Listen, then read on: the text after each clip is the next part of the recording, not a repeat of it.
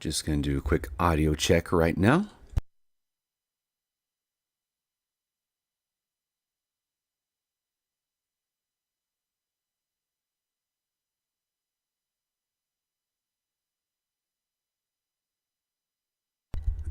All right, everything seems to be a-okay. Perfect. Well, hello everybody. I'm back again. Later than I wanted to be. Again. Seems to just be the recurring theme of the year so far is just delay, delay, delay, delay, delay. But, well, yeah, at least I'm here. Finally got some free time.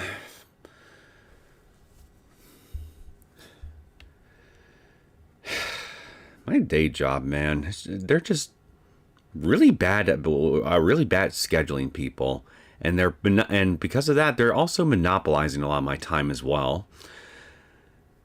But the biggest issue is just when they're scheduling me. They're scheduling me right smack in the middle of the days, to where I barely have any time to get anything done that's necessary in the morning, and then by the time I get off most of my shifts.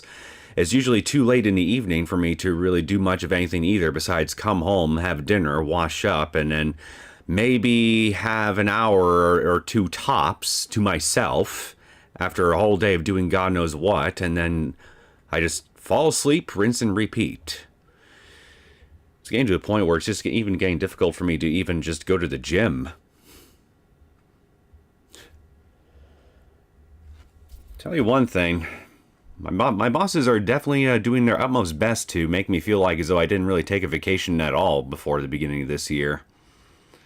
I haven't quite reached the burnout level of that magnitude yet, but again, they're definitely trying. And hopefully I don't end up reaching that point before the summer months. Ideally, I want to try to hold out until maybe July of this year, so I can take a little bit of time off for that period of time and enjoy the 4th of July holiday season with my family. But at the rate things are going with me on a personal level, I may need to take an extra short. Who knows? Maybe I might need to take a additional short break in between that too. I guess it depends on how ragged I end up feeling here before that point. But again, I'm doing my best to hold on. And Liz25 and Ammonius, welcome to the stream. Hi, drunk and ready for the stream. What'd you have? Vodka? Beer? Spirits? Sake? And yeah. Although I wouldn't really call this a surprise stream. I mean, I did say, I'm pretty sure I said in the last community post I made that I was going to try to shoot for today because my last attempt to do a stream earlier this week ended up failing at the last minute. Mainly because of sickness. It's another thing that seems like this year has it out for me in this regard is just sickness in general. A second time within the span of 2 months that I've caught some kind of illness, although at least this one was nowhere near as bad as the first one. So there's that. And hopefully I don't catch anything like the first one ever again. Although chances are I probably will at least once or twice throughout the course of my life, depending on how long I live, but you never know. For all I know, maybe there's a meteor heading in my general vicinity right as we speak, and within a span of 10 seconds, it's going to end up crash landing in my immediate vicinity, and it'll create a big enough shockwave to where it will vaporize me on the spot. And boom, I'm done. End of life. Okay, nothing happened. We're good. By the way, if you want to use cosplay patch, it's a good moment. Yeah, speaking of which here, I'm pretty sure there was something I also wanted to check that I made a mental note of. I think it was one of the phone choices or something that I did, but I I can't for the life of me remember what it was. So I think one thing I'm going to start doing from this point on, just to make sure that I don't end up forgetting little things like this again, is I'm going to actually start writing little notes for myself, either throughout or by the end of each stream I do. Hey, dumbass, make sure to do this thing next time you come back, whenever that is here. Because considering how infrequent my schedule, my live stream schedule is right now, I can't ever be sure of when exactly I can ever I can come back to any game and do whatever. So it's very likely I'll just end up forgetting something or another, knowing me. So I want to try to mitigate that risk as much as possible. And Espen, welcome to the stream. Cue meteorite hitting your window. Well, community posts don't show up in subscription videos list, which is YouTube's problem. Some of them do on mine, actually, with some of the channels I'm sub to on my personal channel. So I don't know what the deal is with that here. I mean, it does seem to work with some channels, but for others, I guess it just doesn't. Which is frustrating because I'm trying to use the damn thing to get messages out to you guys to let you know if anything comes up with me, or if I got anything planned or what have you. But if most of those posts aren't even going out to you guys, then what the hell's the freaking point? I don't even have any other socials or anything. I don't use Twitter or Blue Sky or anything like that here, so, and that's on purpose, mind you. So how else am I? And I know not everybody know not everybody uses the channel's Discord server either. And then there's also the fact that the whole Discord controversy that's going on right now, the whole age verification thing. So there's probably some people. There's probably a good chunk of people that might have possibly quit the whole service altogether. I don't know if that'll include any of you guys, of course, any of my viewers who might be tuning into this, but. Yeah, so there's a whole age verification thing with that. That's just... Discord is a fucking mess. It honest to God is. It's a wonder I haven't actually looked at any alternatives yet. Or at least backup options, because, I mean, well, whether we like it or not... Discord got to be as popular as it is and ended up overtaking Skype for a reason. But who knows? Maybe the people currently in charge of the company will keep finding more and more ways to make the whole thing unusable for its core audience base, and then eventually, maybe we'll get to a point where a lot of us will just migrate to inferior services, just because. The old try and true method just ends up becoming so unusable in the future for everybody that nobody just wants to deal with it anymore. But of course, I end up thinking the same thing once upon a time with YouTube and everything, back when BitChute and everything was a thing. Don't know if it still is or not, but, well, that didn't pan out. And as far as I can tell, not a whole lot of people ended up going over to Rumble either, even though I think Rumble is still doing okay. They still exist, but I haven't actually made an alt account on there or anything yet. So, yeah, who knows? Who knows? Maybe we'll all just get it out of our systems in a couple weeks from now and then just forget about it or something. That just seems to be the common theme I'm starting to notice when it comes to a lot of this stuff, to where it's just getting hard for me to even get my hopes up for a lot of this stuff anymore, that people will make a principled stance on stuff like this and just try to do something to force these big companies' hands instead of just keep finding ways to just twist our nipples against our wills. But I don't know. I guess the average person just really likes the titty twister more than I give him credit for. I had wine, tonic, and some fruit beer. An interesting combination, to be sure. The last community post is 2 days ago regarding a cancellation. Yeah, that's the one. For visual novels, I recommend in general to keep a notepad. Well, I have this little thing on my laptop that I mostly take notes on called LibreOffice Writer.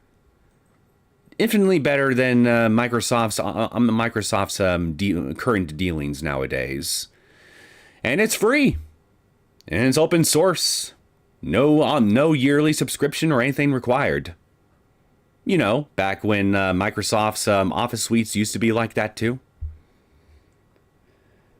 I forgot. Was it California that passed a law to have age verification in operating systems like Windows and Linux? Yeah, as a matter of fact, I actually caught wind of that earlier this morning. Yeah, it looks like it was officially signed into law and is going to go into effect next year, 2027. I have heard that there are some organizations that are getting some lawsuits ready to try to challenge this law because it's apparently a violation of the Fourth Amendment of the United States Constitution. And I'm hoping that they'll be able to get the law overturned on those grounds.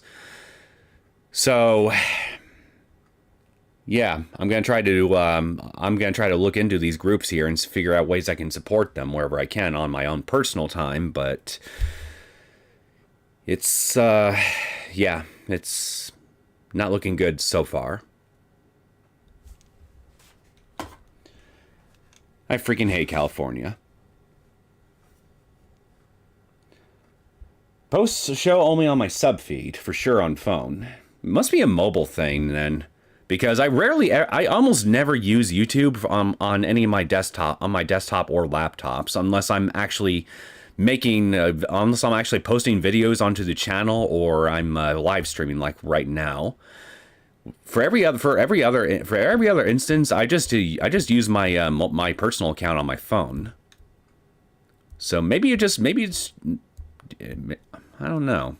I'll need to take a look at my channel demographics again here because I think those things do show how many of my viewers watch my content either on desktop and on mobile. So I think that's buried in the analytics somewhere. I'll have to take a look and see how many of you guys actually watch on mobile or watch on literally anything else.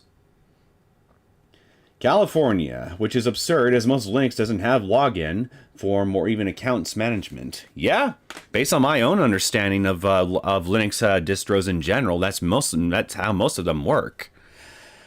This is coming from a guy who's fiddled around with Ubuntu, Pop! OS, a little bit of Manjaro, and Lubuntu, which is a lightweight version of Ubuntu. And I'm thinking about moving my gaming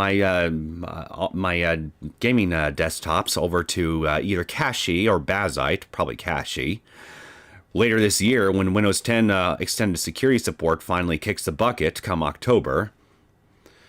I'm definitely going to put Cache on my more powerful tower for sure, so that way I can utilize all the horsepower for it. But as for the old one, which is what I'm currently doing a stream on right now, I've had this thing for like 9 years now. It's getting there in age, but it's still holding up pretty well by all appearances. But anyway, I'm debating whether or not to either put Cache OS on this thing too, when I'm finally ready to get rid of Windows 10 on it, or put on Bazite OS, because Bazite OS is apparently really good in regards to having a good setup that offers a wide range of compatibility for all manner of older games, and it has pretty seamless integration with Steam and other emulation front ends in order to give you an all-in-one hub, so to speak, that allows you to manage and play all your games from all your different storefronts, your Steam libraries, etc., all in one nice little package. But Cache OS is getting really popular from what I've observed because of its hardware detection feature, which is apparently a unique feature that it has.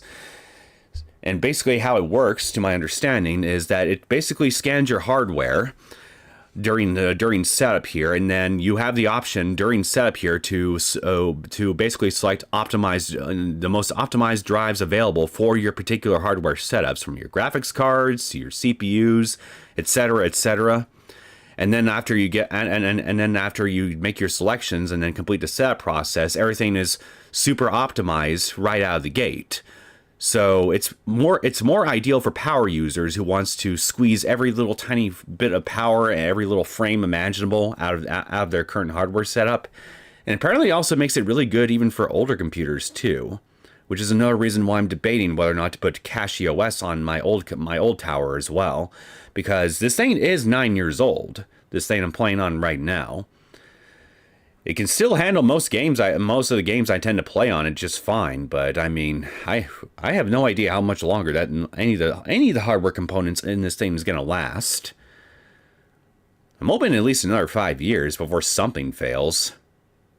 Preferably after the RAM crisis ends. So if for example, say when the RAM sticks and this thing ends up kicking the bucket, I'll be able to replace it with something that won't cost me the price of won't cost me a literal arm or leg. But then again, storage is also now becoming a problem as well because of this same crisis. So it's just I should probably just shut up on that right now before I get into another rant about that. But point is, getting back on topic,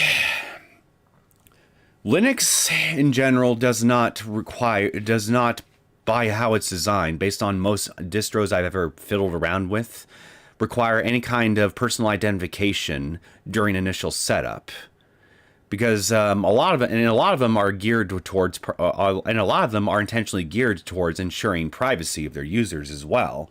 With some entire list of distros in particular, literally designed from the ground up all around that front. I think I'm starting to say literally a bit too much. I need to stop that. But yeah, how exactly do these idiots in California think this is going to work? Making all these different operating systems, a lot of them originating from countries outside of the United States to boot, not only comply with this law within this one little corner of the world, but do it in such a way to where it won't screw with the integrity of the rest of the operating systems as they are now. I am no coding expert by any stretch of the imagination, so make no mistake about that. I have little understanding of how a lot of the Linux distros side of things actually works when it under the hood. I'm just somebody who knows generally speaking how to use it for basic computing and content creation, and that's about it. Past that, I'm a complete amateur when it comes to anything involving in-depth Linux anything. But even I can imagine it would be very easy to implement such a method, even if all these Linux distros or Windows or Mac OS or all these other companies that distribute all these operating systems, even if they wanted to implement age verification during initial setup, which I don't think any of them really want to, actually. But even if they did, it can't be easy to just... I can't imagine it'd be that easy to just put something like that in there, right? And when it comes to the operating systems that are geared towards user security, having something like that here where it just basically requires you to dox yourself right during initial setup here, I mean...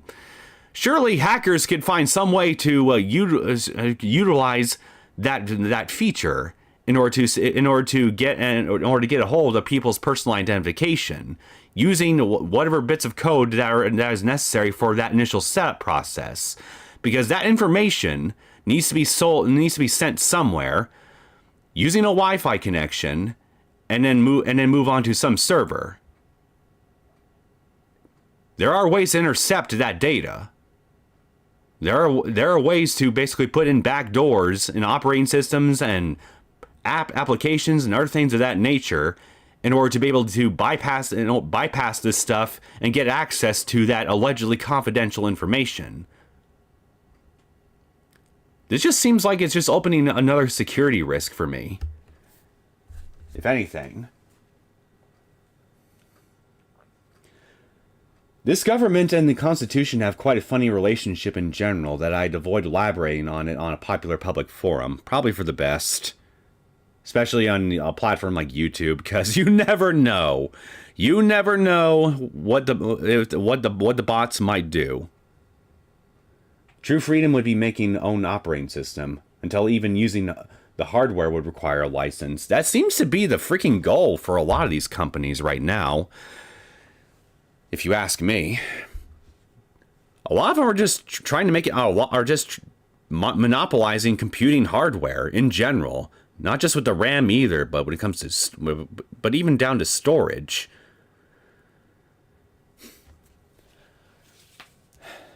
I mean, for crying out loud, why do you think Microsoft is trying so damn hard to push everybody onto their Game Pass cloud subscription platforms?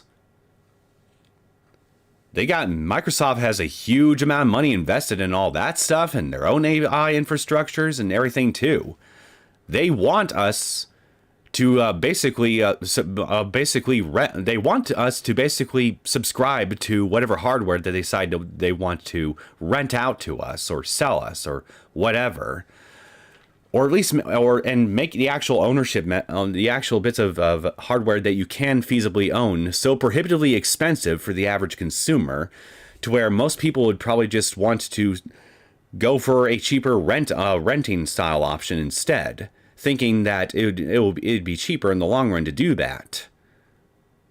And that's where they get you. Or put another way, they want to basically take Google's Chromebook model and apply it to general computing as a whole. Anybody remember I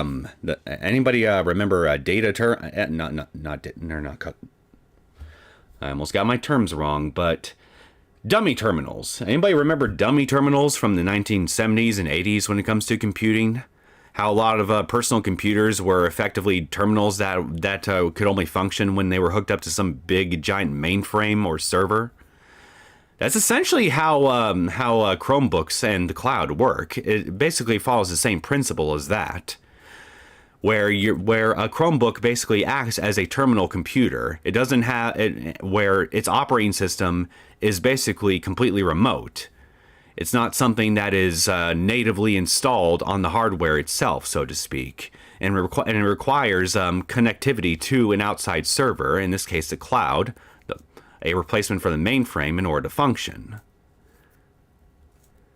But because of how that's how these Chromebooks are designed, you'll find that's how I think a lot of them can get away being sold as cheap as they do. Because a lot of them are just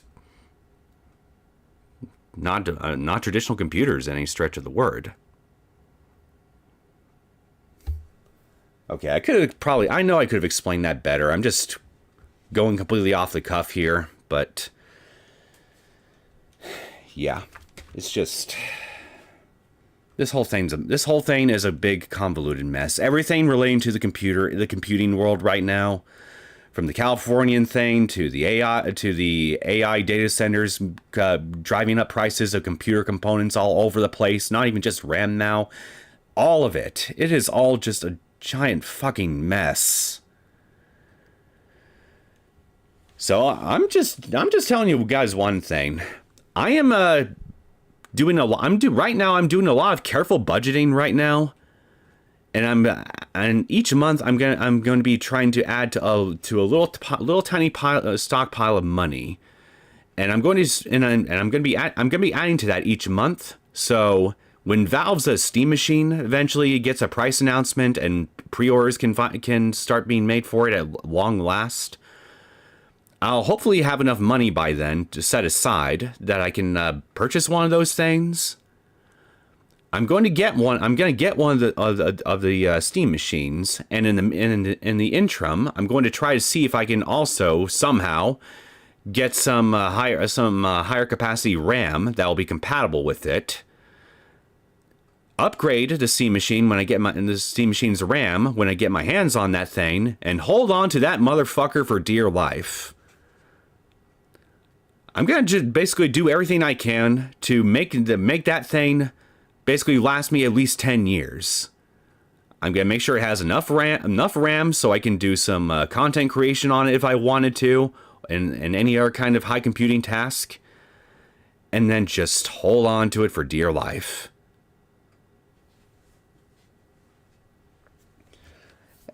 And honestly, that's what I'd recommend a lot of you guys do too, because hold on to and try to get your hands on some relatively affordable, affordable computer components if you can. Don't bankrupt yourselves, obviously, doing it. And just hold on to what you can for dear life. Because things are just going to get worse in terms of pricing across the board. Whether it be for individual computer components or even entire pre-built laptops or desktop towers, you name it. It's all going to get expensive. And at the rate things are going, a part of me won't be surprised at all if that Steam machine ends up costing like about $1,000. I hope to God I'm wrong about that assumption. But if I'm not, then I might still bite the bullet on that thing and get it anyway. Because I could honestly use it, because I could honestly get a lot of use out of its small form factor for a lot of things. I could basically sit on top of one of my old towers and just keep it near those, and then just use that as a basically support computer. But yeah, just that's my plan. Just get a Steam machine, and when it comes to computers I already have, do everything in my power to keep those things chugging along for as long as I possibly can, and just ride this whole freaking thing out. That is all I'm gonna do at this point, and hope to God that all my computing hardware can survive this RAM shortage crisis. Wait for that big AI bubble to burst, and hopefully see a lot of these companies go completely bankrupt in the process. And preferably not get bailed out on U.S. taxpayer dollars or something, which is a real possibility. Let's be real here. Wouldn't be the first time something like that's happened. I think something like that happened during the .com era, if memory serves, where some big computing company basically ended up creating a It basically did a huge oopsie in the tech world, to put it very simply. And rather than face complete and total oblivion like they deserved, the company or companies that were responsible for that whole fiasco, I think they ended up getting bailed out on U.S. taxpayer dollars. Now, I could be mistaken about that, so take what I say there with a pinch of salt. But if I'm wrong, then yeah. That's probably the most noteworthy precedent for this sort of thing that I can think of off the top of my head. So I'm not gonna put anything past my country's government or these big tech companies at this point. If they manage to basically cause one giant economic crisis, even after this bubble bursts, I doubt there's going to be very little accountability to be had with the people that are most deserving of it. I hope I'm wrong about that too. I really am.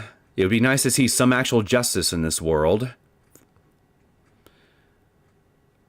But I'm pretty cynical on a lot of these things.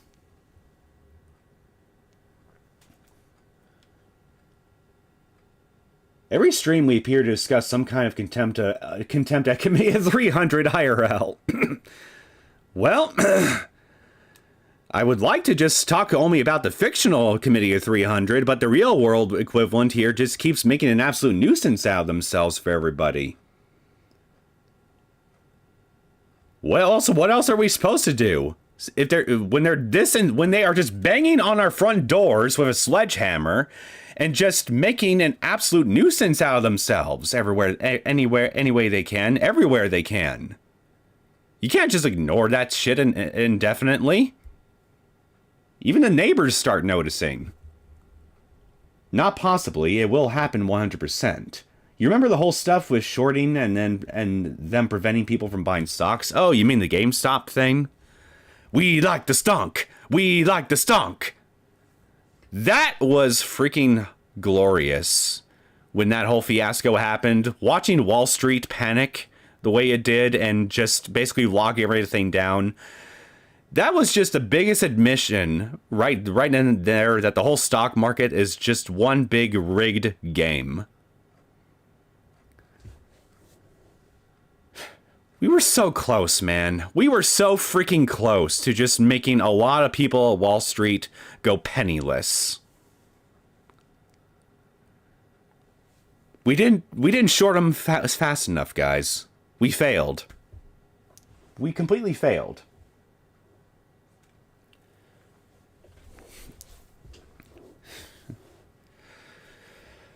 Hi.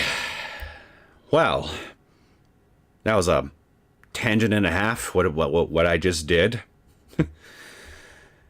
How about we get started on figuring out whether or not my manhandling of Luka ended up being successful, shall we?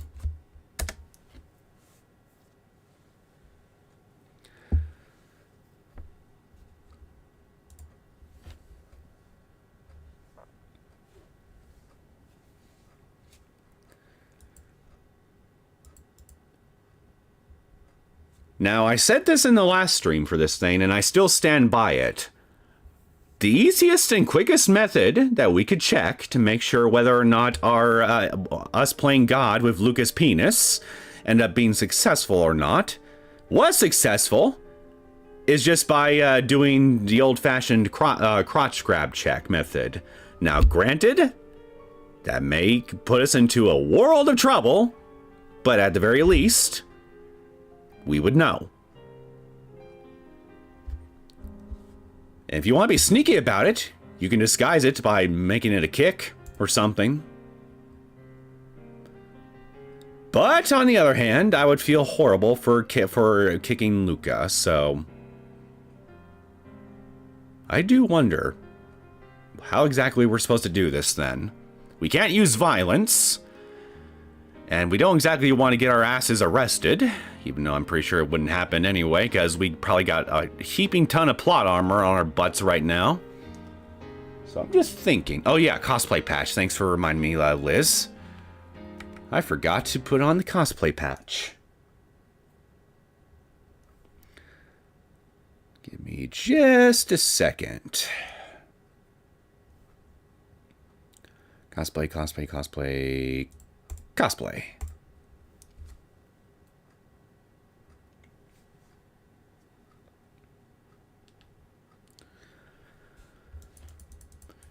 Well, I wonder what wonderful sight I'm going to be subjected to in the next few minutes, especially with the cosplay patch enabled. De?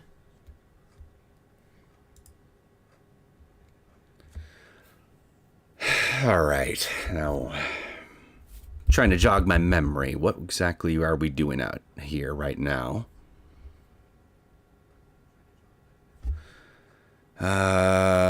Okay, so I do know that we just got done with our latest time travel experiment. We haven't confirmed whether or not it was successful or not. Hopefully, we will figure it out. If we want to figure it out. But other than that, what are we doing and what else are we doing? I feel horrible if Luka is touched in general. Just ask directly which is it. Well, there you go. Stating the simple solution. Ammonius. But here's the problem with the simple solution. It's boring. It's too practical. It's not fun.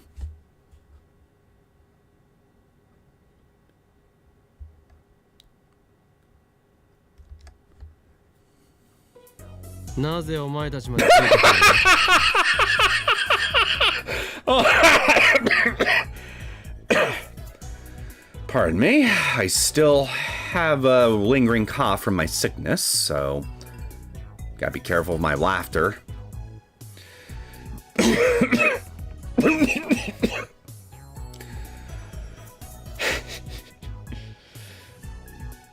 So, Jotaro, I see you put on weight. That encounter you had with Dio in part 3 really did a number on your psyche, didn't it? When Dio steamrolled you, he steamrolled more than just your body. Actually, now that I think about it, maybe that analogy doesn't work because steamrolling would flatten a person, and flattening a person by flattening a person tends to widen them as a result. You know, like something straight out of Looney Tunes or something like that. So maybe this is yeah. Never mind. I thought I had something, but it doesn't work. I didn't plan it. Was a little too early at the patch, but this is also good. I need to resume JoJo's. I haven't even started part 5 yet. Mayuri and Daru are following me, even though I didn't ask them to come. Kurisu stayed back at the lab.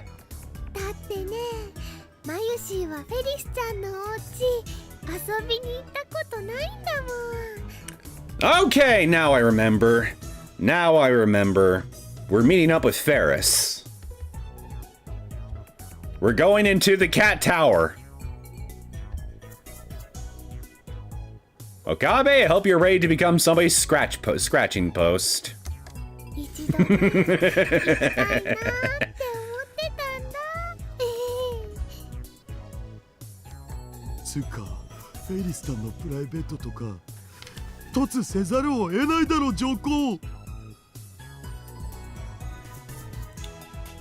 Then I'll avoid talking about JoJo's other parts. Yeah, I guess I would appreciate that actually.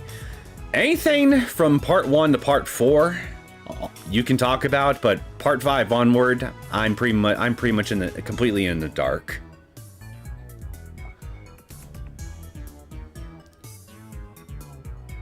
I didn't start any part yet. All I know are clips like, oh my god. That's from part 3. I'll tell you one thing, Joseph Joestar is a national treasure.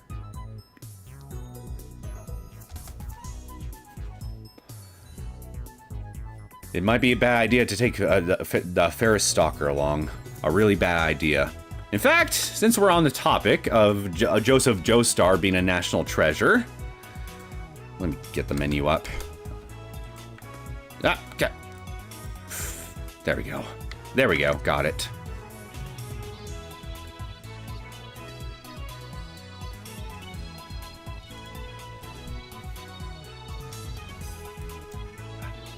I wonder if I should show this or not. Actually, no. You know what? Never mind. It could count as spoilers, too. And it would end up losing their impact.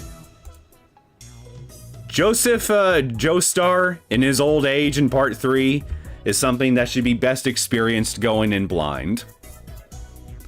That's all I'll say about that. Unless you're already familiar with it. If everybody in chat's already familiar with it, in which case I'll just change my mind and then just pull something up. But yeah, unless I get confirmation, then yeah, I'm just gonna forget it for now. I know Ammonius is fine, but I don't know about you, Liz, or you, Conkle, and welcome to the stream, Conkle. Don't mind me, I'm just going on a bizarre adventure with Jotaro here to Ferris's cat house. Well, whatever. If Ferris has a problem with it, then we can send him away when we get there. Nothing else matters as long as I get Ferris to search for an IBN 5100. Of course, if the IBN 5100's at Yanabayashi Shrine, then it won't even be necessary.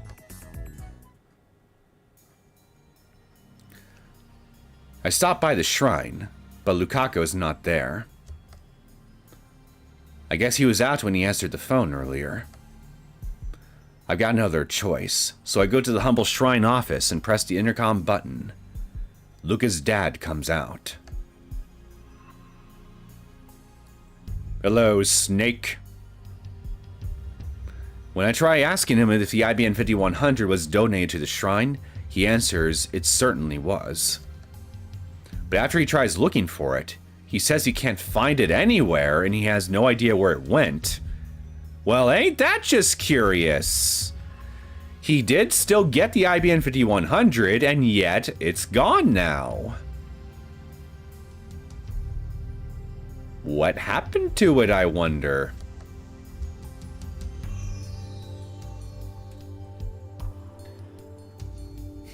My favorite clip is Crash Out about Venetia, my language, slash Venezia.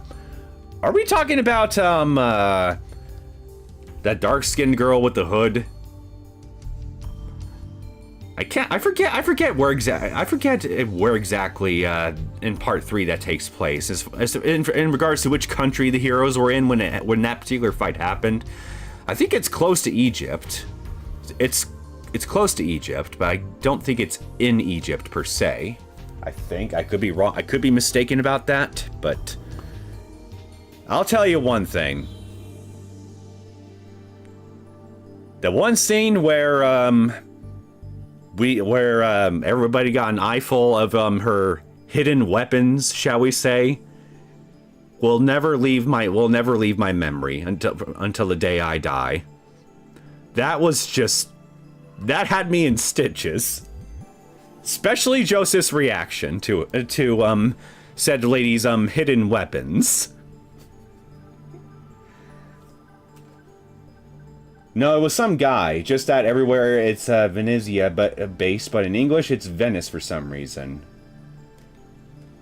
Oh, all right.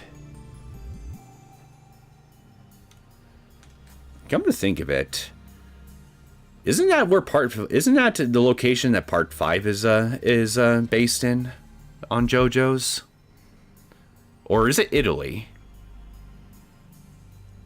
I don't remember. I know next to nothing about Part 5, so I'm sure telling me just the basic setting on where the story is located doesn't really count as a spoiler, so if anybody wants to share that with me, go right ahead.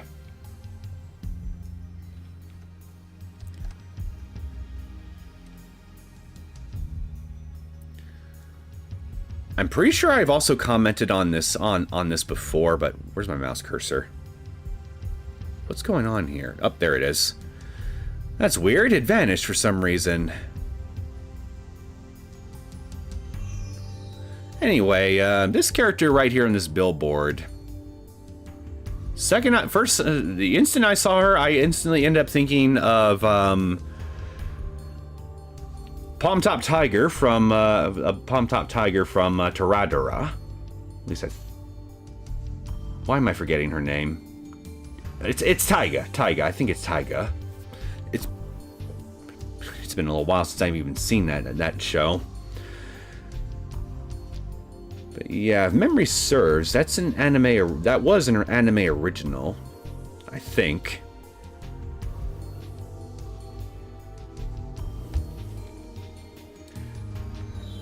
Other than that, this character looks like something straight out of Digimon. Don't know about this one. And, oh, hey, I see something in the reflection here.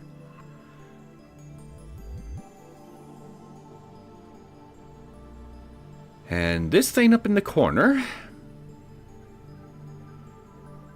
Not sure. It reminds me of something, but I'm not sure what. Anyway, pardon me. Didn't mean to get distracted by the anime waifus on the billboards. While heading toward Ferris's place, I analyzed the situation. The IBN 5100 has disappeared from the lab, even though it was there just a few days ago. A few days ago in regards to the world line that we just left, right? Because right now we're in a brand new one. It has also disappeared from Yanabayashi Shrine. It's like some god is messing with me. Yeah, me. Moving it every time I get close. The D-males definitely have something to do with this. I can only begin to imagine how the past has changed. At any rate, it looks like we'll have to rely on Ferris. The usual weekend crowd packs the front of Occupy Station. Girls dressed in maid outfits and school uniforms diligently distribute flyers to the passerbys. You lie to me. I don't see any French maids wandering around here. Or Victorian maids. I appreciate their efforts in this god-awful heat. After a few melanin-boosting moments walking in the sun, I come to a sudden stop. どうしたの?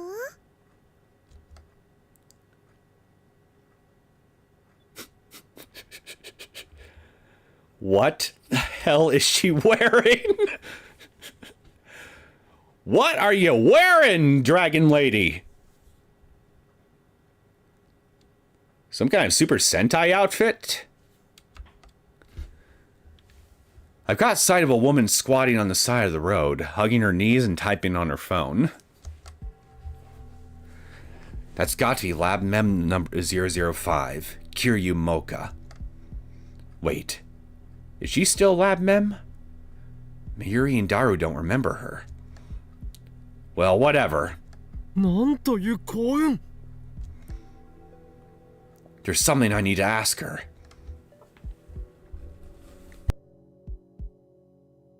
I run up to Mocha.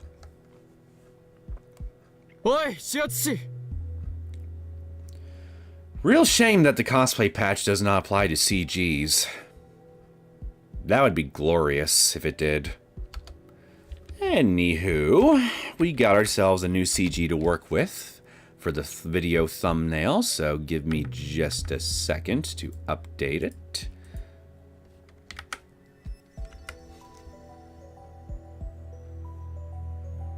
Dear S Cosplay. Yeah, the name's definitely not ringing any bells for me, so... What is it exactly? Actually, you know what? You don't need to tell me. I got Google at my disposal. Why don't I just look it up real fast after I update the thumbnail?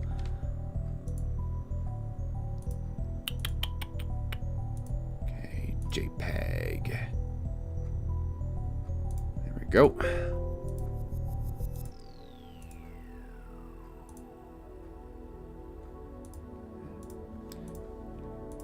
I also want to save a backup of the source file too, in case I need to make any further adjustments later. Where are you? There. Perfect.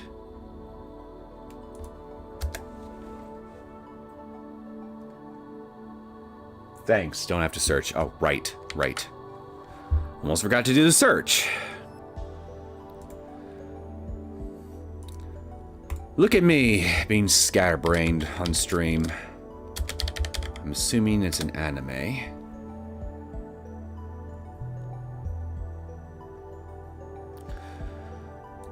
Dear S is a 12-episode Japanese anime television series that... Wait, no. It's... No, that's not it. It's an ecchi shonen Japanese manga series co-written and illustrated by Bari Sendo and Shibuku Ibara, credited under their pen name Peach Pit. Okay. I like her design. Exactly 1 year prior to the beginning of Dear S, humanity made unprecedented contact with extraterrestrial life, forced to crash land into Tokyo Bay when on the way to their home planet of Thanatos. Greek god of death. Definitely the sort of planet I would want to live on. One that's named after that charming fellow. When on the way, forced crash landed Tokyo Bay, and when on the way to their home planet Thanatos, their spacecraft breaks down. 150 humanoid aliens are naturalized into Japanese society and lovingly nicknamed Dear S, a portmanteau of the words dear and friends. Are any of them like the deer lady? There's another really weird anime that I also need to check out at some point. That stars some deer antler girl or whatever. I can't remember what it's freaking called though. It starts with my dear friend and then I draw a blank on the actual name. My dear friend, and I think the deer is a play on the word deer, as in the animal. But I've seen a few clips of it a little while back, and it seems like the sort of thing that is just up my alley as far as wacky, nonsensical humor goes. Nokotan, thank you. Monius, thank you. My dear friend Nokotan. The Crash aliens consist entirely of individuals from a genetically modified slave race designed to enjoy slavery. Well, I mean, if they're genetically predisposed to liking it, then no harm, no foul, I guess? Takeya Ukuhara is a temperamental 17-year-old Japanese student attending the fictional Koharu High School with a strong prejudice against the deers. Due to a childhood trauma, he believes that the aliens are fake, worthless beings who have generated nationwide overhype and are secretly plotting to take control of Earth. On his way home from school, Takeya discovers a homeless deeress, or I'll just call him Deers, who, after fainting and much to his annoyance, he feeds and shelters in his apartment. I think I see where this is going here. He develops feelings for the girl who belongs to the race he despises, and then learns to become turned on by the race he despises via the girl he develops fifis for. And then they all make love. The end. The girl, who he gives the nickname Ren, is friendly yet immature and grows obsequious? Obsequious? I have never even... What is this word? Pardon me, I need to make another detour. What the hell is it? How do you even pronounce this? Obsequious. Obsequious, thank you. Obsolete, promptly obedient or submissive to the will of another, compliant, yielding to the desires of another, devoted. 2. Servilely or meanly attentive, compliant to excess, cringing, fawning. 3. Rare, of or pertain to Obsequious. Obsequious, funeral.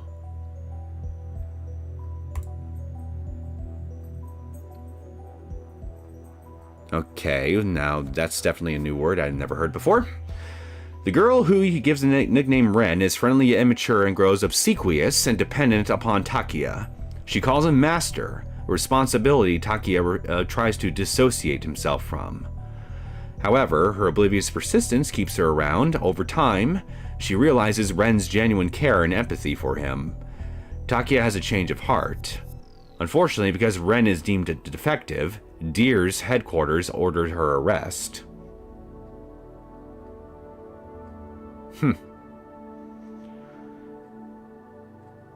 But hold on a minute, though. She belongs to a race of aliens that's been genetically modified to basically enjoy slavery, and yet and yet this girl's feelings of serving this guy as and yet this chick's feelings in regards to serving this guy is genuine. Well, okay, that doesn't make sense to me here, because I'm not sure exactly what they're trying to say here, because if they're calling it genuine in the sense to where the feelings that she feels towards it are real, then that would make sense to me that it would be the case, because she is literally genetically predisposed to feeling that way when it comes to engaging in acts of servitude for people. Unless you're trying to draw the distinction that her liking of serving the main Takia is something that's genuine in spite of her genetic predispositions, in which case, well, how do you distinguish that?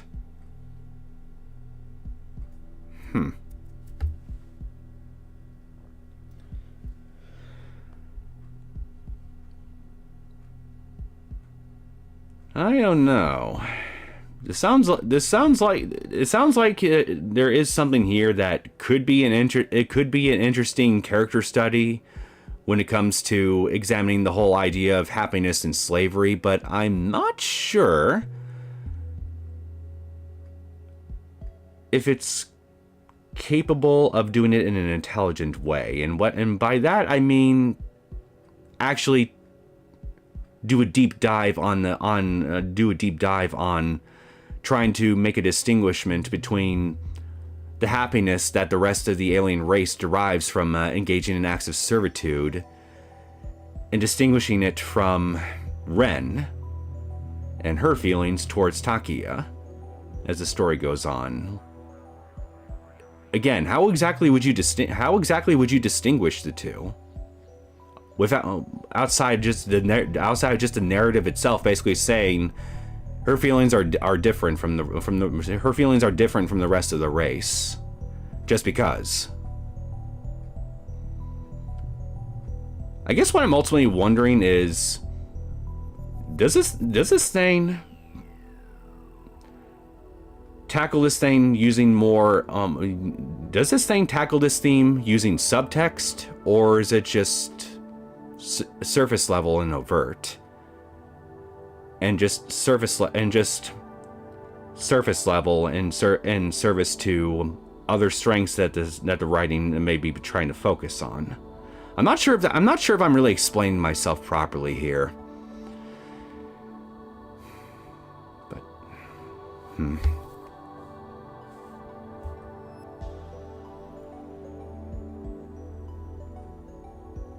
Well, I am intrigued. I'll probably end up looking into this later. Apologies for the other diversion. End up spending a little bit more time on it than I expected to. Repeat Google Images, coward. And oh, I didn't see you, Metal Wolf ZX. Welcome to the stream. Ironically, Drama Queen, currently publishing in Jump, is about a homicidal paranoiac who believes extraterrestrial migrants are here to take over Japan's economy. Funny you should mention that, because I was actually thinking about that as I was reading the summary of Dear S, but I couldn't remember the name because it's been a while since I've heard about it. But yeah, based on what I remember on Drama Queen's basic plot synopsis, it does seem to have quite a few similarities to Deer's.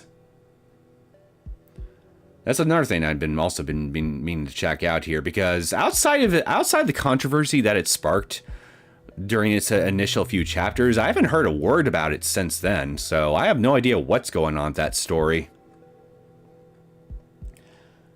I didn't expect Uka's cosplay outfit to match Deer's, lol. Just first thing I thought of. Well, hey, looks like you thought right. We have enough of a problem of slave-owning protagonists in isekai. Well, I wouldn't know. I don't really watch too many isekai to begin with.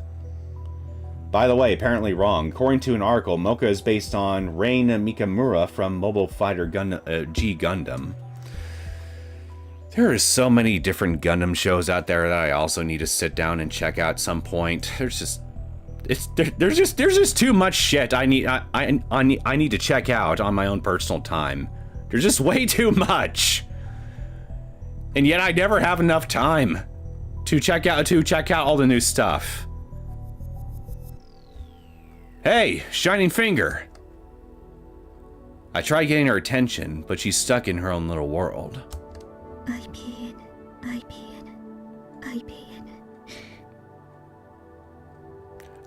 Still obsessing over the IBN, I see. ない。どうしてないの？どうしてどこにも。この町に本当にあるの？もしかしてもう。Hold up. Did you have any information prior to beforehand that it was at a specific location and then you found out that it's not there anymore? Because if you did, what I want to know is, where'd you get the information from? By who? And what location exactly did you check out? Was it the shrine I just left at or somewhere else? 聞いているのか、シャイニングフィンガー。どこかにあるはず。じゃないとおかしい。FB はあるって。FB? No reaction. 桐生萌えか。Mocha stops muttering. She finally looks up. Actually, she just looks at my feet. 岡部君。Well, we definitely confirmed beyond a shadow of a doubt that she still knows us in this world line, so that's something. お前、ラボから IBN5100 を持ち出したか？ I checked images and it's 100% based on Gundam. Yeah, honestly, given the few Gundam shows I remember checking out and watching as a kid, it definitely does check out, as far as design aesthetics go. Mocha has perfect mental health. Yes, she does. We should all aspire to be like her. Facebook? Funny, that was also my first thought, but then I thought, no, it's gotta be referring to a person. But I can't think of anybody from the cast off the top of my head who even has the initials FB, so your guess is as good as mine as to who she could be referring to. Mayuri and Daru looked askance at me, but I ignored them. 俺はお前の仕業とは思いたくない。仲間だからな。しかし、お前はあの PC に異常な執着を見せていた。どうだ？やったのかやってないのか。IBN5100 見つけたの？ Okay, that's interesting. So apparently we didn't. Well, no. Actually, no. This actually checks out with what we know about this current world line. We came into this world line to find out that we no longer have the IBN 5100. So it makes sense if she was a lab member with us in this world line prior to us arriving here, that she'd be surprised to learn if we actually found one, because prior to this point, we haven't actually had one yet.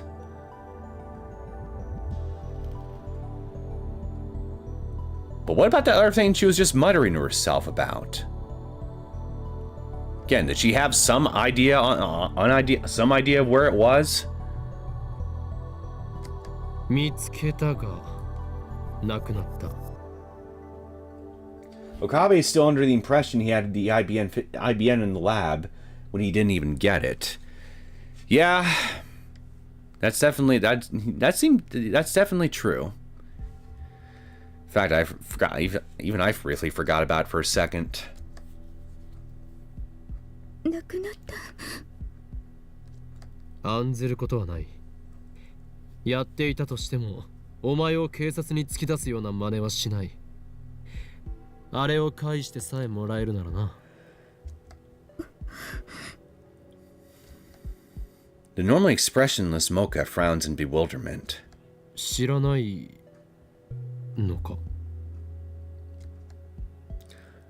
Mocha shakes her head faintly. Then she looks down and begins operating her phone at high speed. What? You're not making any sense. Please explain. Did you really find an IBN 5100? Where? She really doesn't know?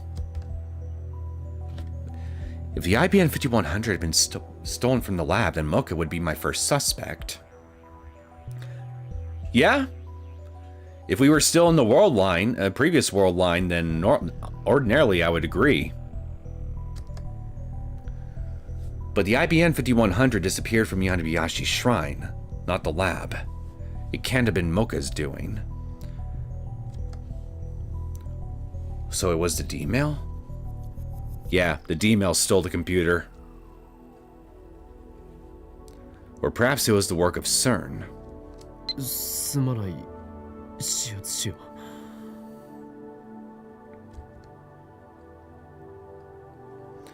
I squat in front of Mocha and bow my head. 俺はラボメンであるお前を仲間を疑ってしまった。 In the words of DRV3, Okabe is very smart but also very dumb. Is DRV3 shorthand for Danganronpa? No, wait, no. Danganronpa. No. No, it can't be that. Never mind. Room temperature IQ scientist. 最低な男だな。 That he is. 殴ってくれ And right now I'm feeling like room temperature myself in regards to my IQ. だが Maybe I need more caffeine. これだけは分かってくれ。俺は Yep, 機関から命を狙われ続けた結果。 Yep, Danganronpa 3. Okay, so okay, so my initial guess was right then. Okay.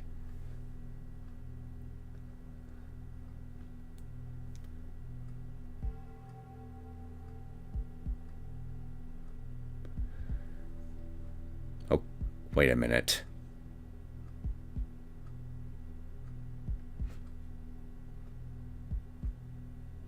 I'm trying to remember. Is there anyone in Danganronpa V3's cast that's named Okabe?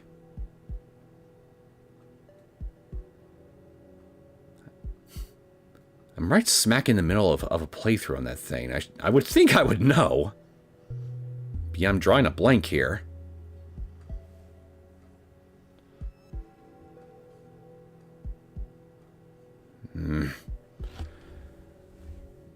I bet you it'll come to me later. Either that or somebody will say something.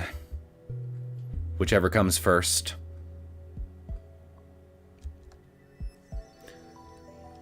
Why?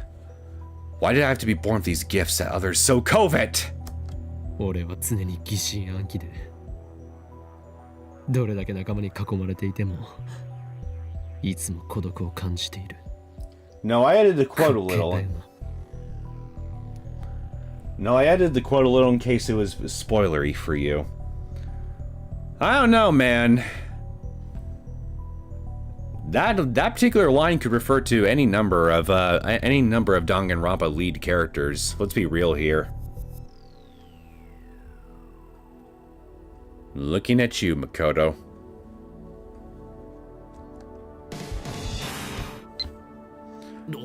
Alright already.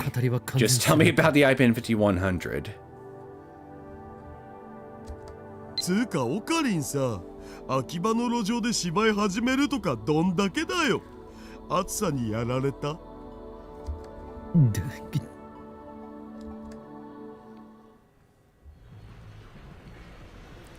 So Mocha doesn't know I had an IBN 5100. And judging by her responses, she hasn't found one either. I feel like I'm getting farther and farther away from my goal. 前から思ってたんだけど、萌香さんって綺麗な人だよね。スタイルも抜群だし、背も高いし。Well, thanks to the cosplay patch, yeah, I do agree. She's got a nice figure. コスプレさせたら映えそうだな。 Nah, you will 100% agree that it refers to this specific person when you hear it. I'm pretty sure it will. Oh, I will agree with it.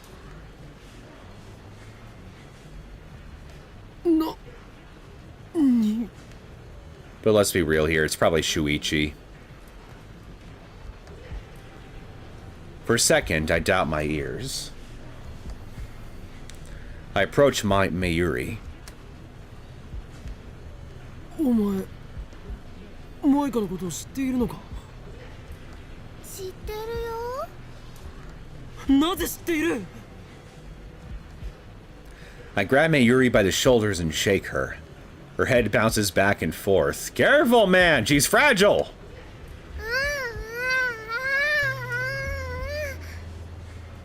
Nope. Okay, if it's not Shuichi, then...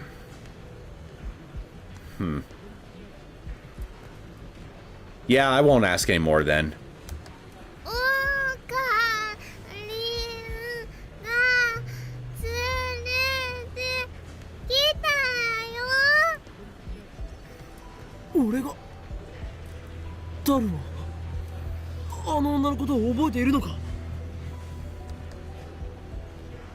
桐生氏なら前にラボで挨拶したわな。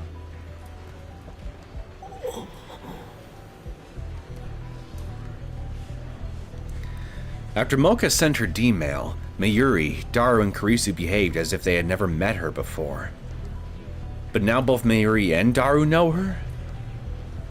Does that mean Mocha's past was reconstructed again? Given the timing, it has to be Lukaku's D-mail that did it. But all he did was tell his mother to eat a lot of vegetables. How can that be related to the lab mem's knowledge of Mocha? Good question. All I know is that butterfly effect is no joke. Is this another example of the butterfly effect? The cause doesn't match the effect at all, as far as we know. We're obviously missing something here. おかりん、それよりそろそろフェリスちゃんのお家に行かないとね。きっと待ちくたびれてるよ。 Yeah, I want to see what costume she's wearing. I'm sorry, there's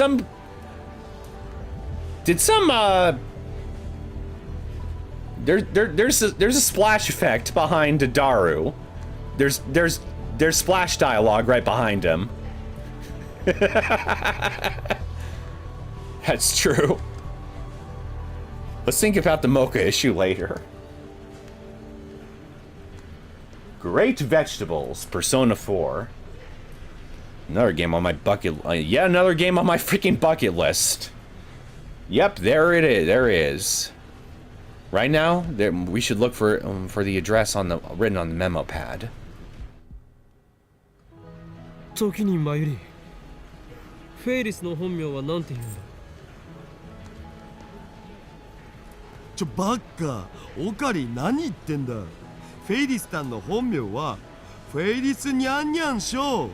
それ以上でも以下でもないじゃん。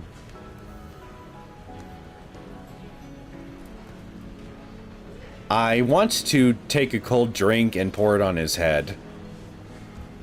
現実逃避はよせ、ダル。フェイリスニャンニャンは所詮源氏名だ。うわ、最悪っすよ。なんで純真な男たちの夢を壊そうとするかな。Quit grumbling. You can't just you just can't handle the truth. でマユリ、どうなの？知らないの？マユシーが教えちゃってもいいのかな。特に口止めされているわけでもないんだろう。それにこれから自宅に行けばすぐにわかることだぞ。あ、そっか、そうだよね。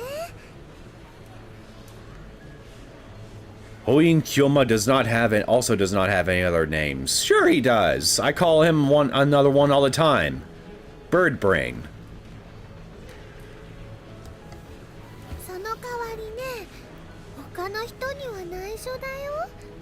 例えばメイクインに来るご主人様たちとか。I nod. ね、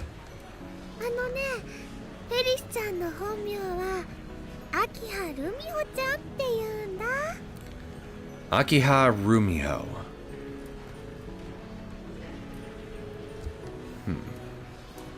聞こえない。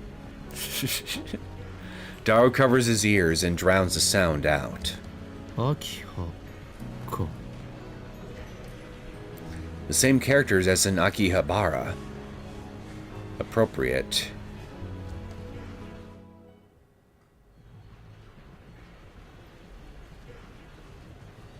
Well, definitely not a short building, that's for sure. Our destination turns out to be the high-rise apartment building next to UPX.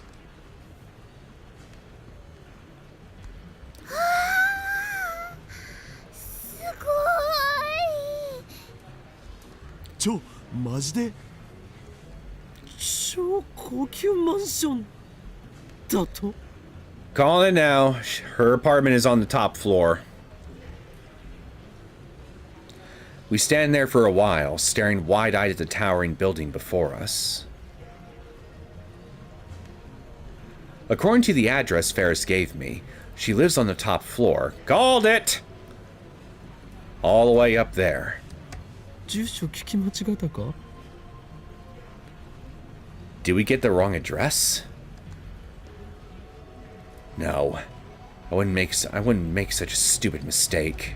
まさかフェイリスは機関の手に落ちたのか？ Now hold on.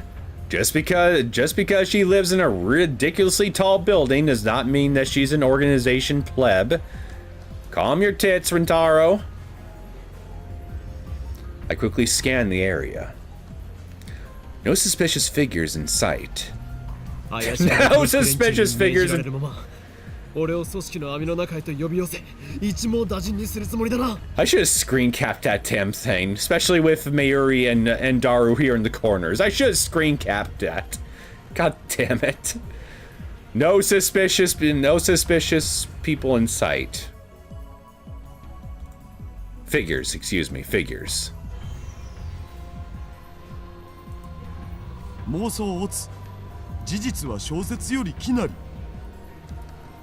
それにあのフェイリスタンの素顔が You can open the 実は YouTube 金持ち VOD. のお嬢様だったとか。うわぁ、超燃える展開じゃね？ Yeah, it's not a big deal. お前こそ妄想オツだな。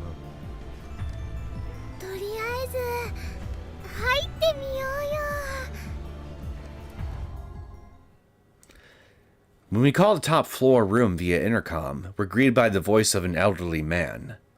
He lets us in immediately once I introduce myself as Hoin Kyoma. I like the implication that Ferris basically told what I'm assuming is the superintendent of this building that there's a guy called Hoin Kyoma that will be coming to visit me or something. Like, she actually referred to him, to the building superintendent as Huin Kyoma, rather than Rentaro. It feels like we're walking into a trap, but I can't turn back now.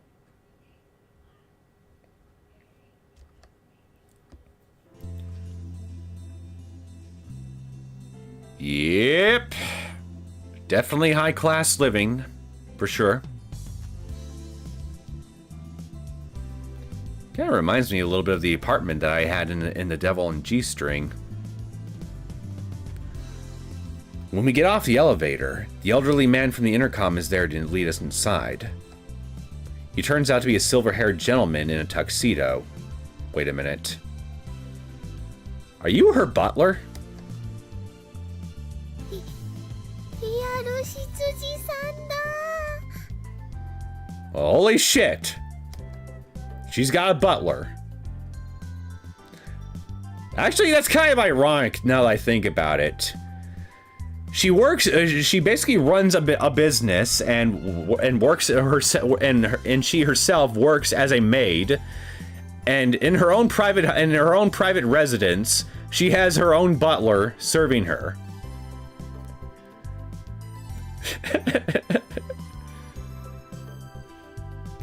He does indeed look like a stereotypical butler.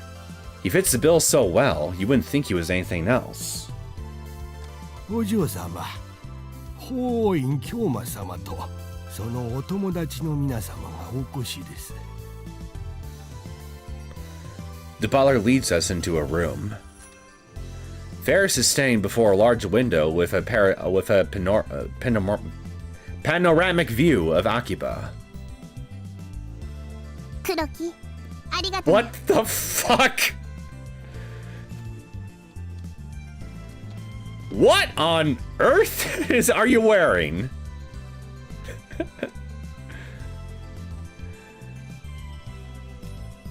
I honestly can't tell. Is she supposed to be cosplaying as a villain or something from, I don't know, a magical girl anime or something else Super Sentai related? No, it can't be. It's gotta be something else that I'm probably not getting. Probably, it's gotta involve one of those two things at the very least, for sure. Only a supervillain would be looking down the city from below. Nonsense. Cat girls are not supervillains. I've never seen her wearing anything other than the usual maid uniform, so it's refreshing to see her in her plain clothes. There we go.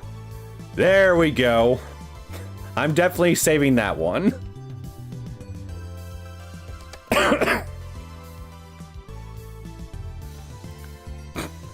Why does she still have her cat ears on? I want to ask. I can't help but wonder. But I restrained myself. Even if I did ask, Ferris would just say something like, I was born with these, yeah.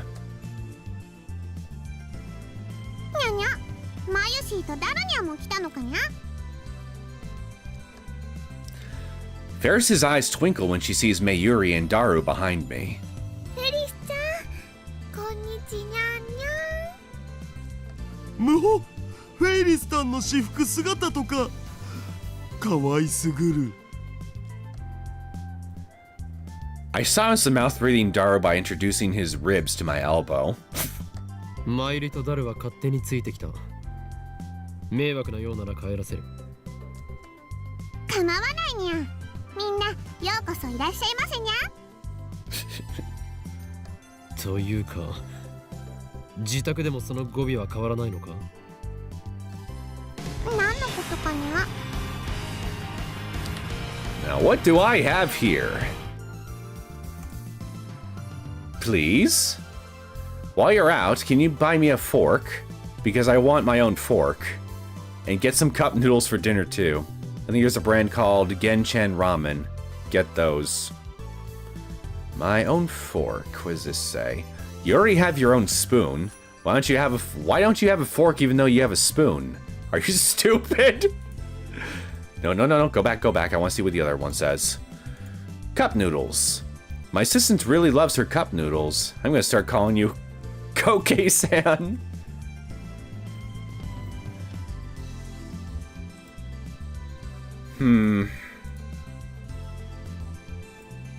I think I'll go with cup noodles.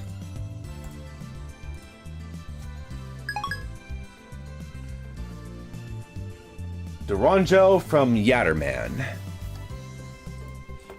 Alright, let me look that up real quick.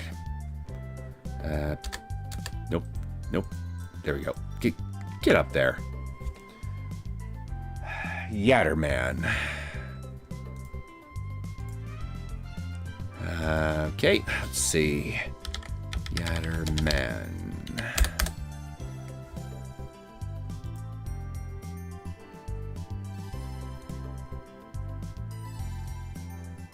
Yeah, I see the resemblance. I definitely see it. Yatterman is a Japanese anime television series broadcast from January 1st, 1977 to January 21st, 1979. Definitely does look like it belongs in the 70s. Comprising 108 episodes, it's second and longest show in the Time Bokan series by Tatsunoko Productions. Okay, so this is a spin-off show of something else, so what's Time Bokan? Okay, Dr. Keita has something. Time Bokan. Dr. Keita, a somewhat wacky but intelligent scientist, has finally succeeded in inventing insect-shaped time machines called Time Bokan. Oh, I see what the guys behind Steins are doing here with Ferris's cosplay. Time machines. Very cheeky. I like it. To prove the machine's efficiency and safety, he decides to serve as the very first guinea pig for its maiden voyage. Wouldn't it be appropriate to call himself the first test beetle? However, by the time his machine has returned, there's no trace of him inside. The only thing that it returns with is a talking parrot, along with a large gemstone called the Dynamund, which is seemingly the most powerful and valuable jewel in the world. Now it's up to a search party, founded by Dr. Keita's lab assistant, Tanpei, to travel through time and to find Dr. Keita, but it seems that someone power-hungry is looking for the Dynamund as well. Is the villain called, no, never mind. The story starred two vividly opposing sides, the heroes and the villains. Typical plots follow this format. The heroes travel to a particular era or space during their search for Dr. Keita and their hunt for the nature of the Dynamund, meeting famous historical figures and sometimes fictional characters in the process. How does that even work? Historical figures make sense in the context of time travel, but how does time travel allow you to meet fictional characters? The heroes eventually encounter the villains. The two sides battle each other with their time machines. So, a literal bug battle or something?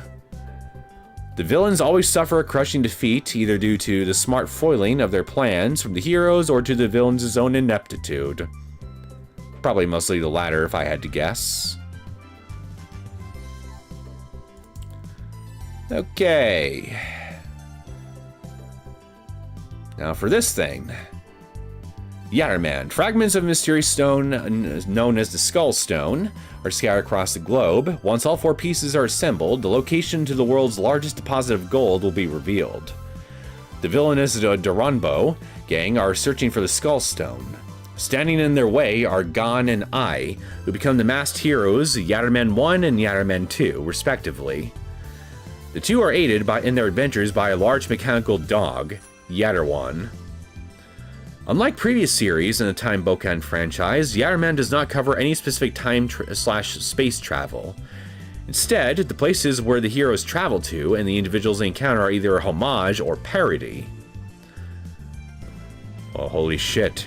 Parody works existed in the 1970s. I learned something new today. The fictional characters or places are usually represented by purposely misspelled names or familiar actions. For example, a revolution leader named Yashington, in homage to George Washington, and a place resembling ancient Japan is named Yamitai. I want to stop as a spoof of Yamatai.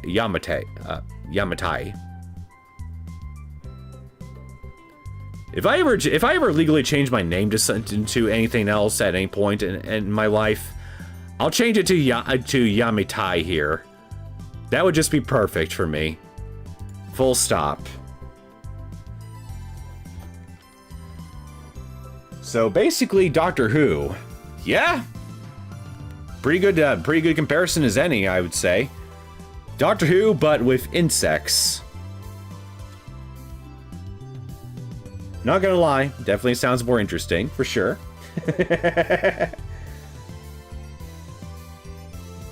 And not American living in Japan without own fork. What a nightmare. But yeah, like I said earlier, with no suspicious people in sight, the same vibe as why my store brings all the weirdos. Pretty much.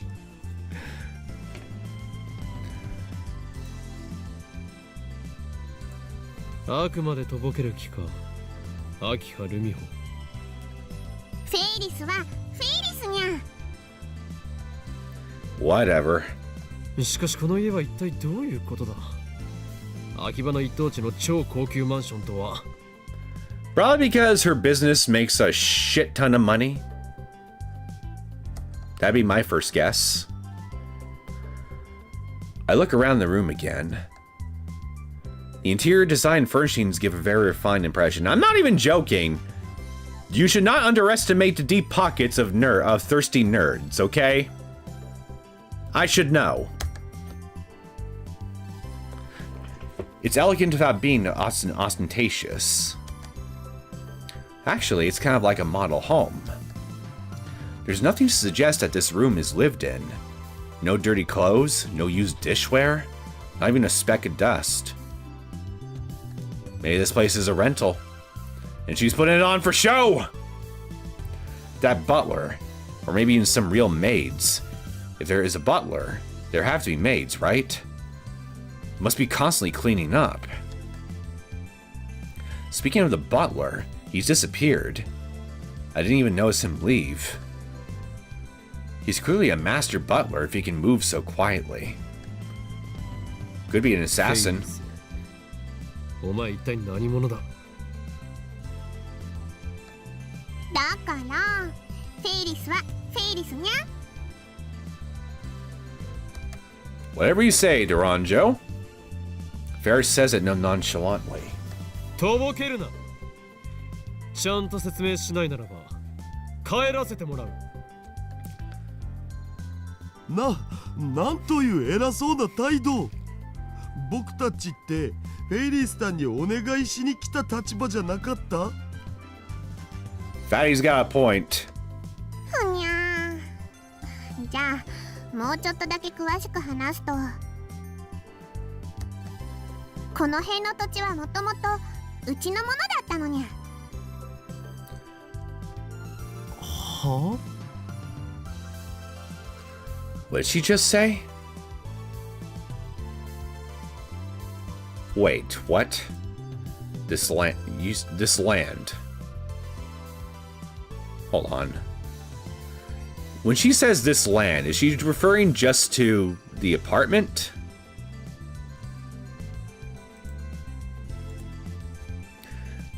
This land originally belonged to her family? そっか。だから秋葉さんなんだね。 Wait, you mean the entirety of Akihabara is what you're referring to? Your whole family owned the whole place? So you just basically came from a rich and affluent family then? Never mind then. No wonder you're loaded. Jotaro! Your action splash words are blocking Ferris's face! Mayuri's exclamation connects the dots in my head. 秋葉という姓。まさか秋葉原の代々の大地主の名だとでも言うのか。 Ferris nods with a proud expression. So she really is a rich girl character. ちなみにフェイリスは秋葉の都市開発計画にも結構な発言力を持ってるにゃ。 Of course you do. Why wouldn't you? Especially considering your lineage. Ferris wiggles her slender waist and makes a gesture like a cat washing its face. Daru, don't be tempted. 秋葉の各ショップに萌え文化を積極的に導入するようお願いしたのは他ならぬフェイリスなのにゃ。うわー、すごい。フェイリスは子供の頃からそういう会議に出たりしてるのにゃ。 Like how little are we talking about exactly? Like hopefully not preschool little, right? Like we're not in a city that's actually taking any form of consultancy from literal toddlers, right? So basically, the chaotic changes in Akihabara are all a result of this cat girl's whims?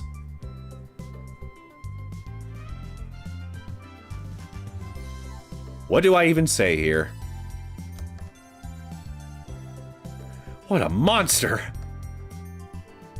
でも今の話は内緒にしといてほしいにゃ。 Varys's expression suddenly darkens. なぜだ。知りたいのかにゃ。 Well, I did ask just now, so yes, I would. Varys approaches me with a bewitching expression. それは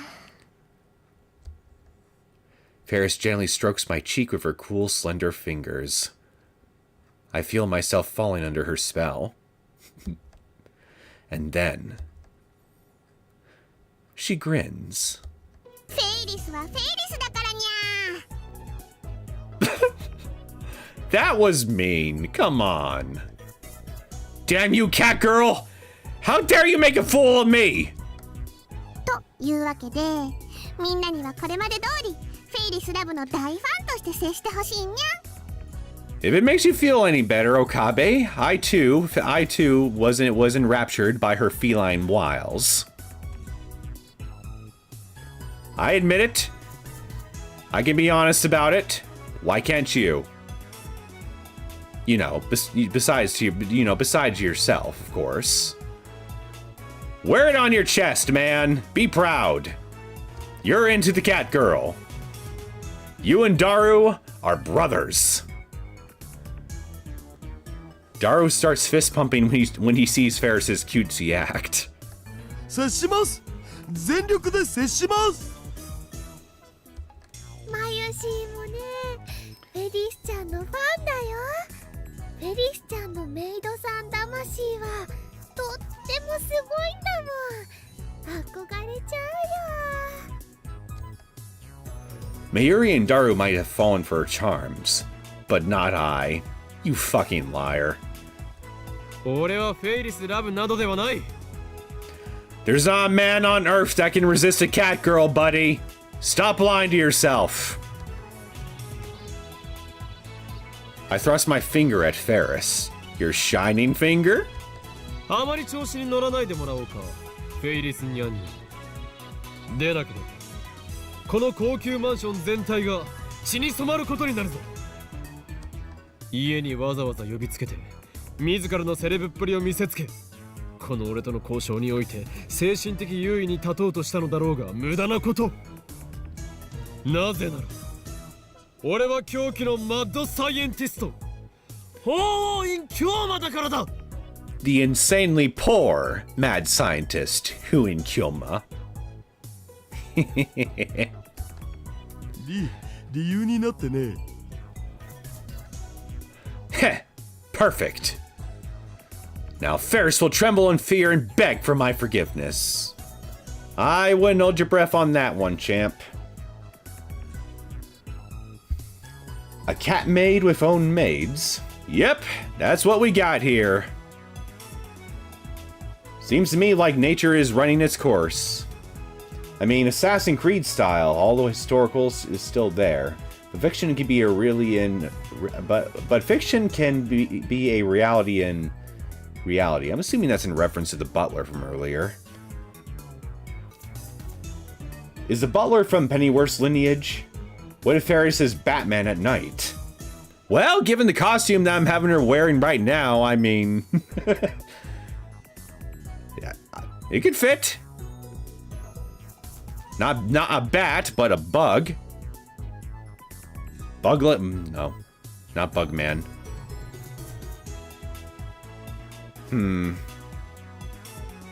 What the hell is this character that she's cosplaying as supposed to be? A ladybug?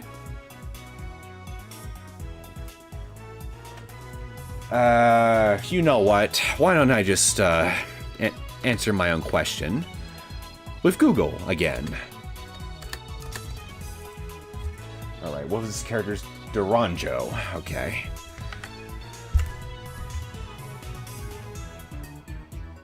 Alright. Duranjo Yatterman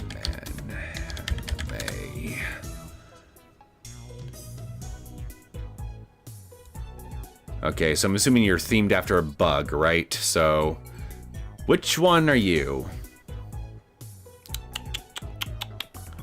Power, skills. If I don't see anything, egotistical leader is the type of villain she is. Okay.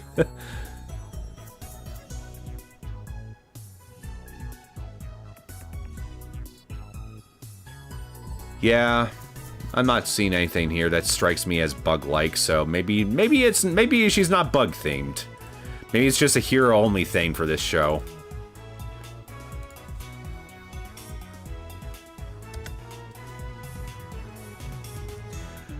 Well, hey.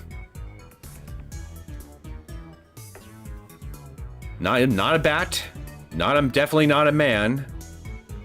But somehow I could actually picture her beating the shit out of criminals at night. Like Neosekken from Chaos Head.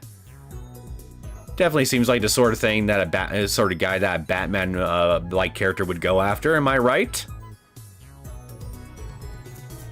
But then again, I would say, thinking about it now, I guess Neosekken would fit the Lex Luthor type of character archetype better than, I don't know, anything from Batman's Rogues Gallery.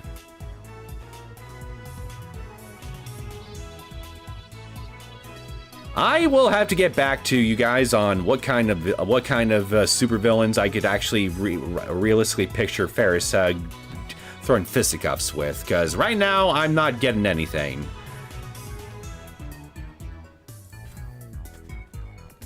Now, what else do we have here? So this is where all the tax-paying otaku money is going. Hey, I say it's going to a good cause. She's practically the goddess of modern Japan at this rate.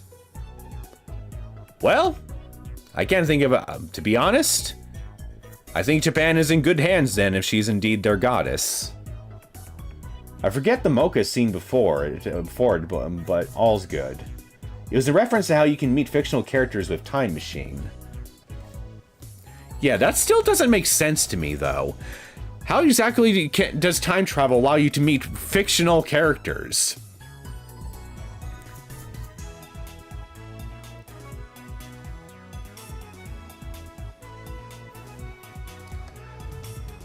Or so I thought. But instead, she looks at me with gleaming eyes. 自分を貫き通す人って素敵に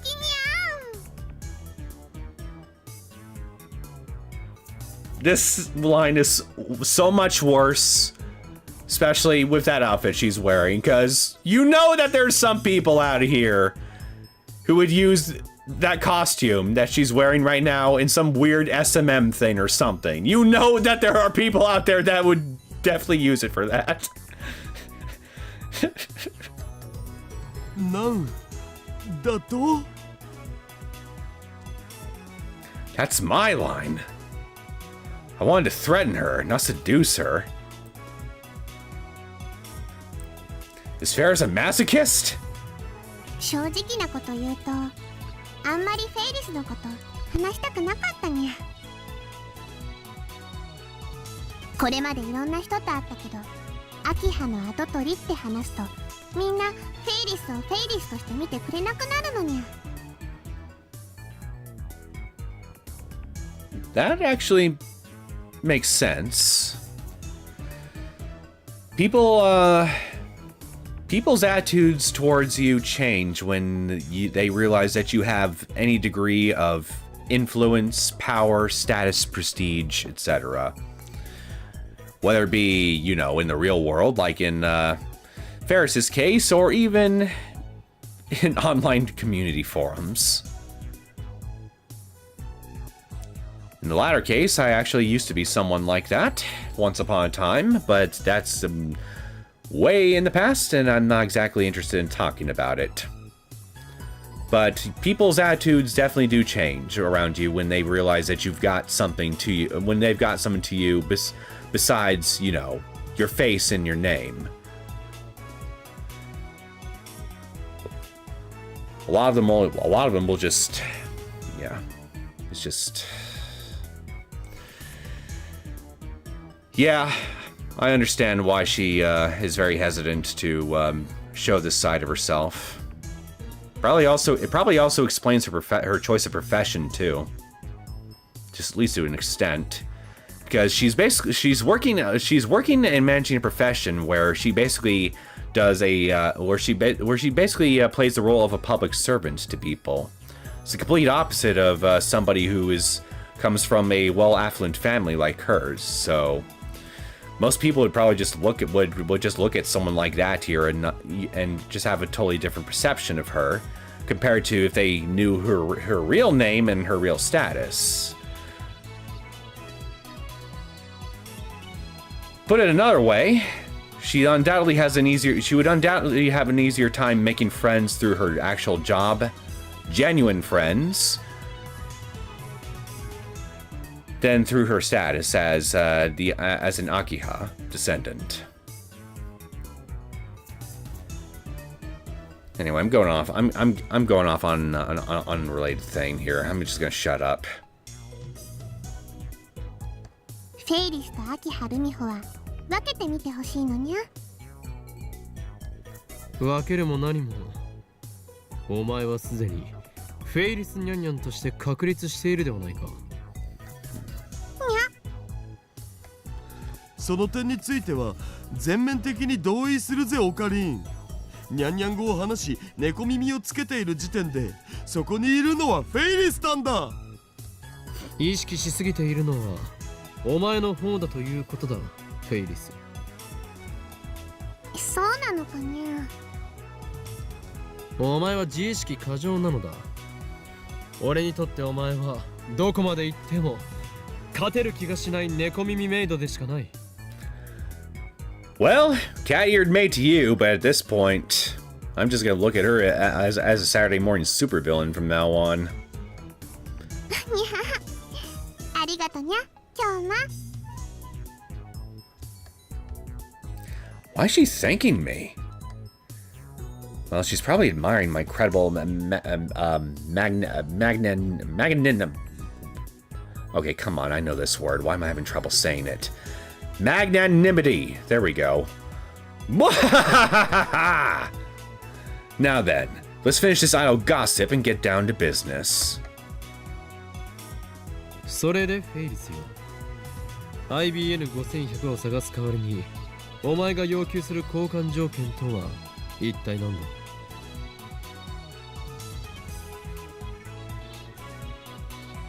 Oh, it deleted my comment, or you didn't read it. If you're in top chat, switch to live chat. You have on non-family friendly word. I have all chat enabled, so that shouldn't be an issue, I would think. Let me see.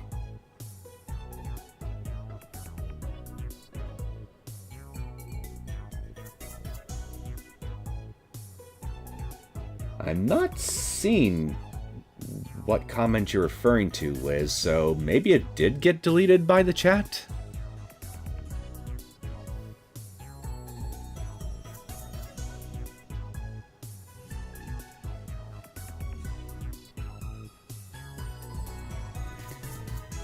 Yeah, I'm not seeing anything.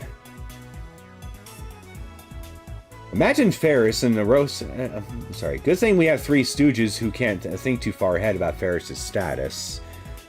Meanwhile, you got people like me who was just spending a couple minutes thinking too deeply about it. Imagine Ferris and Narose Genshi comparing their skyscrapers. Well, let's be real here.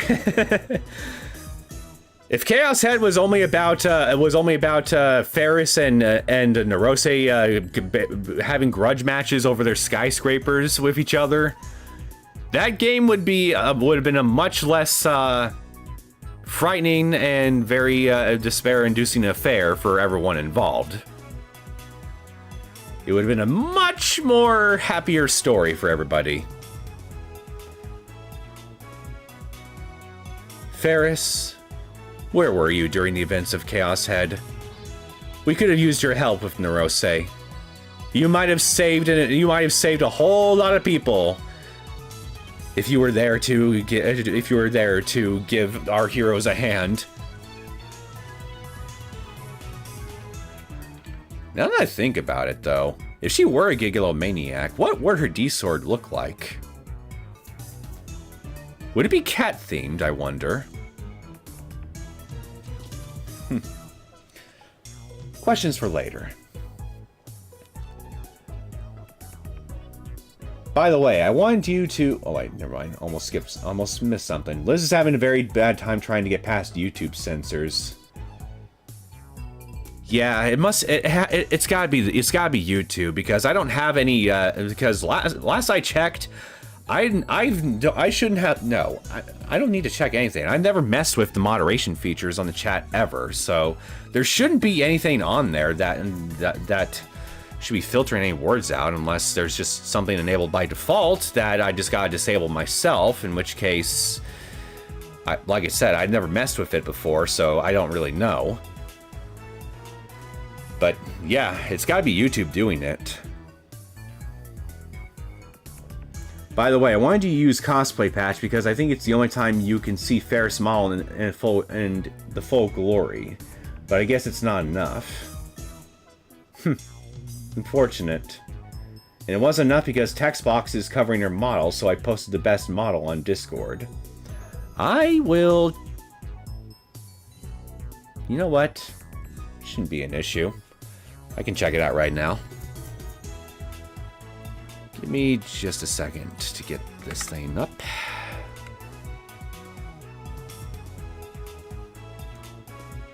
Alright. Oops. Ah! Shit! Get out of here! I don't want this on. God damn it, I ended up enabling game mode on this thing. Oh dear. Here we go. Big picture mode. Get out. Get out! Motherfucker. Alright. Discord.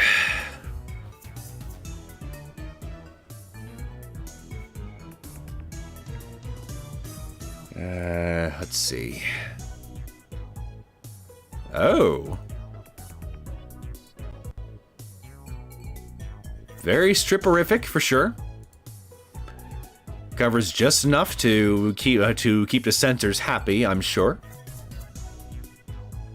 Thank you very much for sharing this wonderful site with me, Liz. I very much appreciate it. I'll have sweet dream fuel tonight, thanks to you.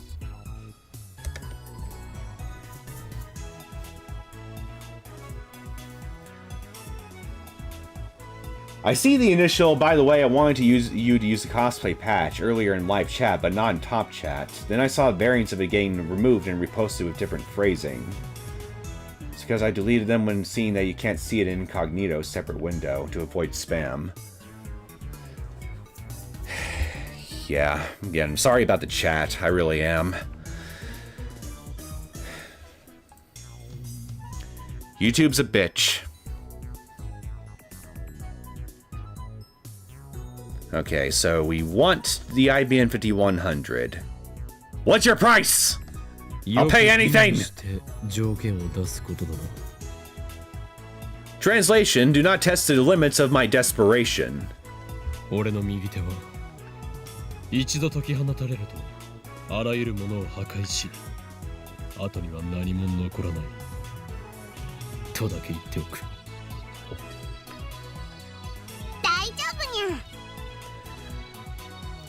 Ferris points at the cat ears sticking out of her head.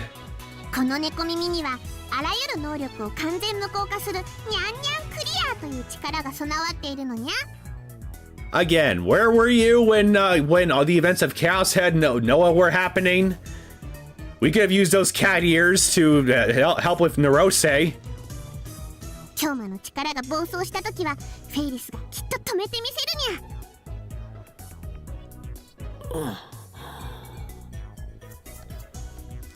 I shouldn't have mentioned my hand to Ferris. Ferris's most terrifying power is one known as Dubbing 10. It allows her to steal other people's stories and add them to her own. So, copyright infringement, right? I'm the one who named it, of course. Number 10 doesn't really mean anything. さてさて Of course it doesn't. それでは発表するにゃ。フェイリスからの条件は Ferris chuckles. It's not going to be free. There's no way it's going to be free. But I noticed something. Her eyes aren't smiling. Yep, definitely not going to be free. タイムマシンを使わせてほしいにゃ。 I see you haven't forgotten about the whole the whole time machine bit from earlier. Yes, I had a feeling that was it. 昨日メイクインで京馬たちが話してたにゃ。タイムマシンを開発したって。 Yes, those cat ears of yours are definitely for more than just show. That's definitely quite apparent to me at this point. You've got good hearing.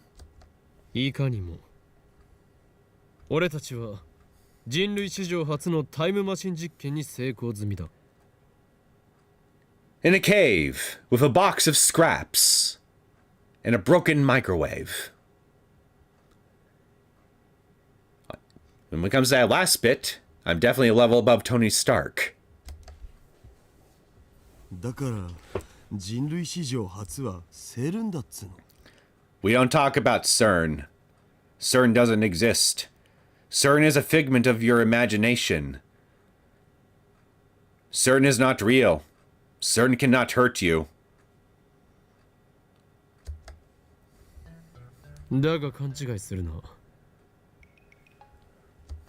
タイムマシンとは言っても机の引き出しを搭乗口にしている青い猫専用の4畳半タイムマシンほど万能ではない。 He's not joking. Unless you can find a way to squeeze yourself into a microwave oven. But then again, given you are a cat girl and cats are pretty good at squeezing into tight spaces, maybe you can pull it off? 俺たちが成功したのは過去の誰かの携帯に18文字までのメールを送れるというレベルだ。ただしこれだけでもノーベル物理学賞ものであり人類の歴史を塗り替える超絶スーパーな発明だがな。 Ah, come on, Rentaro. I was just saying how she's a cat, and cats are pretty good at cramping themselves into tight spaces. Surely we can fit her within that tiny little bit of data, right? 過去の誰かにメールが送れる。それってとってもすごいにゃ。ぜひフェイリスにも使わせてほしいにゃ。 Ferris jumps up and down with joy. タイムマシンは我がラボにおける最重要機密事項だ。どうしても使いたいというならばラボ面になってもらう必要があるが。ラボ面って何かにゃ。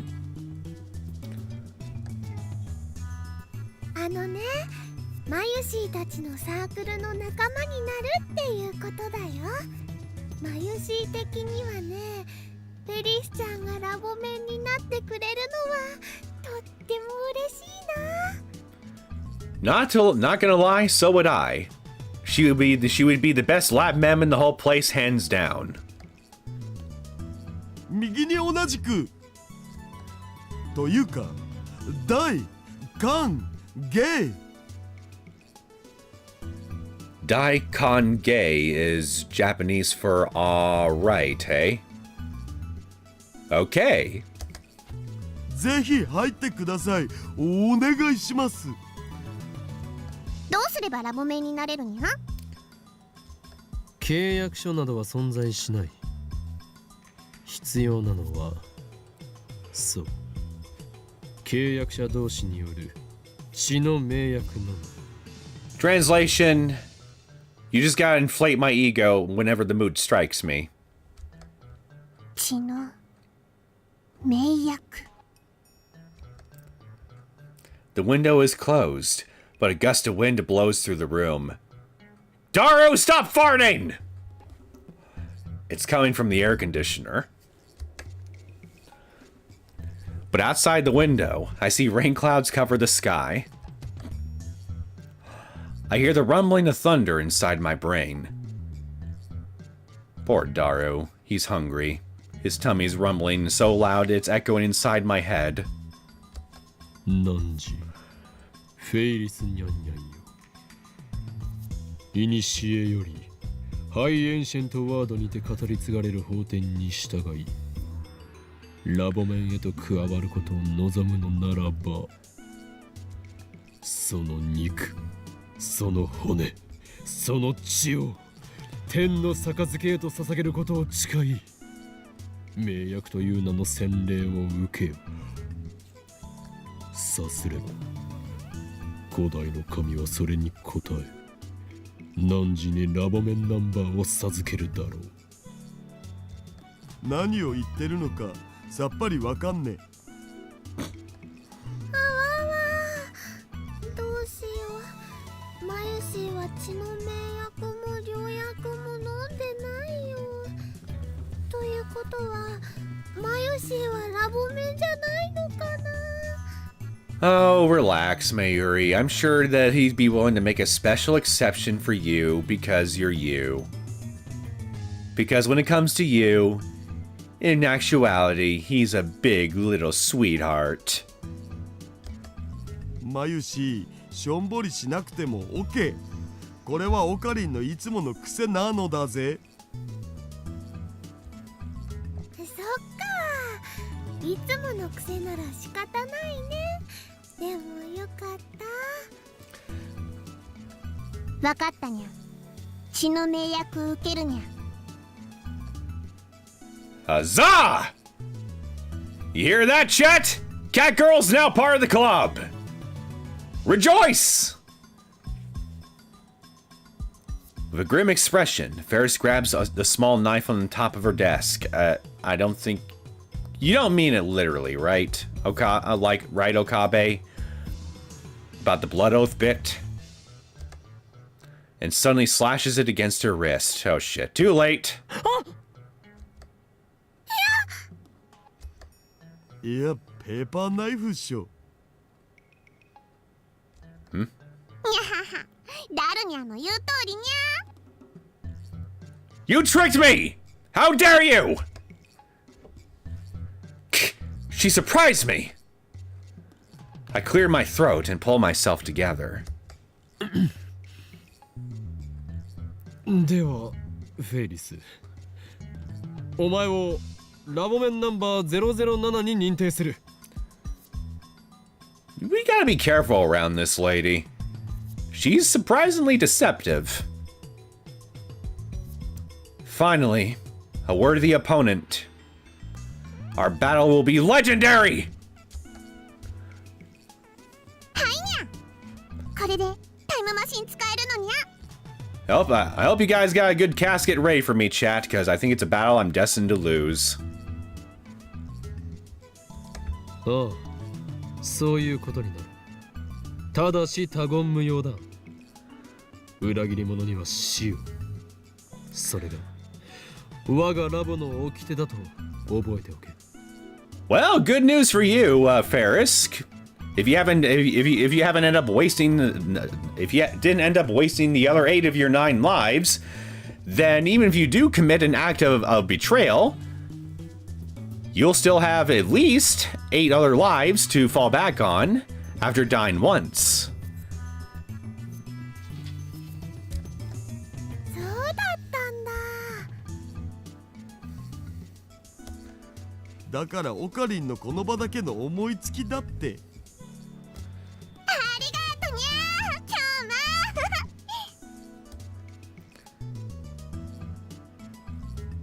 Ferris hugs me by the neck.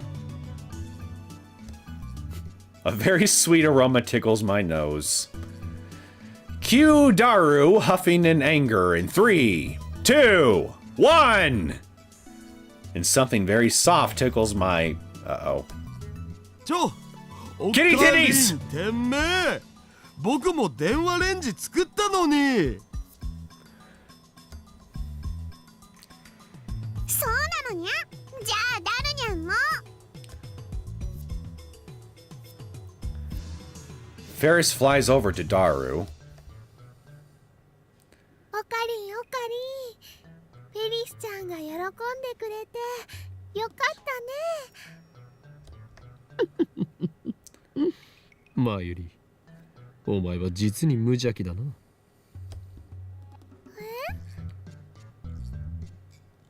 I got glumped with kitty titties. Truly, my life is complete. I have nothing left to strive for. I can die right now and be a happy man. I take out my phone and put it to my ear. 俺だ。ああ、フェイリスはまんまと俺の思惑にはまったよ。所詮17歳の小娘ということだ。17. I forgot she was 17.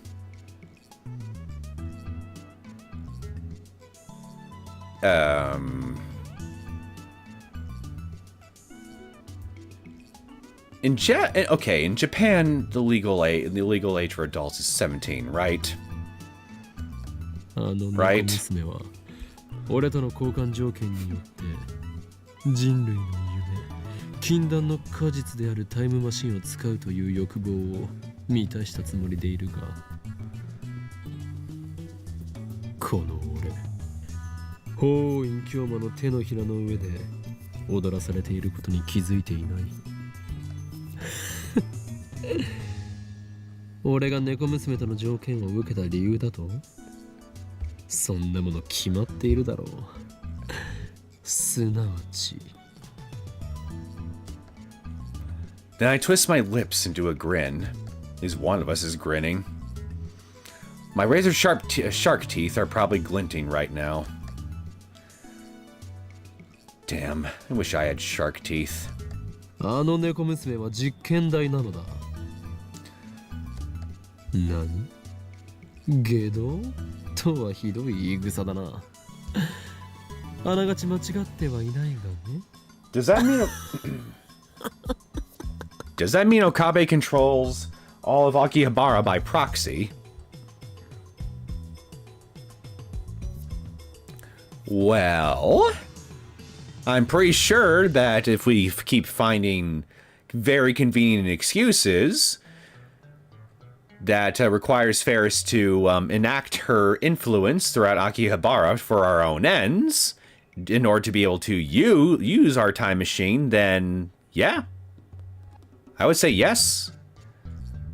He definitely does now control Akihabara by proxy, if he uses his head right. Well, Rentaro, you've got a golden opportunity to rule over an entire land here. Don't squander it.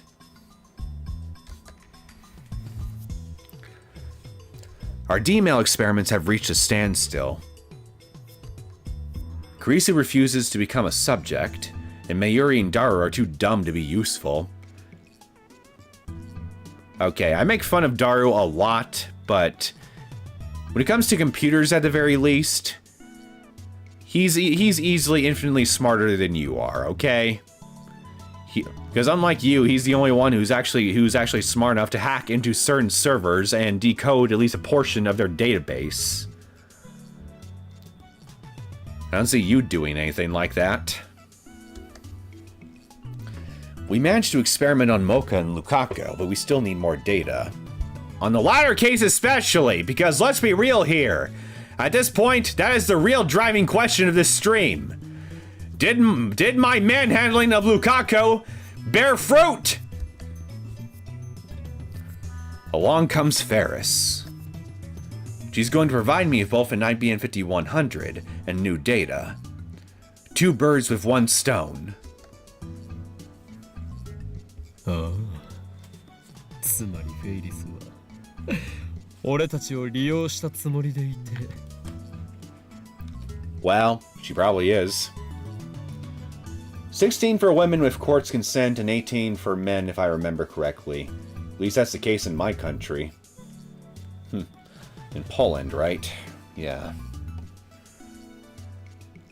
If memory serves, I think the age of consent in Japan is 17, because that's also basically the average age in which a person graduates high school there. So you're either going into college straight away, or you're going into the workforce at that point. So yeah, I want to say it's 17 in Japan, but maybe I'm mistaken. I mean, it's not exactly something that I've never really thought about or looked into too deeply. 実は逆に飛んで火にいる夏の虫状態だったというわけだ。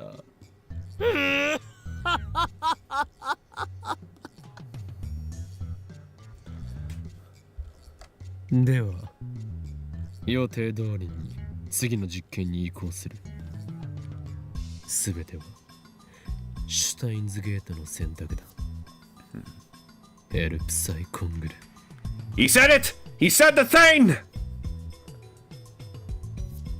Okay, so for Japan, it's 16 if partner is in the 5-year age range. Otherwise, it's 18. Okay, so 5-year age range in regards to the person, in regards to one of the partners being within 5 years of that 16-year age range, yeah? Because if that's what that is, it kind of reminds me of the Romeo and Juliet laws that we have here in the States. And how those work is, if you're in a romantic relationship with somebody and you were both minors, but one person ends up becoming a legal adult before the other one does, then you won't get charged for statutory rape or anything of that sort, as long as you're able to prove that you two were already in a pre-existing romantic relationship prior to one of you turning of legal age, while the other one is still by all legal counts a minor. That's typically how it works here in the States, and even then, I'm not exactly sure if it's applicable to every single one of the 50 states here within the United States, because little tiny laws like this here can also have different little variances depending on which specific state in question that you're looking into. So I think the Romeo and Juliet thing is something that applies to us on the federal level. So for all 50 states, I want to say that's the case. But it might just be a state thing. So again, I'm no expert on this subject because, I mean, I never really had any reason to look into it. Well, say for one time years ago, back when I was still dating. I mean, my ex was a couple years younger than me, and we were still minors when we were dating before I turned into a legal adult. So that was one time I remember looking into the Romeo and Juliet thing. So past that time, I never really looked into it ever again.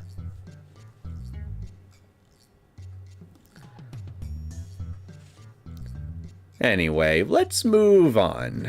This is a bit of a hot button topic that we probably shouldn't delve too deeply into because YouTube.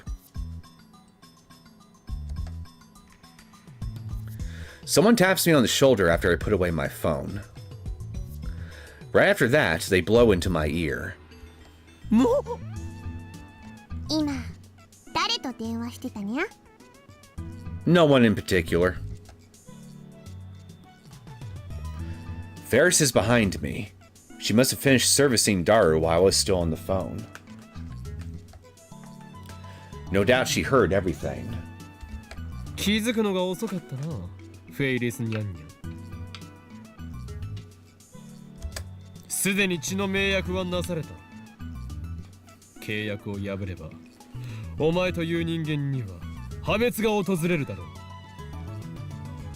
う。もう逃げることはかなわんぞ。オーケーにゃ。んで、タイムマシンはどこにあるのにゃ? In my sweaty man cave. She's certainly in a hurry. タイムマシン。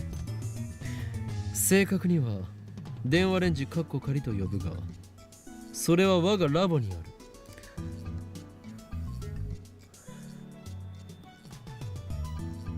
This time, we'll make use of the phone wave, named subject to change's original function, and send a D-mail by remote control. For a second, I was about to ask, if we could actually do that, but then I remember, in the very first chapter, right before we entered our first new world line, that's more or less essentially what ended up happening. We accidentally sent a D-mail to Daru after we discovered Kurisu's murder, and we ended up entering a new world line after doing so. So yeah, we've already actually seen firsthand, right at the very start, that we can do it remotely.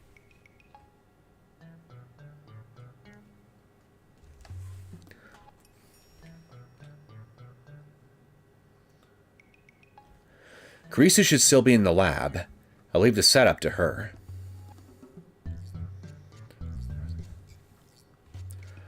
I asked Ferris where she wants the email to go. She says she's sending it to her father 10 years ago. I take down his email address. Your father, huh? The destination is April 3rd, 2000.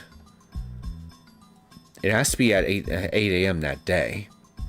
So we use an online calculator to factor in leap years, resulting in 86,168 hours.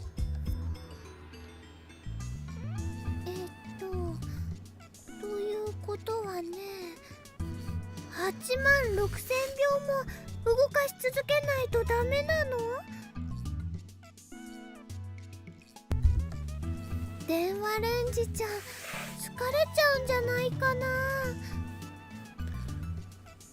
Well, I mean, hey, if the stack discharge incidents that we've managed to make it do a couple times didn't end up short-circuiting any of its circuitry, then surely this won't do anything. At least I would assume. いや、実際にその秒数を動かすわけではない。Our previous experiments have confirmed that. Yeah, that's true. 放電現象が起きた時点で送れば過去へは届くのだ。故にバタフライ効果により残りの秒数についてはキャンセルされるはず。The fact that the D-mail was sent is erased, leaving behind only the mail in the recipient's phone. At least that's what our experiments have shown so far. Now, let's call Kurisu.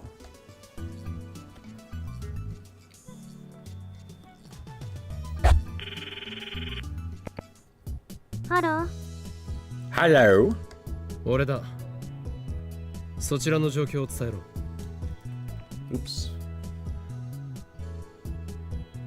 Convenient catastrophe switch, just like AI. Yup.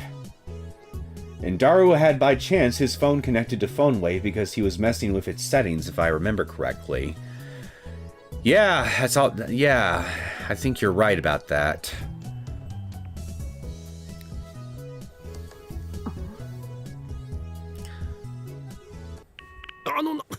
切りやがった。Are you mad about that new nickname that I came up for you? It's just a joke! I find your cup noodle eating habits cute! そりゃ切られるっしょ。オカリンの電話の仕方に対応できるのは多分僕とマユシぐらいじゃね。Again! Hello. I like the way she says hello. なんだ、岡部か。てっきりいたずら電話だと思った。こっちの番号は表示されているだろう。いきなり意味不明なこと言われたら怖くなって切るわよ。Sure you did. Sure you did. それはつまりこの Actually, wait. No. Actually, の狂気ぶりに if を覚えたというわけだな。それなら仕方な。Yeah, you know what? She's got a point. He was scaring what's God damn it, what's her name? The shopkeeper's daughter. He was scaring the shopkeeper's daughter earlier with his usual insanity. So I mean, hey, somebody's scared of him, so maybe it is possible that she actually finds Yohui Kyoma a little scary too. Maybe. あいつまた切ったぞ。だからオカリンの電話に対応するスキルは僕とマユシしか持ってないと何度言えば。 I quickly redial. I bet you she won't answer this time. Hello. You come on. You didn't have to answer. You didn't have to prove me wrong like this. 電話レンジカッコ仮の設定を少しいじってほしいんです。初めからそう言えばいいのよ。でも電話レンジ使うの？ブラウン管工房の店長さんに怒られるのは嫌なんだけど。これは希少な実験のためなのだ。わかるか、助手よ。お前がミスター・ブラウンに怒られる。ただそれだけの犠牲によりタイムマシンという人類の夢は完成を見るのだ。Mr. Braun, there we go. Why was I forgetting his name? ほんと、あんたって適当よね。We still haven't even confirmed whether or not we were successful with Luka yet, man. Come on. Can we at least get that out of the way first? I tell her Ferris's dad's mail address. And I have her set the timer. はい、入力したわよ。よし、ご苦労。少し待て。I turn to Ferris. 送る文章は書き終わったか？ I already told her the phone wave named subject changes email address. Ferris nods. どんな内容だ？過去を変えるものなのだろう？それはその。What happened to her usual confidence? 恥ずかしいにゃ。企業秘密だにゃ。All right, hand her the phone, Rentaro. Let her speak to the assistant. ふざけるな。これは実験だ。内容を公開してもらわねばデータを検証できないではないか。何言ってるにゃ。これは実験じゃなくて交換条件だにゃ。フェイリスは実験のためじゃなくて自分のためにタイムマシンを使うのにゃ。卑怯だぞ。オカリンも人のこと言えないけん。 Daru, you horny fool! Are you siding with Ferris? Well, she actually does have a point. I mean, what have our experiments so far really all been about? First one, we were trying to win a lottery so we could fill our bank accounts. And the second one, we were basically using it to basically do a cosmic sex change operation for Luka. These aren't exactly experiments that have been done with pure scientific philanthropy in mind you. It's been nothing but self-serving so far. Really though, what room do we have to criticize her on this front? I mean, Daru's got a point. And you call yourself my super hacker? Ferris covers her phone with her body. Looks like she plans on hiding it to the bitter end. Should we halt the experiment? No. Actually, yes. Yes, halt it! I need to confirm my results with Luka! An impatient Kurisu nags me through the phone. Don't rush me, damn it! オカリ、あのね、きっとプライベートな内容だから詮索するのは良くないと思うんだ。 What? Mayuri's on Ferris's side? She was like this of Mocha too. This is bad. I thought I had Ferris in the palm of my hand. Was I dancing to her tune all along? Now you're getting it! 岡部返事しないなら切るぞ。待て。分かった。電話レンジカッコ仮を起動だ。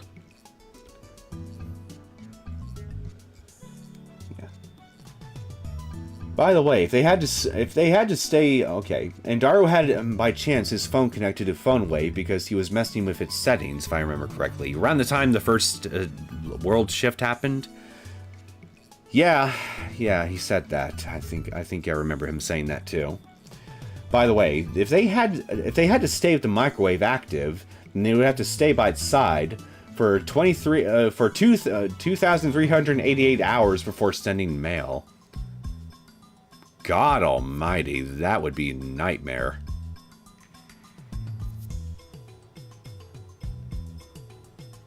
Maybe Daru's got a giant collection of anime they can all binge throughout that whole duration, I don't know.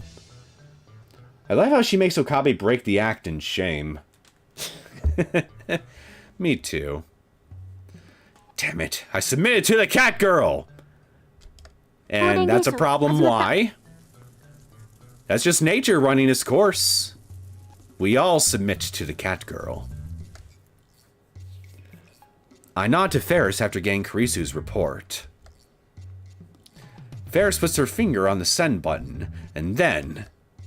ポチッとに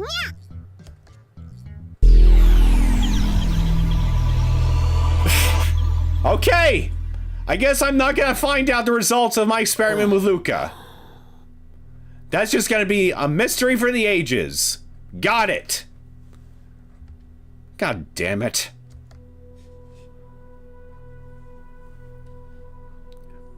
As the dizziness fades, I exhale slowly and open my eyes. Alright, world.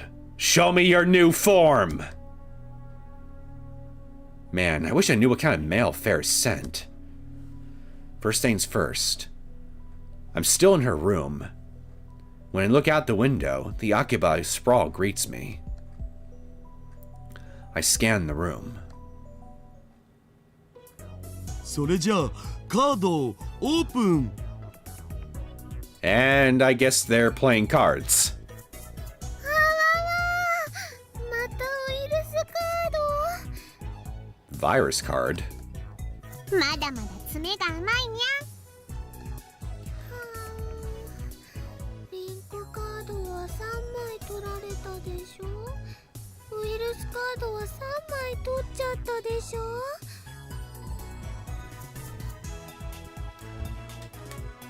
Oh, sorry, forgot fractions in English use dots. Yeah, periods. We use periods in our broken English language.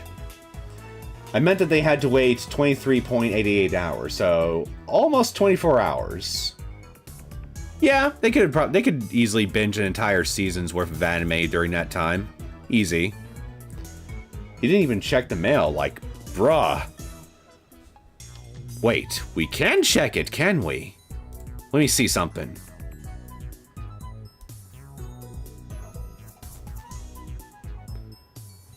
Okay, so in this world line, we apparently have one. The IBN 5100. Okay, we have an urgent meeting tomorrow. All that mems assemble at the lab by 1 p.m. This meeting is mandatory. Be sure to come. And of course, we got our messages with John, who I suspect to be Rika, aka Braun's assistant. No proof yet, but I suspect it. Apology accepted. Okay.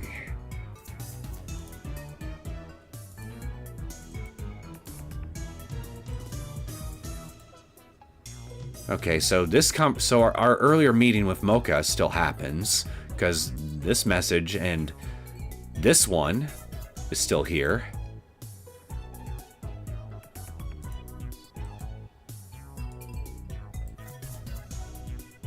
Yeah, I'm not seeing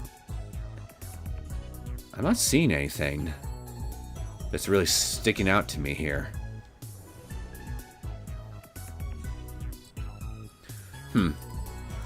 Disappointing. I was expecting something more substantial. まゆしはね、絶体絶命なのです。 What are they doing? The three of them are sitting around a table, playing some kind of game. まだターミナルカードがあるじゃん。次のターンで一発逆転狙えるってマジで。にゃふふ今さら逆転は無理無理にゃ。ここでフェイリスはターミナルカードのウイルスチェッカーを使っちゃうのにゃ。さあマユシーの残りのウイルスカードはどっちかにゃ。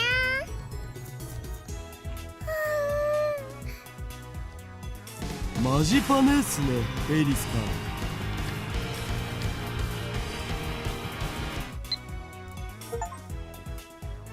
Discontinuous qualia.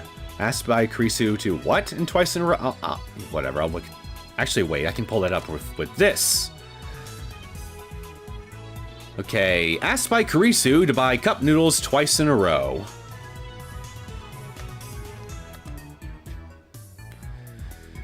Chat, I'm starving my assistant. You might want to send her some cup noodles, because I'm clearly not going to be doing it myself anytime soon. You don't want poor dear Kurisu to starve to death in my lab, do you? Show her the heart I refuse to give. I forget to mention it, but could you buy some cup noodles for dinner? You know that brand, Hakodate #1? That. I thought you wanted to eat Genchan ramen. Make up your mind. That's from the last world line!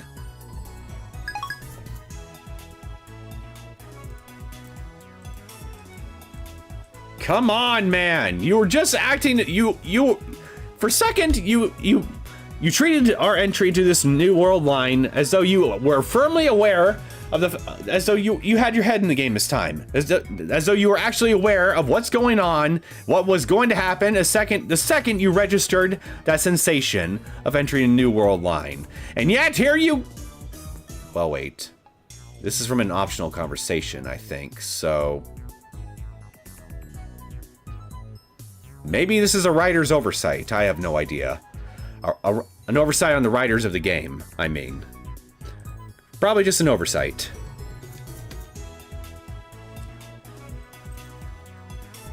Center grass.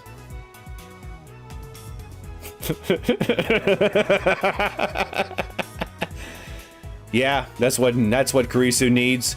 She needs to graze like a majestic horse. Oh yeah, this achievement is based on the fact that you asked her to buy cup noodles in 2 world lines because males don't carry over to the next one. Ah. So a happy little accident. ねえ、いってそのできれば2手3手くらい待ってほしいにゃ。ダメかにゃ。 Come on, cat girl. Show her mercy. フェイリスの真似してもダメにゃ。 Come on, man. そんな。 Would you really beat someone? Would you really continue to kick someone who's down when they're looking at you with a face like this? You're a monster. Which checks out, because I would argue that most cats in general are little monsters, and that's exactly why we love them. I'm conflicted, because on one hand, She is indeed acting as monstrous as I would expect a cat to act. But on the other hand, Mayuri is distressed because of said cat. I don't know who to support! Mayuri puts her fingers to both her eyes as if to mime tears. Anyway, it looks like they're playing Rainet to access battlers.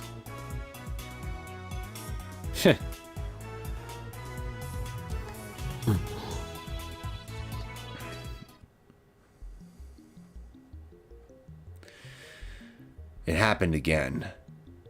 Reading Steiner. I am the only person in the world who keeps his memories after past changes. Ferris's D-mail worked. That's why the three of them are now playing a card game instead of waiting for Ferris to press the button. Ferris never even sent a D-mail. If I look at her phone, there won't be any record of it in her send history. Even if I demand that she tell me what she sent, she won't be able to answer, because that very fact that she sent it had been erased. The only trace of the email is in the recipient's phone, namely, Ferris's father's phone 10 years ago. And chances are he does not have that phone anymore. Give me a second, I need to blow my nose.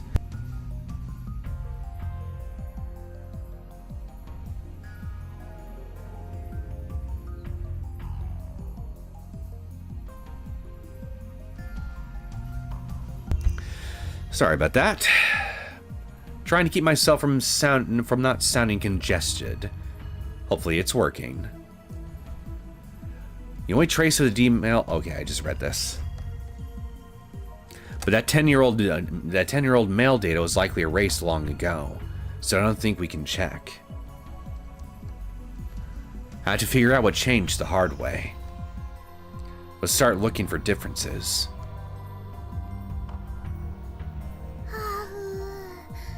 やっぱりフェリスちゃんは強いね。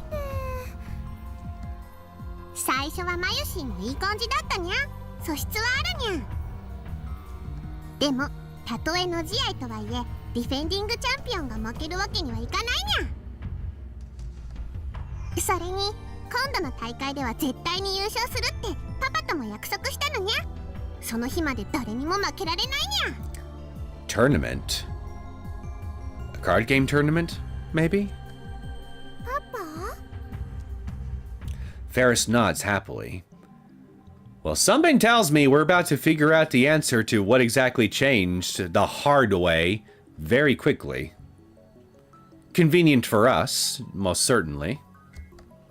もしフェイリスが優勝したらパパは仕事中でも時間を作って絶対に祝福に来てくれるって言ってくれたのにゃ。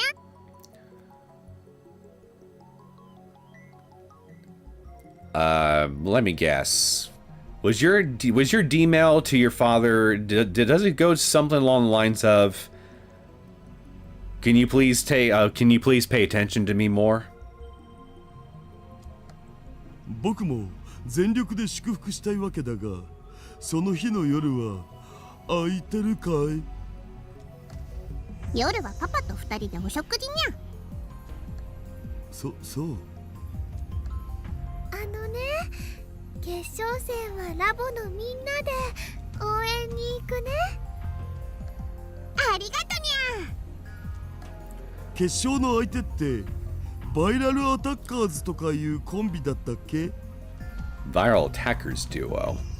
下馬評じゃノーマークだったのに、まさかフェイリスタンのライバルであるイディオナを任しちゃうとはな。Gonko, Liz, you're visibly silent in the chat. What is the matter?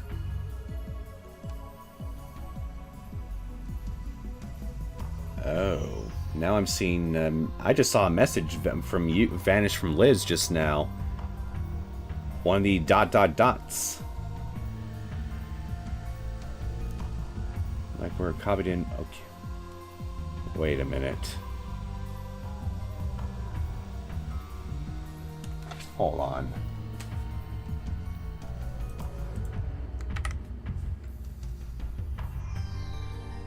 Let me see something. Well, look at that. Oh, wait. Message retracted. So that was you. Okay, I got it. All right. For a second, I thought that was the filter acting up again.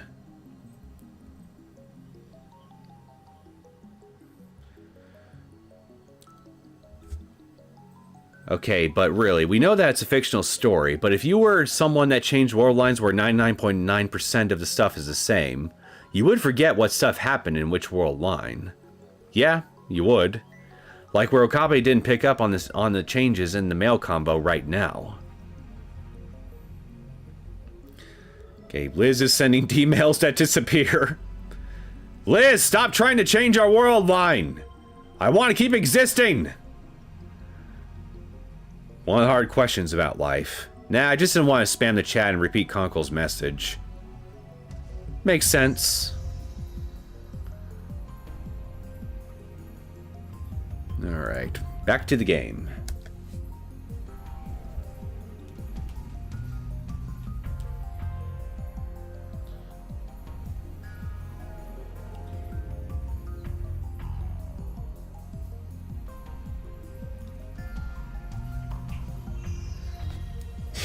Oh, you son of a bitch.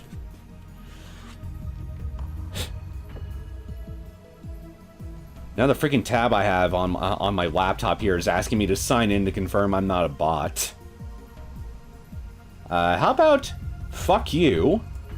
I will simply change my VPN connection and try again.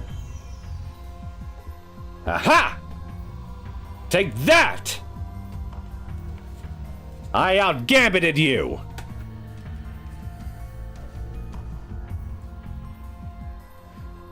YouTube thought they had me, but no. I outsmarted them.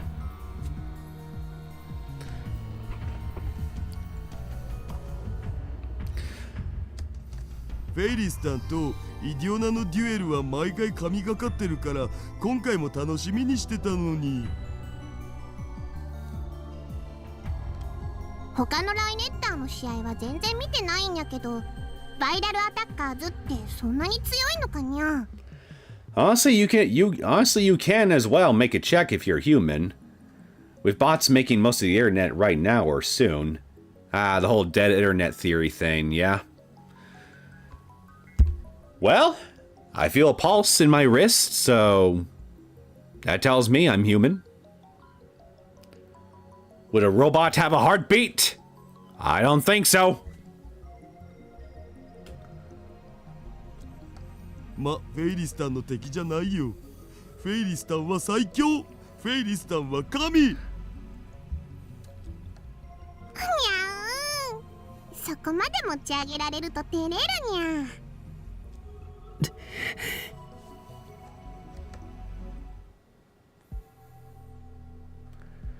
As I listen to their conversation, I feel a strange churning in my gut. Something's not right here. A voice whispers from deep within, deeper than reason.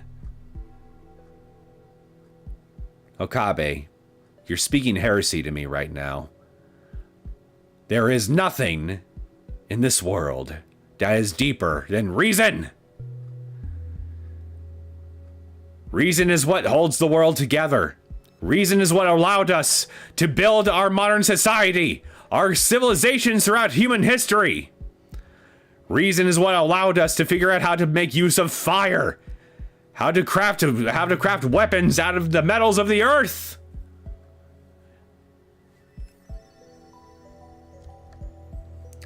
I play the conversation back in my head and soon realized the source of my discomfort. The Ferris I knew had never been to an official Rhinet tournament.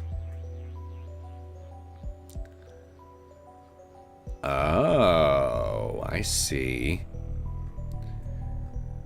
Was the content of her D-mail asking her father if she could be allowed to participate in official Rhinenet tournaments then. And yet now she's about to compete in the tournament finals. Which means she's been going to tournaments for a while. Is this a change that Ferris wanted to make?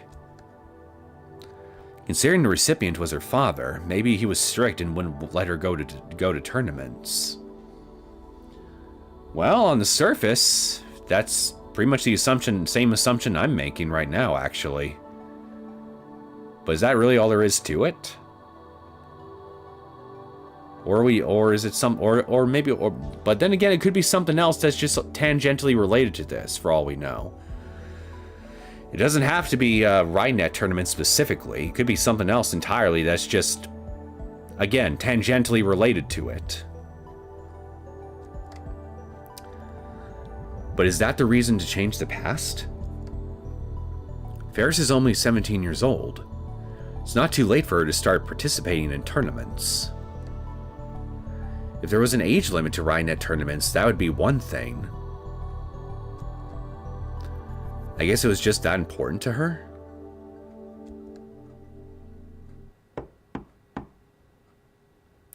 At that moment, someone knocks on the door. It better be the pizza delivery guy. And there better be a lot of meat on that pizza. That's what a bot would say. Liz, do you got something against bots? You got something against the clankers? Survival instincts?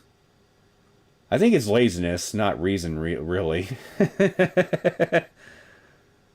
Well, that is true. Sloth is a very noteworthy feature of the human condition. That's true. Remember, the D-mail was sent 10 years ago. There was probably no card game at all at that time. 10 years ago. So, back when she was 7 years old. Isn't that also around the same time that she apparently, allegedly dropped off the IBM 5100 at the shrine? Interesting, and because if I'm remembering that little detail right, that's a pretty interesting coincidence right there. I feel my heartbeat. That's what a bot would say, to specify. Well, I feel a heartbeat because I have a heart! I'm not like the Tin Man from The Wizard of Oz. I actually have a heart, not unlike him. And I was born with it. I didn't have to guide some freaking farm girl from Kansas to get my heart. I was born with a thump thump thump in my chest.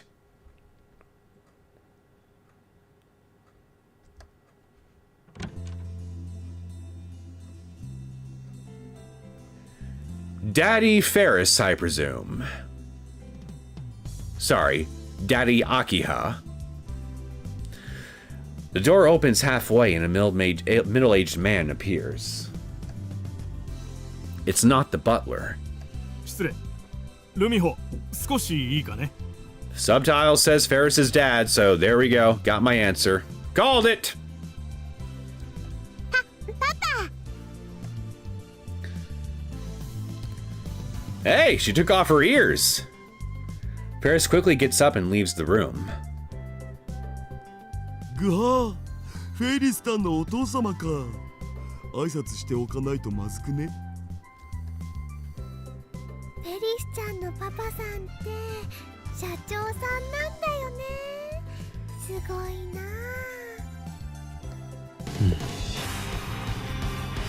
You got mail. I never said anything about Genchan ramen. Is it good? And yeah, we can't even tell her whether or not it's good. Sorry, Kurisu. I guess that's just a question that's gonna be left hanging. Much like how my question about Luka is gonna be left hanging, it seems.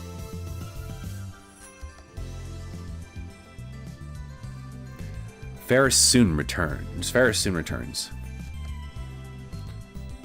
Then she turns to us and puts her hands together in a gesture of apology.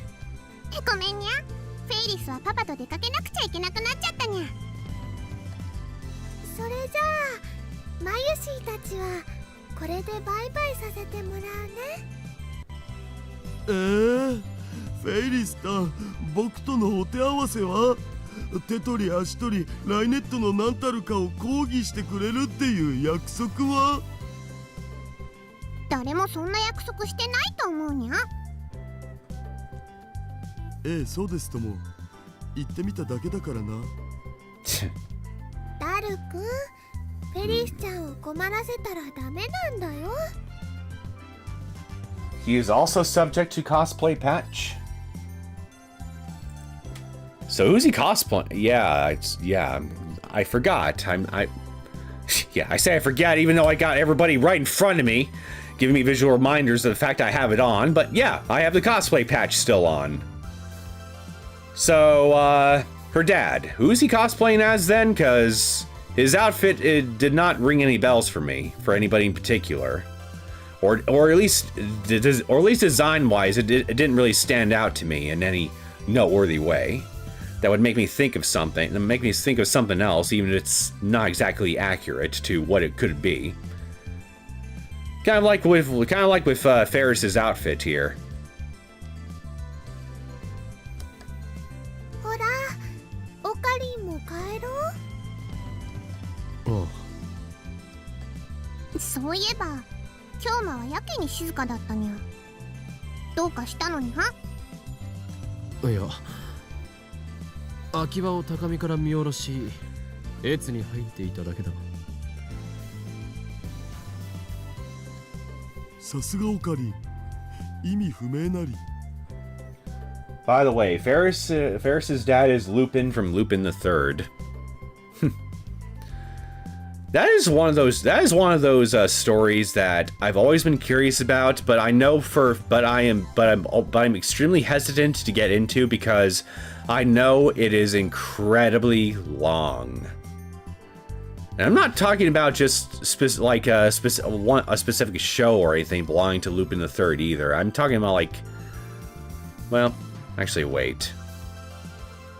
How many iterations of Lupin the Third is there, actually? Because I know there was the one old anime that apparently went on for, what? Hundreds and hundreds of episodes, at least? It's one of those long runners. It's where I'm hesitant to get into it because of how much of a time investment it would be for me to do so, even if the premise otherwise does sound like something I would be interested in at least checking out, you know? It's the same thing that kind of prevents me from trying to get back into One Piece. Because once upon a time, I did watch a few episodes of One Piece on the boob tube, the cable television, back when I still had that sort of thing. But past a few episodes, I don't even remember where exactly in the show's timeline that even took place in. Past those few episodes, I never got back into it, especially once I learned how long the freaking series was even back then. Compared to now, last I checked, it's still going, so I don't know, man. Time is a luxury, is a luxury for me these days, especially now. So I don't think I'd have enough time in the world to sit through anything that's even half as long as One Piece. You know? Even though, ideally, I wish I did have that kind of free time on my hands from time to time, but, well, everybody wants a piece of me these days, so I'll tell you one thing, it's definitely making me appreciate short form content more. And I'm not talking about like TikTok crap or anything like that, or even just random YouTube videos, even though I do listen and watch my fair share of those YouTube videos. I mean, I don't subject my brain to TikTok. But what I mean is shorter shows. Like if I ever have time to sit down and watch an anime, I usually find myself watching things that are like, what, 24 episodes or whatever at most, usually. I know there's a term for those kind of shows, the 24 episode ones. I'm forgetting the name for them. But yeah, those are the kind of things I find myself gravitating more towards whenever I find the time to sit down and actually watch anything nowadays. Because anything that requires a serious long-term investment from me is just something that just stresses me out now. Because I'm afraid to get started. Because I'm afraid I'll get started on something and then I'll end up dropping it for whatever reason, and then weeks turn into months, and then I just never pick it up again, and it'll just be something that will just be a constant thing that'll nag me at the back of my mind every time I end up thinking about it. You know, it's a habit I want to try to break. Because there's a number of games, there's a number of shows, a number of other things that I just drop for one reason or another, that I want to try to get back and pick up again, but I just can never seem to find the time / motivation to do so. So I'm just trying to avoid long form things here as a way to hopefully mitigate that problem of mine somewhat. That's a nice argument, Daru. Why don't you back it up with a source? My sources I made it the fuck up. That Metal Gear Rising Revengeance video is... I need to watch that again, because that thing was just great.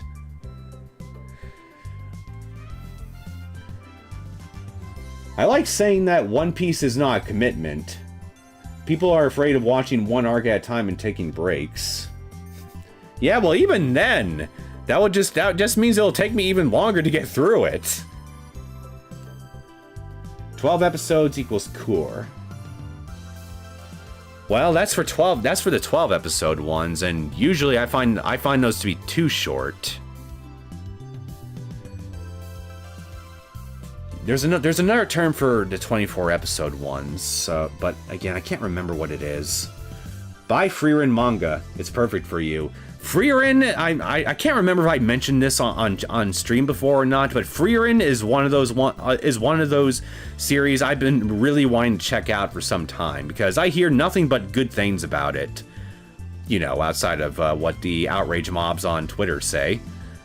But you know, besides those guys, everyone else that I ever hear that ever talks about it has nothing but good things to say about it. I've heard one person make a comparison that it's kind of like it's kind of got elements of Lord of the Rings to it, kind of, but mixed in with, well, not slice of life, but something else. But it's not a huge epic adventure or anything like epic fantasy adventure or anything like that, like Lord of the Rings, but it's got elements that are kind of emblematic of that kind of story, what with elves and demons, orcs, that kind of thing. But it's otherwise, genre-wise, a very different kind of story.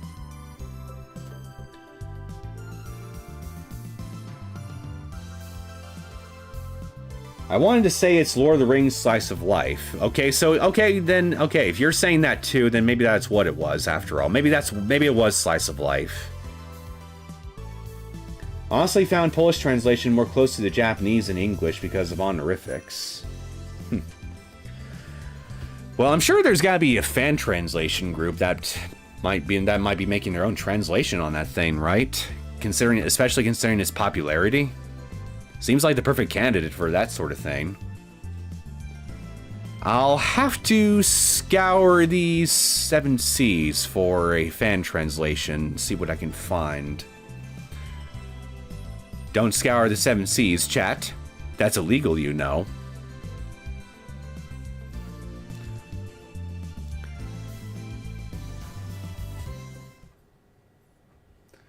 Freerin is very cozy. Like, there's a long-term goal, but it's mostly a series of short adventures and encounters. Definitely sounds like something that would definitely be up my alley, especially these days. Ferris, her dad, and their butler see us off. Her dad tells us to come visit again.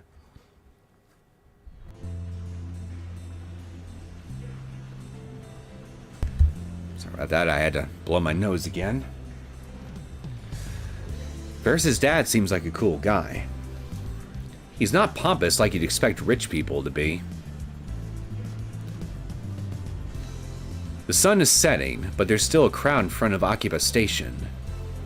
To think that Ferris owns all this. More foreigners than usual.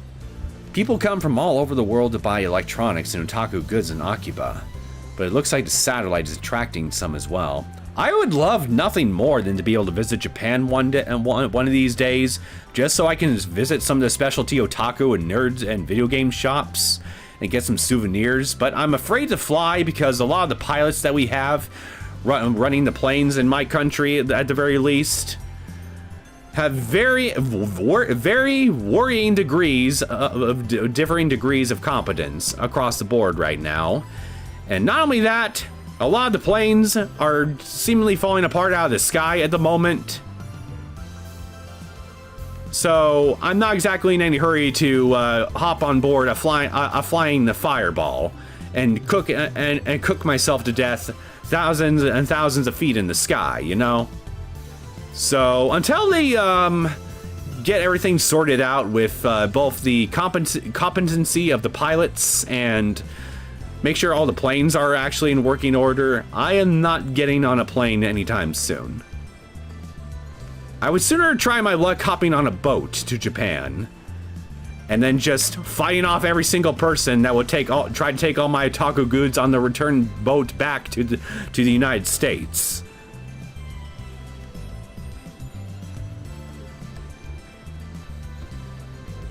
Man, it's hot. Less than a minute outside, I'm already drenched in sweat.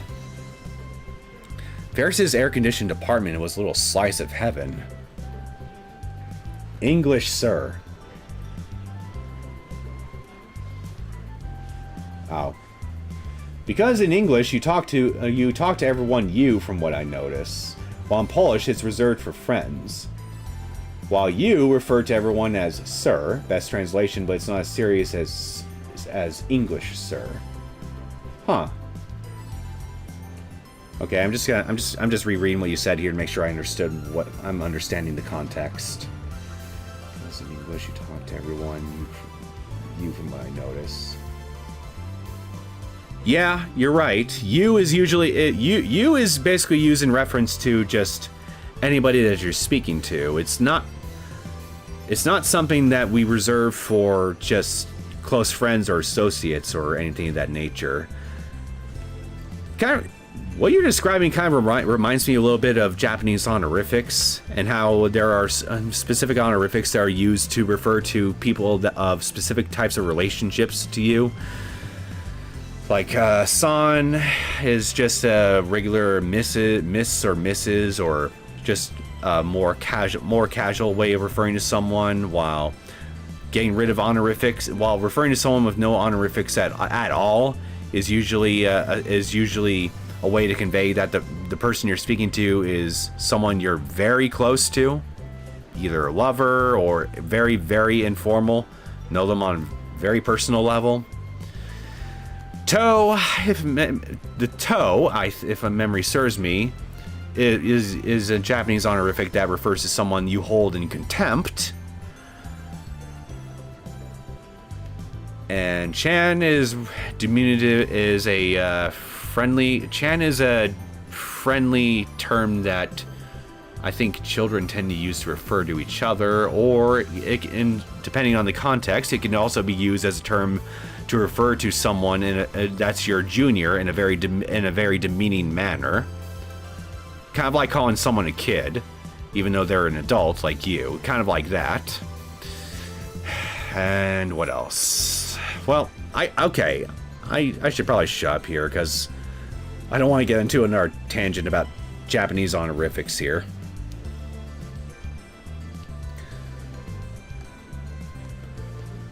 I'd love air conditioning in the lab, but we don't have that kind of money. Well, maybe you should try inventing one. You ever think of that, genius? You made a time machine out of a microwave. Why not invent an air conditioner unit? Reverse engineering. It's a line of work. Look into it. Anyway, how about some food? Or here's another option. Hold some ice cubes to your head. Yeah, crazy concept, I know, but me, when I was a kid, I would do that if necessary in order to keep cool during the blazing hot summers. Just grab some ice cubes and then just hold them to your forehead.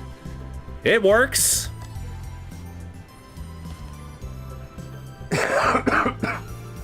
Just ask Ferris to invest in the lab.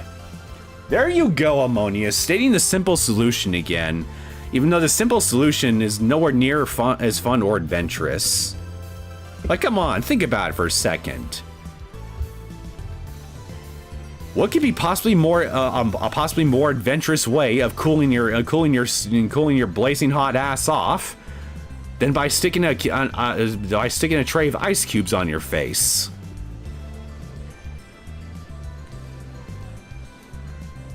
Think about it.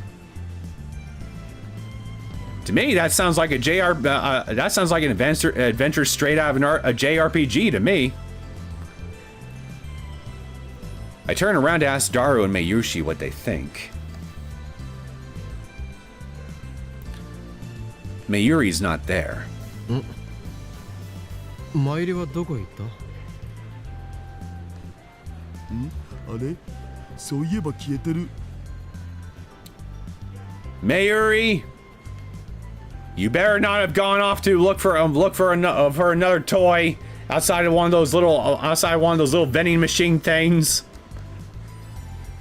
Did Stardust Handshake activate again?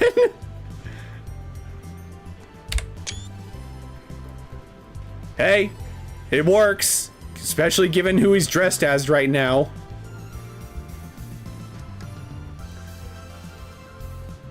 I scan the area. There she is, walking casually toward the station. She's already about 50 meters away. Luka! That game was fun.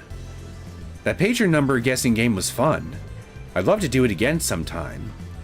Afterward, I asked my mom about what it was like when she was young, and she looked so nostalgic.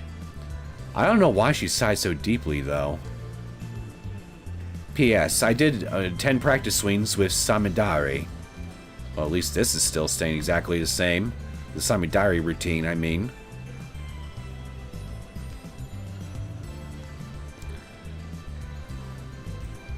Well, Luka, I'm not sure. I'm not sure. I really get why your mom is so got so nostalgic over this pager number guessing game either. But hopefully, it doesn't anything that would end up scarring your psyche and mine by proxy.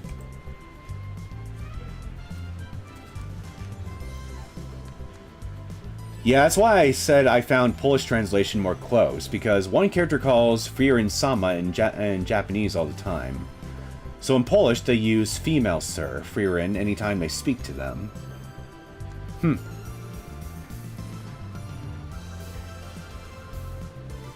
We have ice cube machine in our freezer, so I actually use the ice cube tactic. Even place them in my mouth sometimes. Hey! Ice cubes also make for a really good summer snack.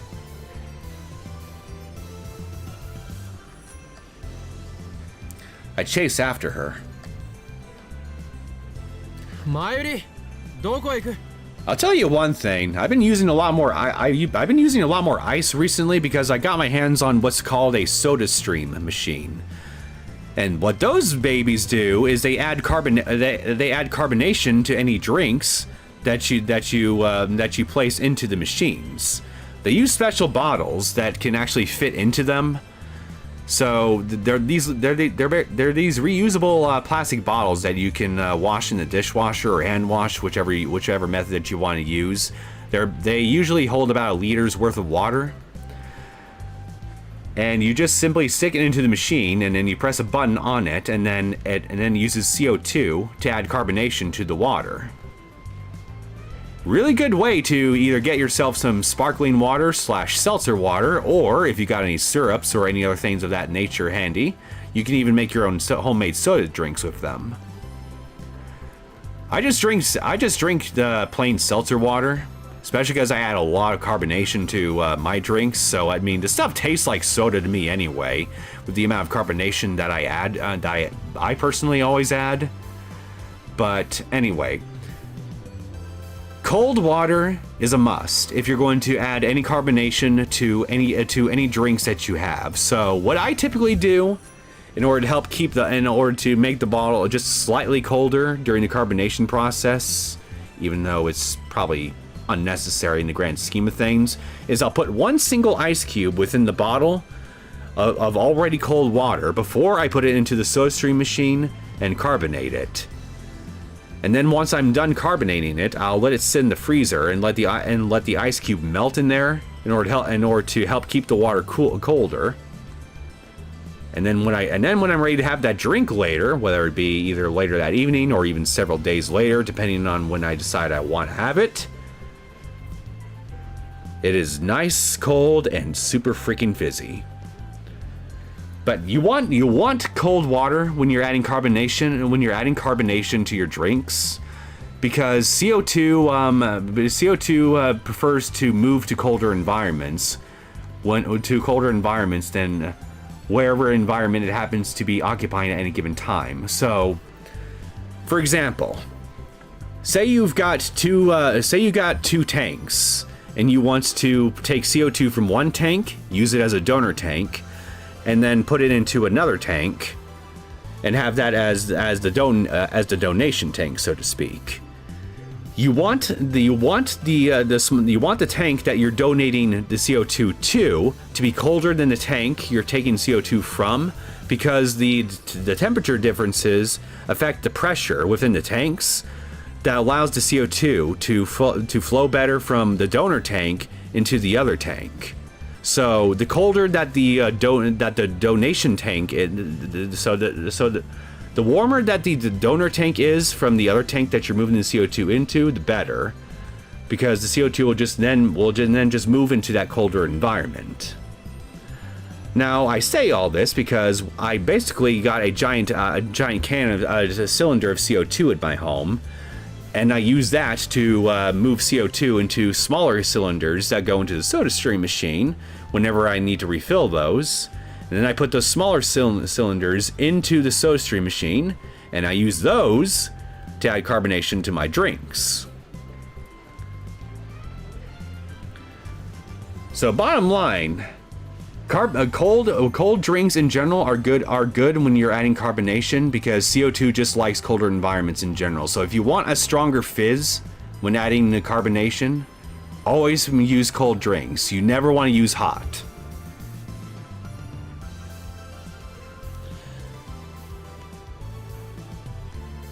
I apologize for the completely unrelated carbonation tangent, but I mean, I got the thing a couple weeks ago and I've fallen in love with it, and I just can't stop using it. It's gonna save me a shit ton of money compared to buying seltzer water or carbonated drinks of any kind from the store. Because I got a 20-pound cylinder of CO2 in my house that I was able to fill for basically pennies on the dollar. Far, far, far cheaper than just buying a bunch of cans from the soda. I mean, soda cans from the store, excuse me. Or even seltzer water. You should definitely do it too. It's also pretty fun just making your own drinks. God, my dad uses it all the time at his company, and got his uncle infected from what I noticed. What, the ice cubes? Sounds like a good time. It is! Now, a lot of bars and everything like that will use similar machines like the one I just described here to add carbonation to alcoholic drinks.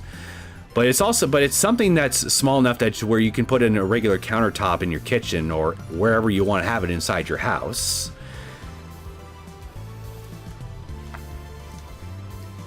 But yeah, I can find at the nearby 100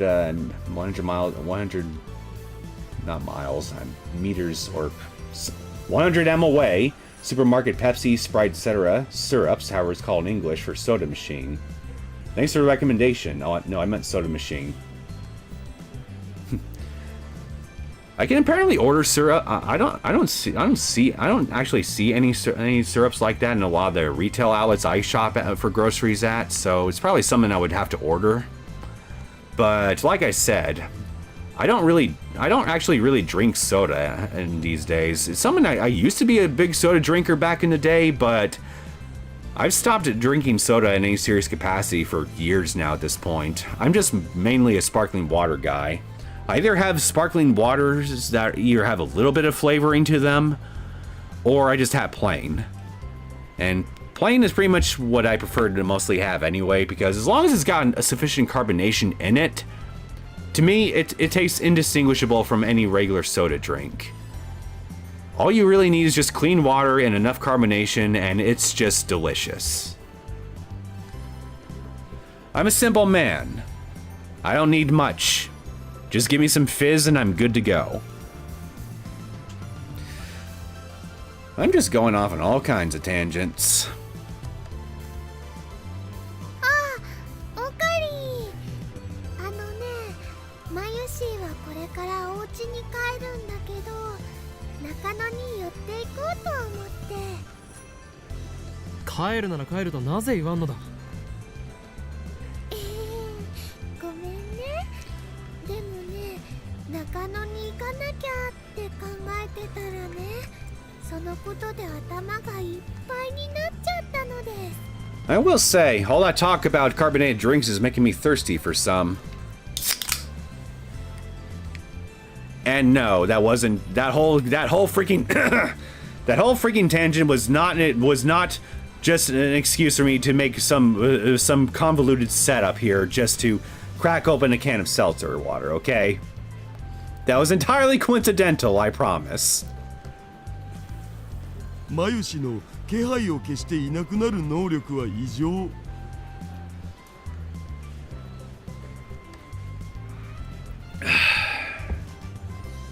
Mayuri does this a lot. She just wanders off without saying anything. And just like Daru said, you never notice she's gone. So when you turn around to look for her, it's like she's vanished into thin air. Stardust handshake and sneaking fade. Why do her powers have to be so annoying? そもそも中野に何の用があるのだ。あのね、昨日アイソードの同人誌が出たんだ。エロ McDonald's cola always better than market cola because of the fresh syrup. I would assume that's definitely true in the case of McDonald's chains in your country, Liz. But speaking as an American, they like to cheap out on the ingredients everywhere they can in a lot of restaurant chains in the United States. So we don't get the same quality fast food that you guys in Poland do. I'm quite sure. You are literally getting better McDonald's than I could ever hope to get here in the States. Because for some reason, we just like cheaping out on even that stuff. So count yourself lucky. You're probably drinking the really good syrup. でもね、エシさんは甲賀ゆいさんなんだよ。マユシーは久々に本気出さなきゃって思って。へえ、甲賀ゆいか。去年のガンバムのキャラデザっしょ。 Well, I think we all know what this is in reference to. Gunbum. Fictional, short for Mobile Jacket Gunbam. A seminal work of mecha anime. First series aired in the late 1970s, and there have been many sequels and spin-offs produced since, with some even being made to this very day. Still true even now, last I checked. Gundam is one of those series that will just never die. そうだよ。 Because if Gundam and Metal Gear have taught me one thing growing up, people like giant fucking robots. People will always like giant fucking robots. It is a universal constant at this point. Even when our entire universe experiences heat death, giant fucking robots will find a way to continue existing. Mark my words. We will have Gundams and Metal Gears eternal. わかった。おいおい、お前たち何を言っているんだ。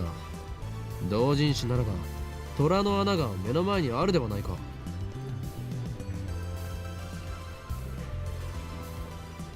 Daru and Mayuri stare at me blankly. 目の前ってどこ？いや、目の前は目の前だ。あそこに。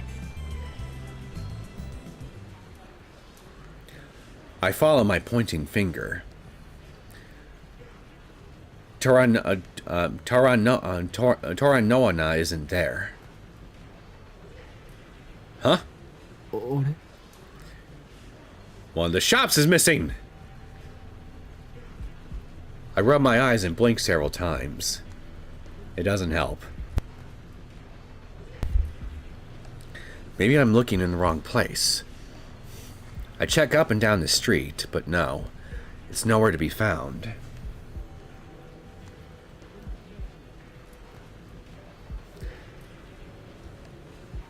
And what's more, I can't find animate either. It's supposed to be right next to Taranoana.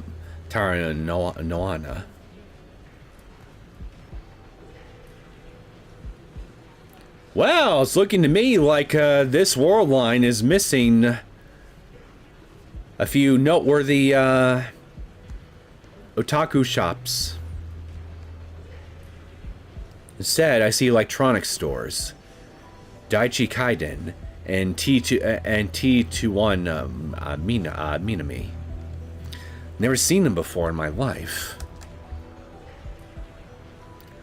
Wait. I remember Mr. Braun saying that Akiba used to have a lot more electronics shops. Many of them closed. I think Daichi Kaiden and T21 Minami were among them. 虎の穴もアニメイトも一体どこへ行ったのだ。 Interesting. それはひょっとしてギャグで言っているのか？ By the way, Gundam is more important to science adventure than it should be, so remember the name. Oh wait, never mind. Different name. Okay. は？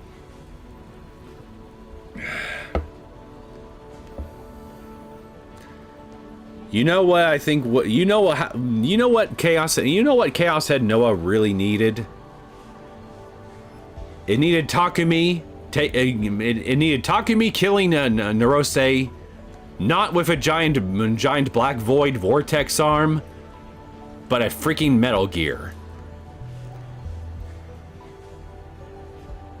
It would have been so much cooler, so much better, if we got to kill Narose by just flattening him under the foot of a freaking 100-foot Metal Gear that just roars like an animal for some freaking reason, just because. Change my mind. 秋葉には虎の穴もアニメイトもないよ。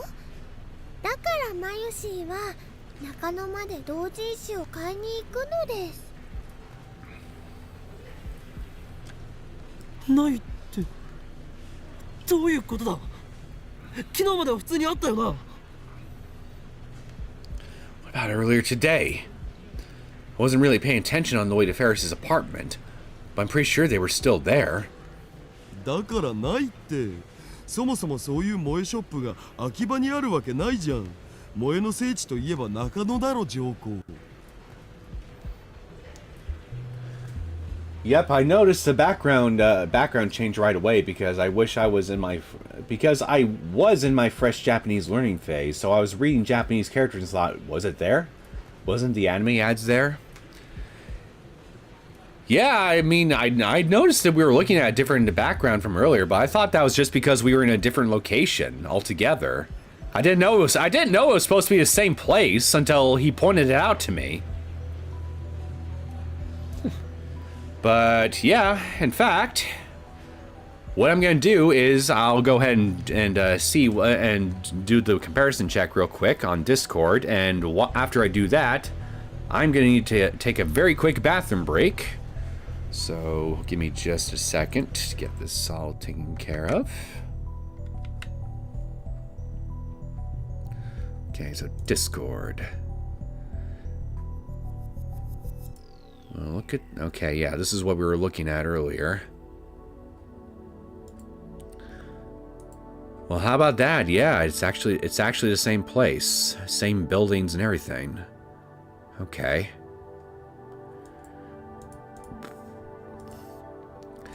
Yeah, again, I thought we were. I wasn't paying that close attention at first until after he pointed it out.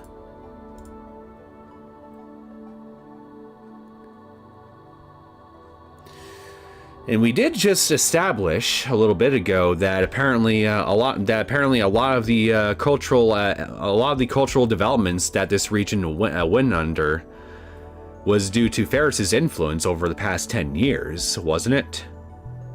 I believe she said as much before we entered this new world line, so I'm assuming that whatever the contents of her D-mail to her father was, it also ended up having an effect on the culture shops that used to be in this location here. So she's playing Rhinet card game tournaments more in an official capacity, and not only that, a lot of the culture shops within Akibara that used to be present in the old world line are now no longer there. Seems to me like the two are indeed related to each other. But I have a sneaking suspicion that there is still more changes that we have yet to observe.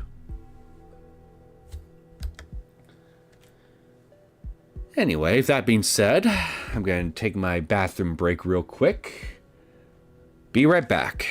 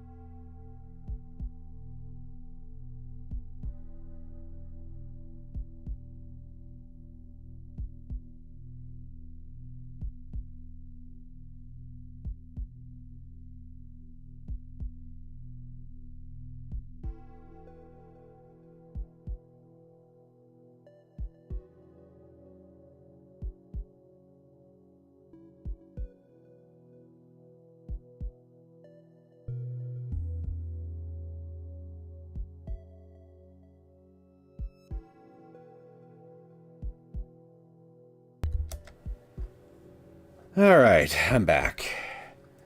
And I also got a drink. One of my homemade ones, as a matter of fact. Same, I need a piss break from alcohol drinking. Yeah, you gotta get the booze out of your system somehow, so piss away! Specifically, I was focused on that green cube writing a few years ago, and it made me notice the change. Yeah, again, I wasn't actually paying attention to the shape of the buildings all that much.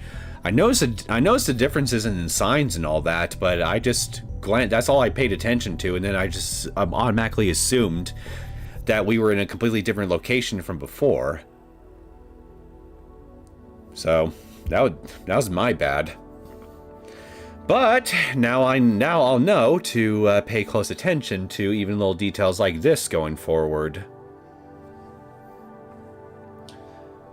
Which is Black Cube in the previous world line with animate written on it.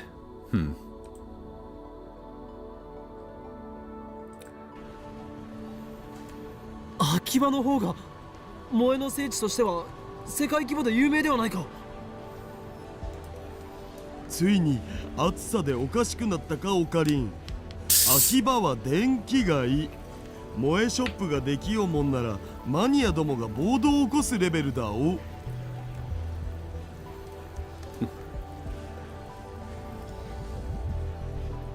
This feeling again. Dissonance. My memories don't match reality. The past has changed. Part of me knows that what has happened. But I still can't help but ask. マンダラケはないよ。秋葉王はそれは普通にあるっしょ。Moe shops versus electronics stores. That's a very tough call for me in particular because I really like both. I wouldn't know which one to pick. 同人誌を売ってる秋葉王国のことだ。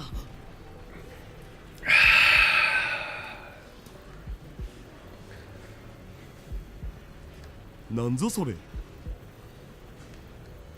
秋葉王で同人誌が売ってるの？それはないわ。いくらなんでも無理があるわ。ゲーマーズはラムタラは Man, I really needed that break because I was at my limit. Yeah, don't hold it in on my account, please. Whatever you do.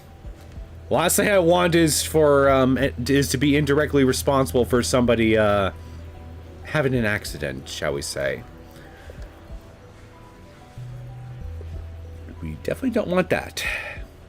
They shake their heads. メロンブックスは遊びットシティは Melon books, huh? What kind of melons, if you don't mind my asking? They look confused. So basically, I swallow hard. I finally understand. It's hard to believe, but I must face the truth. この街の混沌が薄らいでいる。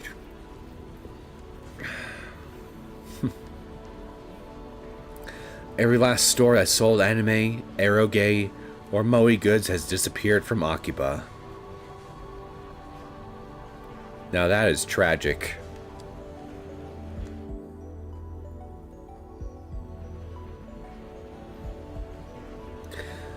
In a final desperate attempt to deny reality, I run to May Queen plus Nian 2, the maid cafe where Mayuri and Ferris work, in which Daru and I frequent, and that's gone too, right? But upon arriving at the storefront, I'm forced to my knees in abject defeat. ない。 Looks just like a plain old ramen shop. It's all gone. It's not just the moe stores. Even the maid cafes have disappeared. 前よりお前メイクインで働いていたよな。メイクインって何かな。じゃがいも。メイクインニャンニャンだ。 I asked Daro too, but no reaction. マヨシーがバイトしてるのはルモアンヌだよ。ルモアンヌ、それはメイド喫茶か。普通の喫茶店。秋葉にはメイド喫茶は一軒もないのか。ねえよ。秋葉に来る人間はそういう萌えビジネスとか毛嫌いしてんだから誰も寄りつかないって。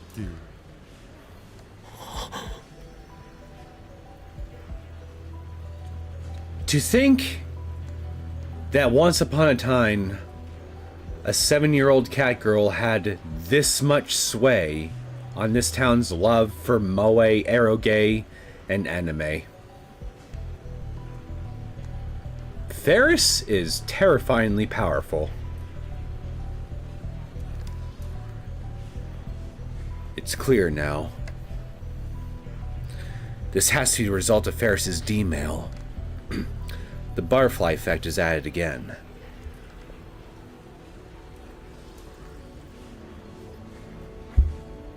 Ferris said she had influence over Akiba's development board.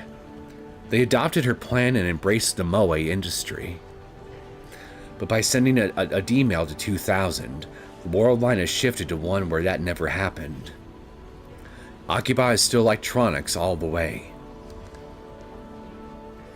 To think that a single mail could rewrite 10 years of a town's history. Well, yeah, of course it would. A mail sent 10 years ago? What'd you think was gonna happen? That would only affect 2 years? Is it okay to change history on a whim like this? Okay, now you're just asking this question? I almost feel guilty about it. But since I'm the only one who remembers the original Akiba, no one can blame me. Except yourself. It's not like I can change it back. But still, what in the world did Ferris's D-mail say?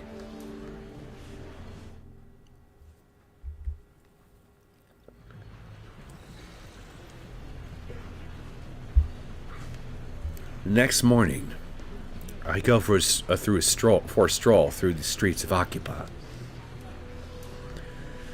What I discover is that, although the chaotic energy familiar to me has receded, Akiba is still Akiba at its core. The few electronics stores that I used to frequent are still here.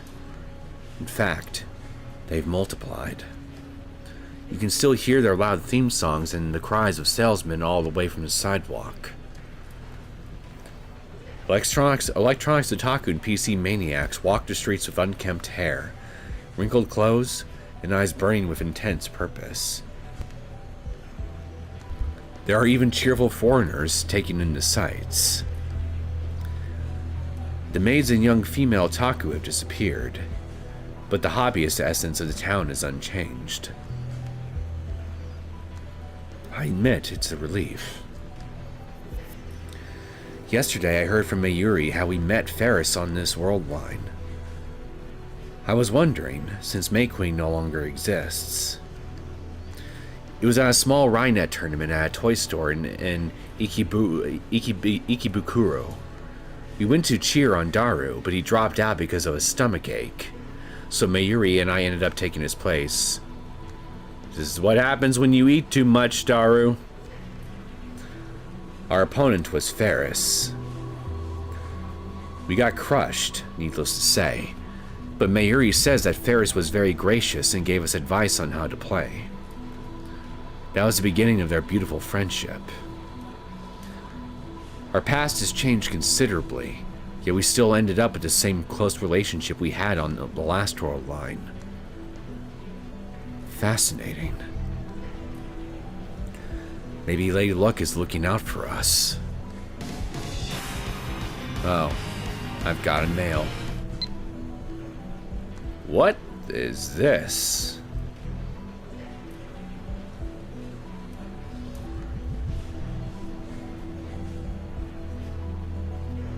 Who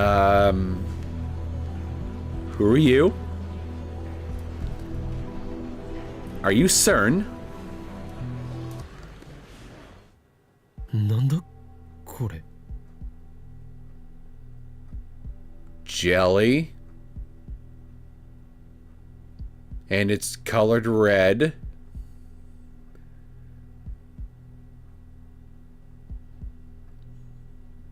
I feel like this is a warning, chat.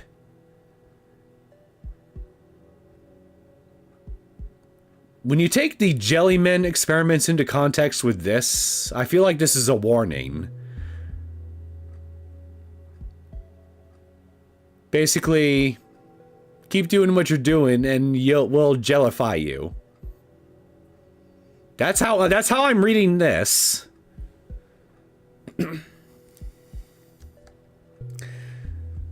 Is this a prank? Spam? Why red gelatin? Who's watching me? I was seriously beginning to wonder if the guys behind the big, nasty, dark conspiracy that we are trying to stick our noses into were going to make any kind of move against us. I've been wondering when they would, but looks like we finally got something. And it's a warning.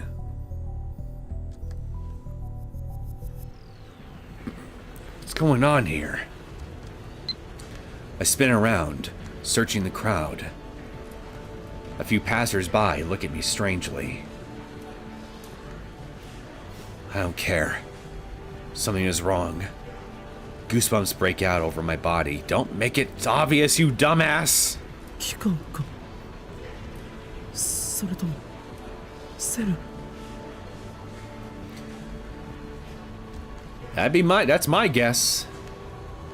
If so, then this mail is a threat. My pulse skyrockets. Oh shit, oh shit, oh shit! What do I do? Do I tell someone? Who? I can't involve anyone. Way too late for that, buddy. It's a prank. It has to be. Ignore it. But what if it's serious? Are the men in black coming? Hey, they could be wearing green for all you know. I'm dead. They'll erase me. Erase us. Should I call the police? Police are probably in their pockets for all we know. No. Not enough evidence. What do I do? What do I do? What the hell do I... Thoughts spin inside my head. Every pedestrian looks like an enemy. I flee from the crowd.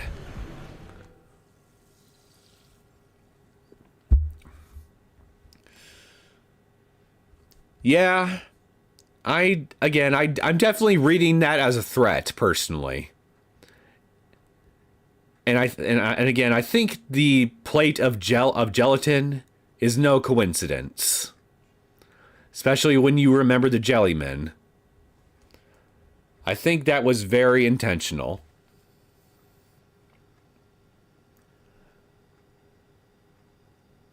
P5X occupies a mix of cosplay cafes and electronic stores. Assuming you mean real world equivalent. It even reads ramen in Japanese. Well, that was pretty. I mean, the pictures right next to the signs and everything was pretty obvious in of itself. By the way, the whole place is based on a real place. I think they had Steins merch because of that. You mean Akiba? I think you or someone else actually told me that in a previous stream, if I remember correctly. Got chills. Yeah, I did too. I'll never look at jelly the same way ever again after this game. Yeah, I think this is a specific scene everyone can't forget and will remember instantly because of the massive tone shift. So even if it is for one moment, it gets me chills even now.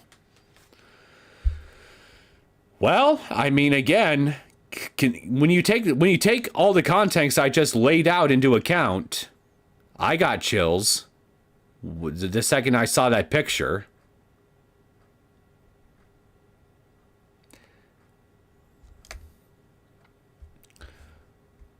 Oh, wait, forgot to read that. After I managed to calm myself down, I head back to the lab. For now, I'll write that mail off as a prank. I don't think we should. It's still early. Well, I guess it's actually noon. But Mayuri, Kurisu, and Lukaku are already at the lab when I return. I greet them, trying to keep the anxiety out of my voice. お盆休み期間の日曜日だというのに、ずいぶん暇そうだな、ラボメンガールズよ。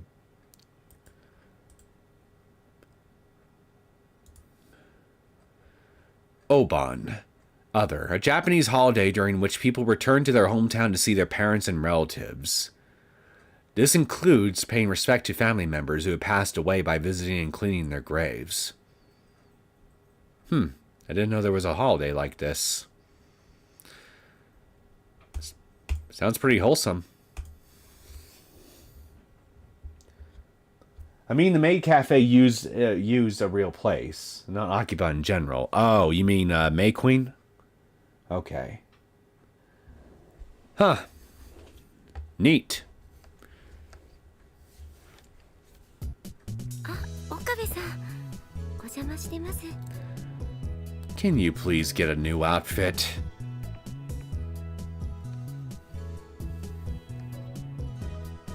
おかり、おはよう。 The two cute high school girls wave at me in greeting. Why are you referring to Luka as a girl? We don't know that for sure yet, do we? In fact, we're in a new world line altogether. So I mean, wait. Hold up. Wait a minute. Okay, I forget. How old is Luka again? 18, 17. So the D-mail that Ferris just sent is 10 years ago, and we definitely know for sure Luka is older than 10 years old. Definitely. So maybe the D-mail that we sent for Luka, whatever effects that ended up having, might still be in effect for Luka specifically, even in this new world line, because the one we just entered only affected events by 10 years. By 10 years, and this is after Luka would have been born already. So whatever possible effect Ferris's particular D-mail could have ended up having on Luka would be fairly minimal, because Luka would have already been born by that point. So wait a minute. Maybe the jury is still out on whether or not we can figure out whether he is indeed a she or still a he.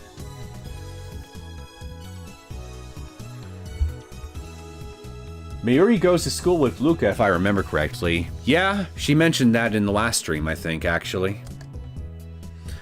By the way, one of these girls is actually a boy. We actually don't know that. In any case, the sight warms my heart. Or would, if not for a certain assistant who just gives me a bored look before going back to reading. 何をしているのだ?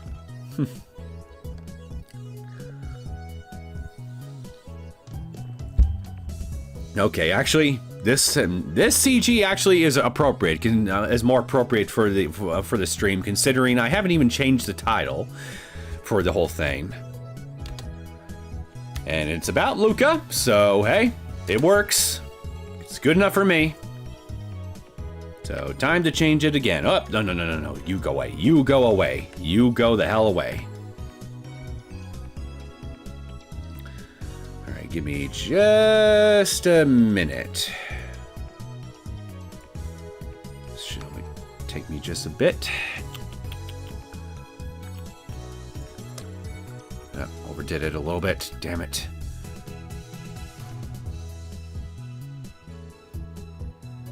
Okay.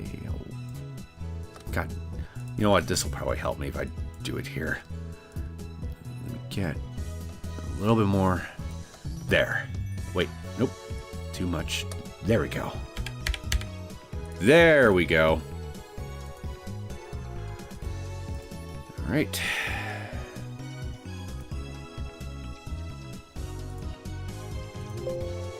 Put that there. And we'll put this one here.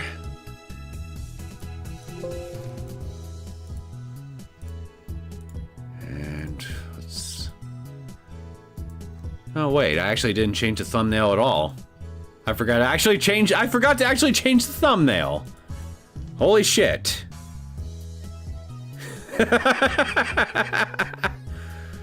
Well, I'll be.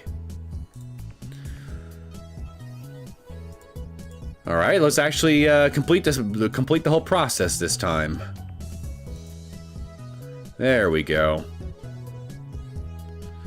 There we go.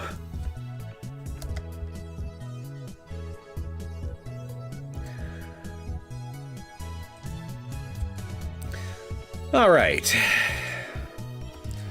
Mayuri and Lukaku are sitting next to each other on the sofa, reading a book together. It looks like a cosplay photo album. Still subjecting you to her cosplay fetish, I see. Poor Luka. 昨日ね、中野に同人誌を買いに行くって言ったでしょ。その時にね、とっても可愛いレイヤーさんの同人写真集を見つけたんだ。だからね、つい衝動買いしちゃったの。ほら見て、ルカちゃん、これブラチューのセドナコスだよ。作り込みすっごいな。すごく可愛いよね。Now, I'm pretty sure I think I know what Bloodtoon is in reference to. But let's see. Bloodtoon, fictional, short for Bloodtoon, the animation. Originally a manga, it received an anime adaptation last year. The main heroine, Seira Orgel, is especially popular among anime otaku, with many figures of her being released.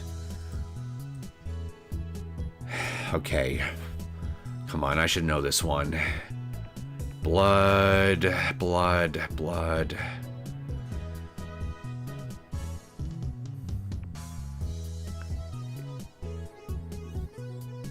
Come on, man. Think! I'm trying to remember the name.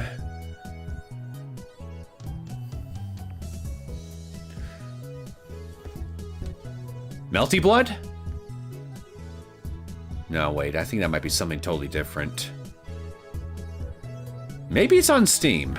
Oh shit! I accidentally skipped through some dialogue.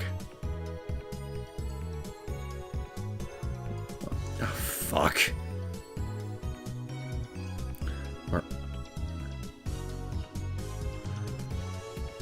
Holy shit, just 1 freaking second of accidentally holding down the escape key, skipped all this. Holy shit.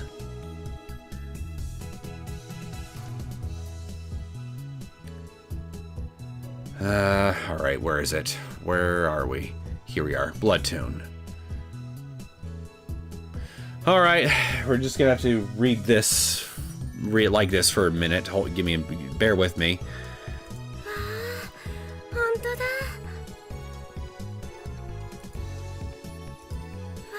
Okay. Okay, it's only just gonna read this? Oh, I see, it's not part of her dialogue. I see, she sent it to Lukaku as part of his re-education.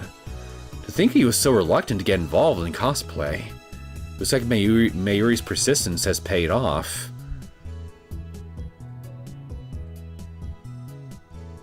Wait. Is the fact that he's not so reluctant to do this anymore a hint in of itself that maybe, just maybe, the experiment might have worked? Because it would be less awkward for him to do this kind of stuff if he were a she?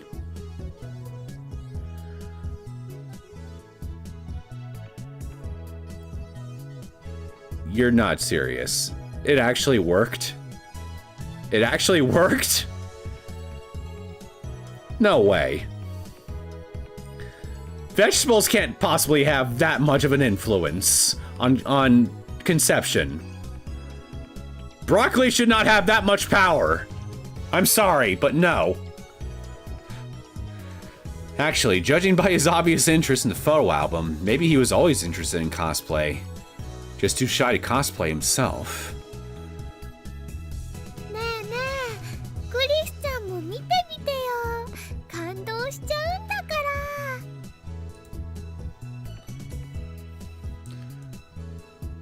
ら。別にいいわ。 Looks like Kurisu's not interested in the photo album. We all know that you are! You're just a closet dweeb!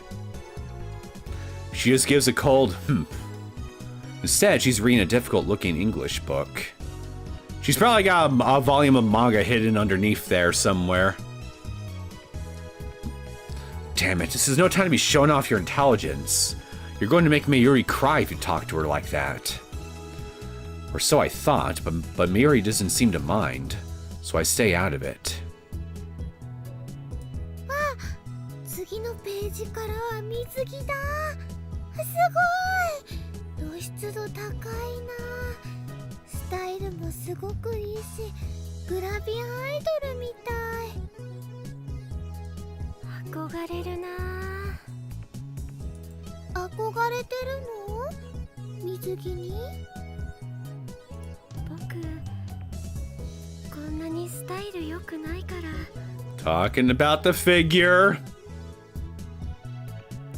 And they're talking about feminine figures.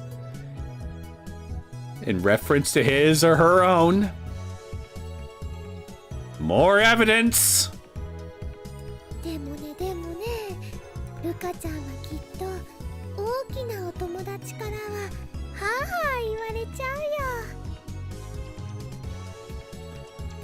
Hey now, Mayuri. What are you saying? It's like you're referring to Daru with that remark.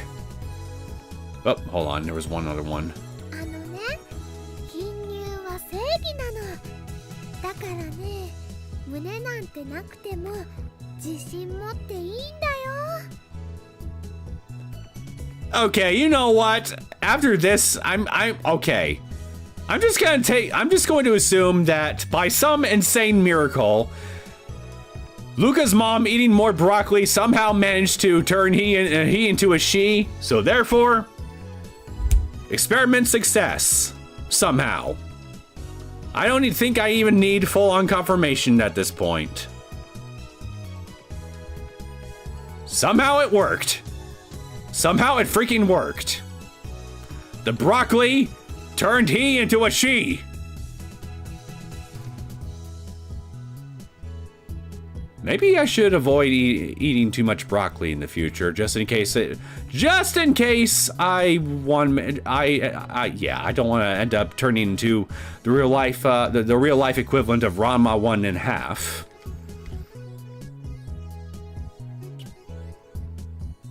I definitely can't afford to lose all my muscle definition. It would make showing off at the gym very hard. Now, what was I? Oh yeah, that's right. Blood tune, right. Blood tune. Blood. No. Unless blood tune is in reference to something totally different. I'm assuming they're referring to melty blood. Again, I could be completely mistaken in regards to the reference that they were making earlier. Blood tune is Chaos Head reference. with Takumi being Seiratan, I think it was a named fan. It was an in-universe. It was the in-universe thing from the Chaos Head. Okay, it was ringing a bell for me, but I couldn't quite figure out where. Turns out it wasn't based on a real thing. It was just from the previous game. Jeez, aren't I an idiot? Flat is justice! Yeah, well, a lot of people say that, but I mean, if you had double D's, if you had a chance to get double D's in your hands, you know you would. Be honest with yourselves.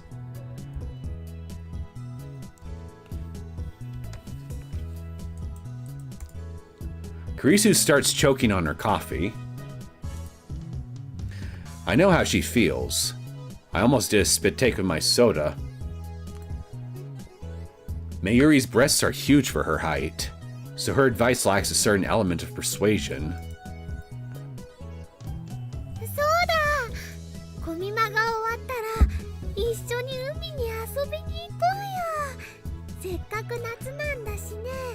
マユシーもずっとコス作りしてて、夏休みはちっとも遊べてないもん。ねえねえ、オカリン、クリスちゃん、どうかな？ラボメンのみんなで海。Well, I wouldn't be against that, to be fair. ラボメンのみんな。私は行かないわよ。 By も the う way, 少ししたらアメリカに帰らなきゃ。 what are you wearing, 水着でもまだしてないから。 Kurisu? そんな余裕はない。 What on earth is she wearing? By the way, you didn't read 3 comments above mine, blood-related tune, I think. Okay, let me see.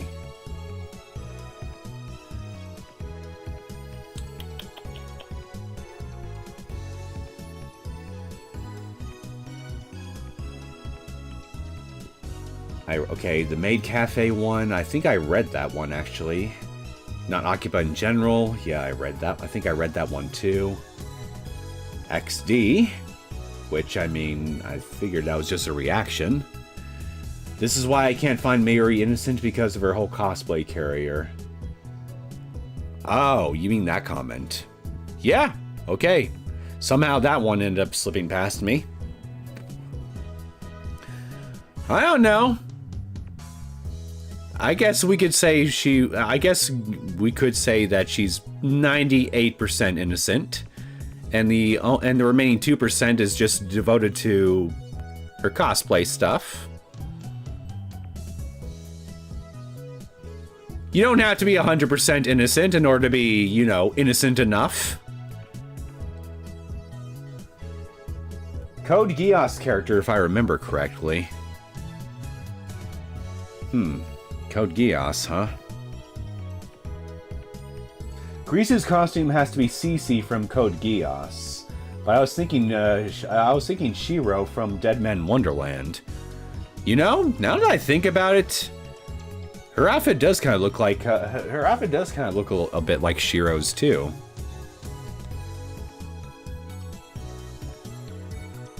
確かにラボでのんびりと読書をしているほどだからな。よほど余裕がないと見える。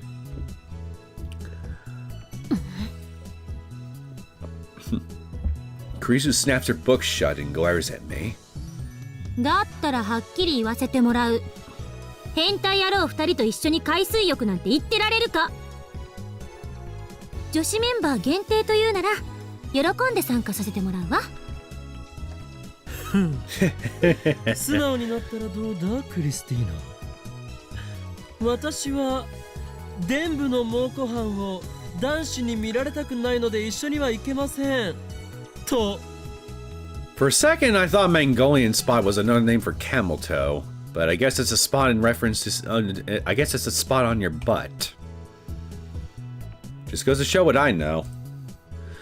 Mongolian spot. A bluish birthmark commonly found on Asian children, usually disappears by the age of 5.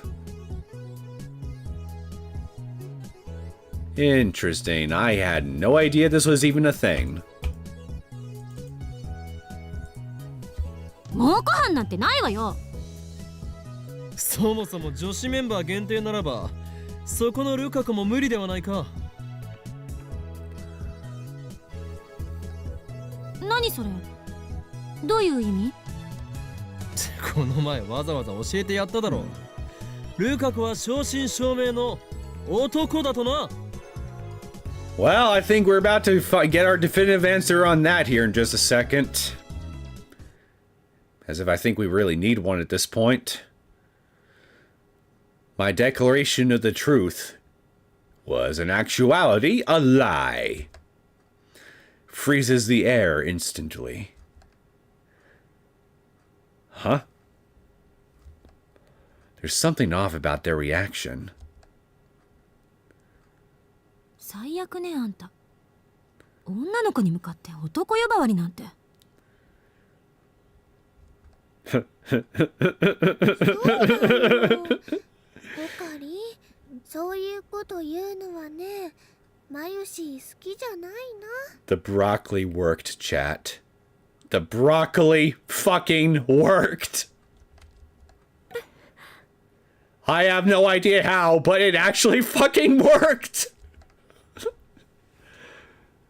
Even Mayuri contempts me.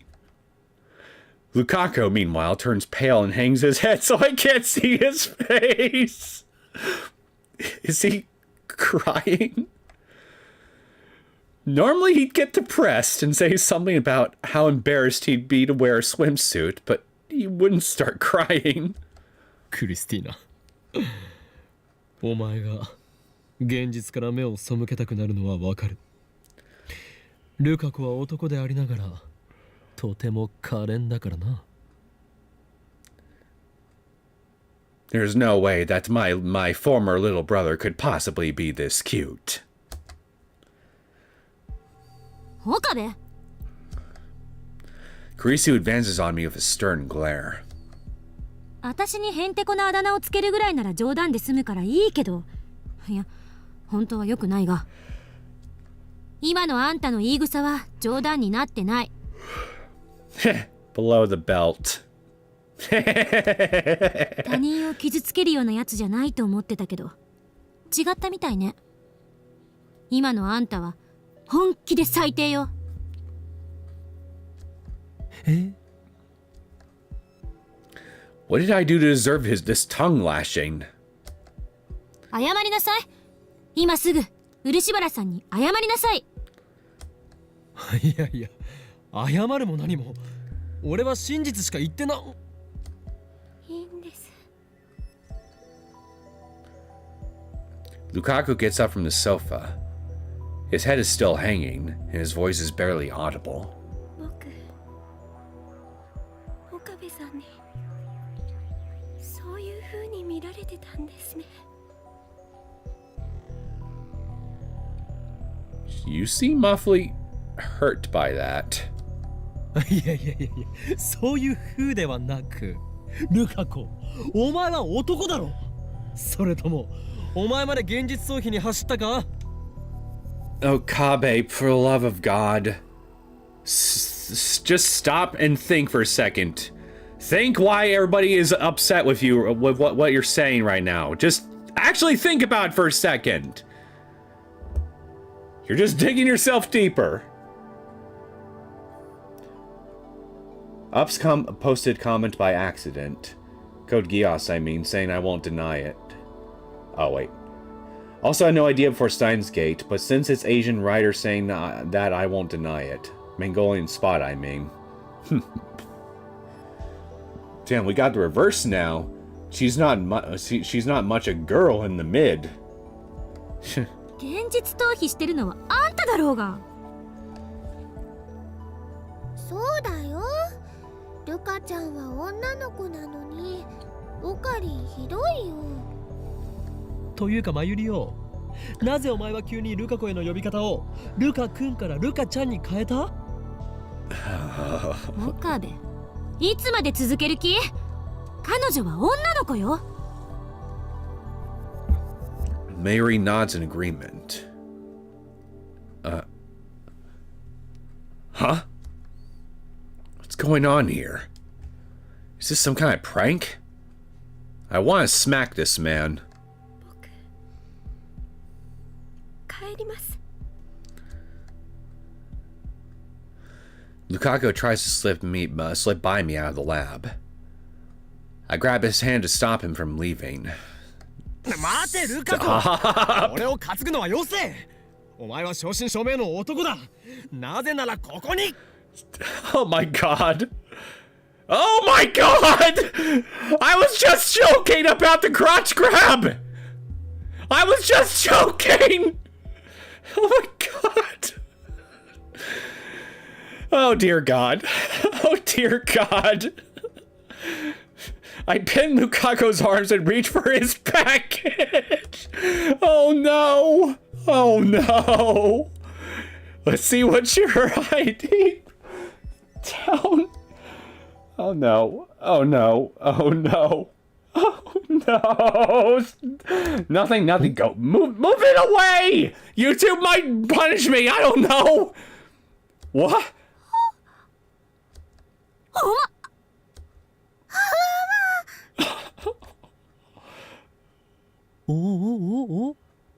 えあれなんで I honestly don't know.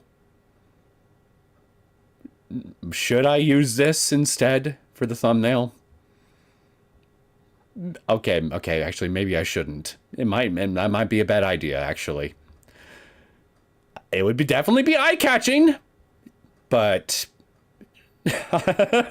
maybe I should show some restraint this time. I feel around some more.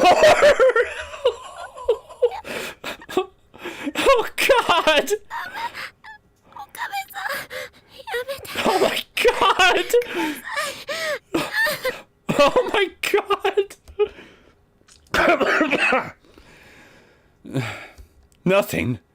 Nada. It should be there. I mean, he's a guy. Isn't he? An electric current runs through my brain. No way. Yes way. So that's what happened. Yes. Are the neurons in your brain finally activating? Are the almonds working? Is the hamster in the hamster wheel finally running? Lukaku, you... The email that I thought had failed was actually a success! お前は女なのか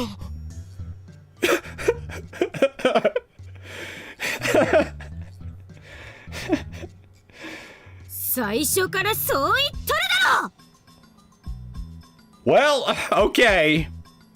If there was ever any doubt before, it's now gone, for sure. Bad. So on the negative side, we're probably about to be flayed alive, you and I, Okabe, for our transgressions against Luka.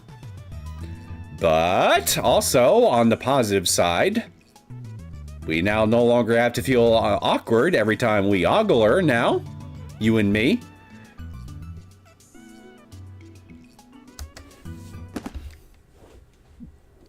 Half second later, Kurisu cracks me over the head with her heavy textbook. Oof.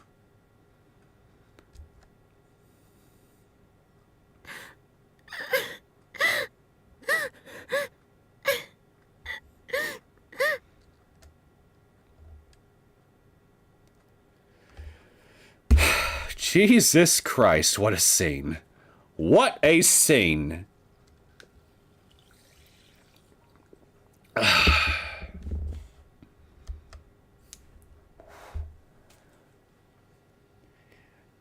Wow. So, yeah, this is definitely gonna make things more than a little awkward between us going forward, I'm sure.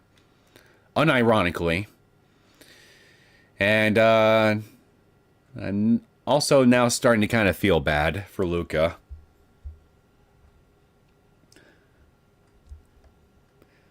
Mayuri is rubbing her back comfortingly. Kurisu, meanwhile, is glaring down at me like I'm something she scraped off the bottom of her shoe. Daru, who arrived a moment ago, is in the corner, trying not to laugh. Apparently Daru is me. Or at least was me. I'm not really laughing anymore. Mostly. Honestly, I can't blame him. Righteous high school girl makes perverted college guy beg for forgiveness. If I had to put a title to this scene, that's what it would be. The top of my head is throbbing.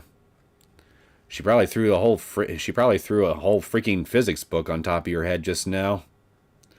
Quantum physics is quite the headache inducer. I speak from experience.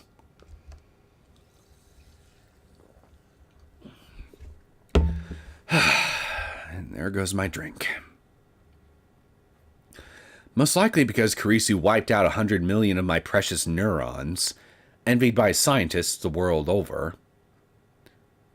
It's a real tragedy due to humanity, I'm sure. I put a moist towel to my head. 一度あんたの頭を切り開いて脳だけ取り出して、よく洗浄してやりたい気分よ。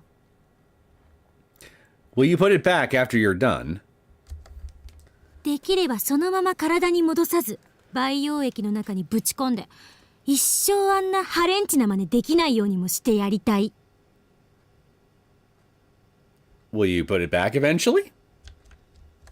とにかく、警察に突き出されないだけ、ありがたいと思いなさい。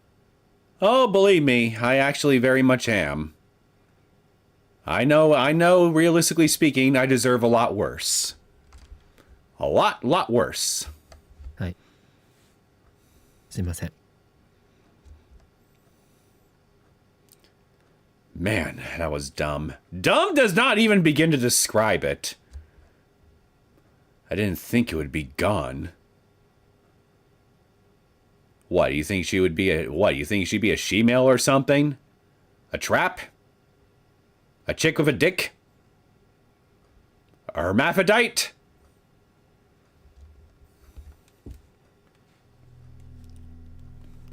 Lukako has become a girl. Her face hasn't changed, and she's flat as a board, but she's definitely a girl. There's no denying what my hand didn't feel. Oh, you felt something. It's just different from what the man would have. Potato, potato, I know, but still. I guess that ridiculous superstition was true. If you eat vegetables, you'll have a girl. Does this count as a scientific breakthrough? Sounds like I personally consider this a practical joke by God himself. Anyway, I better apologize to Lukako.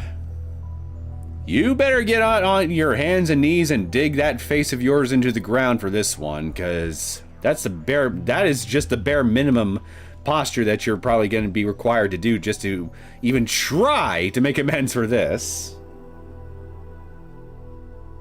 But chances are, I have a feeling that it will somehow work out.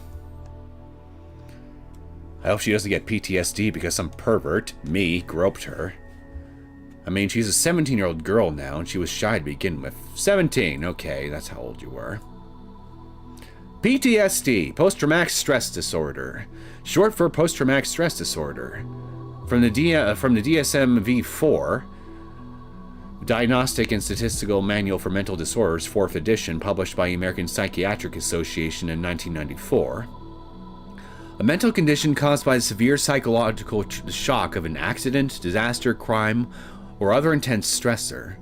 It induces several stress-related symptoms, including emotional instability, insomnia, confusion, and vivid flashbacks. These symptoms are often triggered in a response to stimulus that is similar to the original trauma. A patient must experience these symptoms for over a month in order to be diagnosed with PTSD. I wonder what the time criteria is now in the DSM-5, excuse me. Not DMV. This isn't the Department of Motor Vehicles, man. What am I talking about? Like I said, Okabe is smart, but also really dumb. Yeah, he is. Okabe is just taking your advice. Yeah, I know, and it was bad advice. You should never get advice from me. Ever.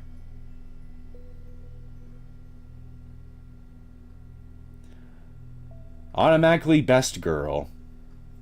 Well, you're not wrong now. Definitely not now. Now I feel bad. Me too. By the way, the whole vegetable thing is based on a real superstitions from 2000. I can believe that, actually. Which, the vegetable superstition, I think you can Google even to this day. I can count a few moments in visual novels that give me slight PTSD even till now. I'm sure I probably can too if I think hard enough, but then I would end up remembering those traumatic scenes from the get-go.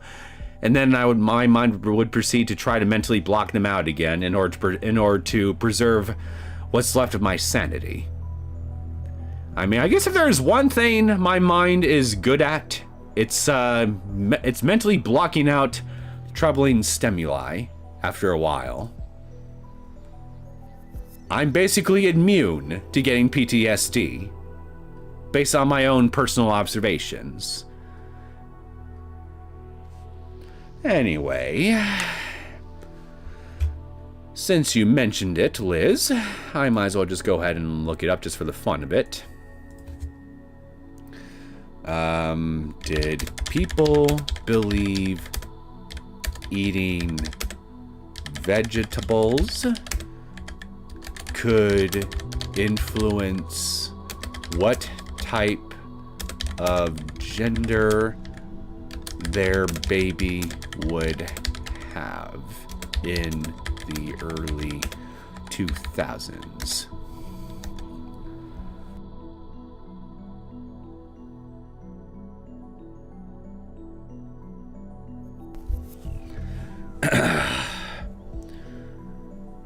Well, going by the search results here alone, it definitely is something that's been talked about. And ever since 2009, 2011, 2020 right here. But just to save ourselves some time, let's see what this says.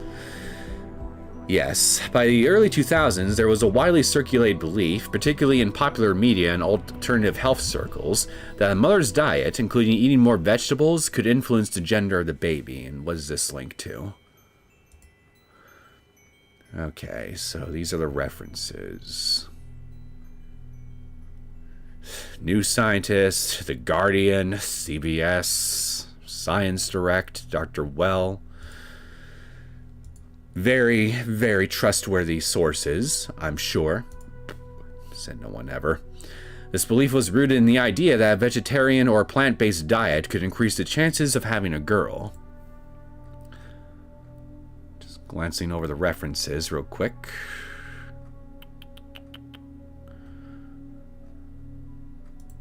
This notion gained traction after a 2008 study published in Reproductive Biomedicine Online by researchers, including Fiona Matthews, which found a correlation between higher preconception calorie intake and a greater likelihood of having a boy.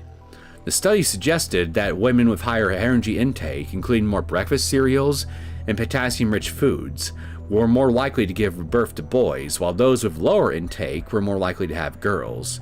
What is the sample size of the study that they had, I wonder? Because if we're talking like, oh wait. Okay, data from 740 British women who were unaware of their fetus's gender. Wait, that's it? Only 740 people was the sample size that they used? That's tiny. That's ridiculously small. How could... You can't get any reliable data from someone that small.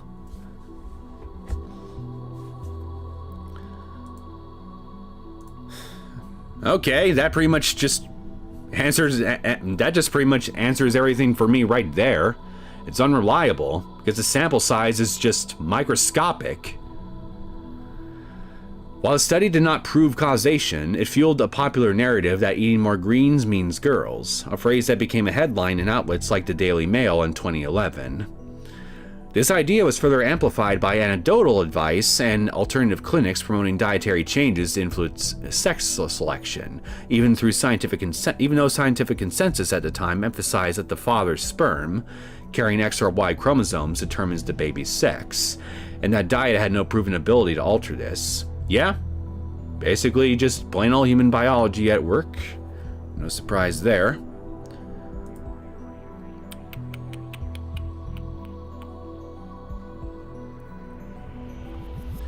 Thus, while not scientifically proven, the belief that vegetarian or vegetable-heavy diets could lead to daughters was a prominent part of pregnancy folklore and media discourse in the early 2000s. Yeah, the problem with a lot of studies that push narratives like these is when you take the time to actually look at, number one, look at a lot of their sample sizes and actually think about how big or either how small a lot of them actually are, and then number two, you actually look into the methodology behind the studies themselves, how they collected their data, and what specific criteria they were searching for, etc., etc. You can actually discover that there are a lot of studies that are commonly followed upon, even in the current scientific community, and you'll find that a lot of them have very questionable foundations, so to speak, just by virtue of the shaky foundations regarding the origins and the methodology of the studies themselves. And a lot of the time that's on purpose because, surprise, surprise, there are actually a lot of think tanks and scientific groups and advocacy organizations that intentionally try to push various kinds of studies with various types of narratives attached to them, in order to basically play politics within the scientific community. Also, probably to also get funding for research grants and other things of that nature as well. So money is also another factor behind a lot of it too. So even though I was just saying it was a bad idea it's normally a bad idea to get advice from me, this is one instance where I will say that you probably should follow my advice on this one, and that being, whenever you're looking at any kind of scientific study on anything, try to take the time to look at all the finer details of the study itself, so you can better understand what exactly it is that the study itself is saying. And also take things like sample sizes into the equation too, when you go over what it is this study is trying to present. Because if you're dealing with studies that are trying to push a narrative or a story or offer some kind of suggestion on a wider societal phenomenon, then it helps to have an adequately large sample size that could better show a possible link that could give more credence to whatever it is that the study is trying to advocate for or propose, whatever. But if we're talking about sample sizes that are just in the triple digits, for example, when it comes to the amount of participants, you should normally take studies like that with a huge grain of salt because of how ridiculously small those sample sizes are. Because, again, we're talking about something that involves conception in this case. Specifically, how to alter conception. If you're gonna do a study on something like that, I would think that having more than triple-digit numbers of participants involved within a research study of this type would be infinitely more helpful in order to actually try to get better and try to get better data to analyze and confirm and better confirm beyond a shadow of a doubt whether or not there's any credence to what the study is trying to propose. Doubly so if other study groups can actually take the same methodology that the original study uses and is able to replicate the results. Because that's another reason why being transparent about the methodology behind your studies is crucial when it comes to forming any kind of scientific consensus, in an ideal world at least, is because you want other scientists to be able to replicate the methods that you used in order to achieve the results of your own study. So that way, all these groups that may take issue with whatever it is that your study is saying for whatever reason, they can do this. They can do the experiments themselves, come to the same conclusions if your experiments hold any weight, and see for themselves, hey, wait a minute, these guys here might actually be onto something. And there you go. And that's how a consensus, how a proper scientific consensus can be formed. Ethically, of course.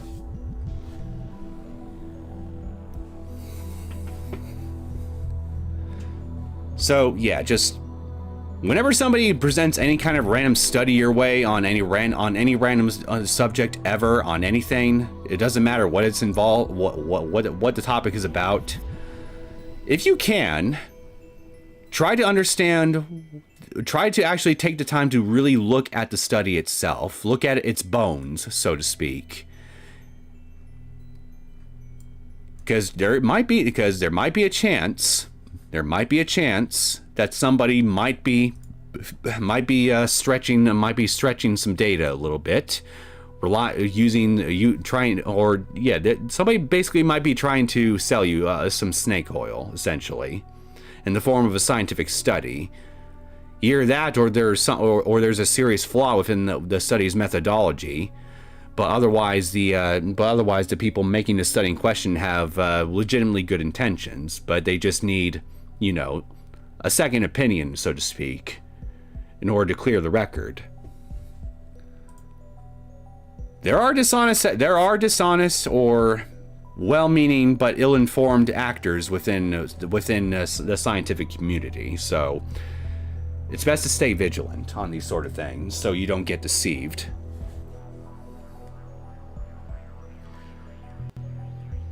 Yeah, there are people who get offended by the scene of vegetables affecting sex, but this is what Science Adventure is about. Weird conspiracy theories like Committee 300 coming to life. Yeah, in that sense, it kind of reminds me of the X-Files, where that whole show's entire shtick is essentially conspiracy theories being brought to life, whether they involve aliens or even, on occasion, supernatural elements. In essence, it's basically the same thing, so I mean, if that's what Science Adventure is basically all about, then the way I see it, anything goes.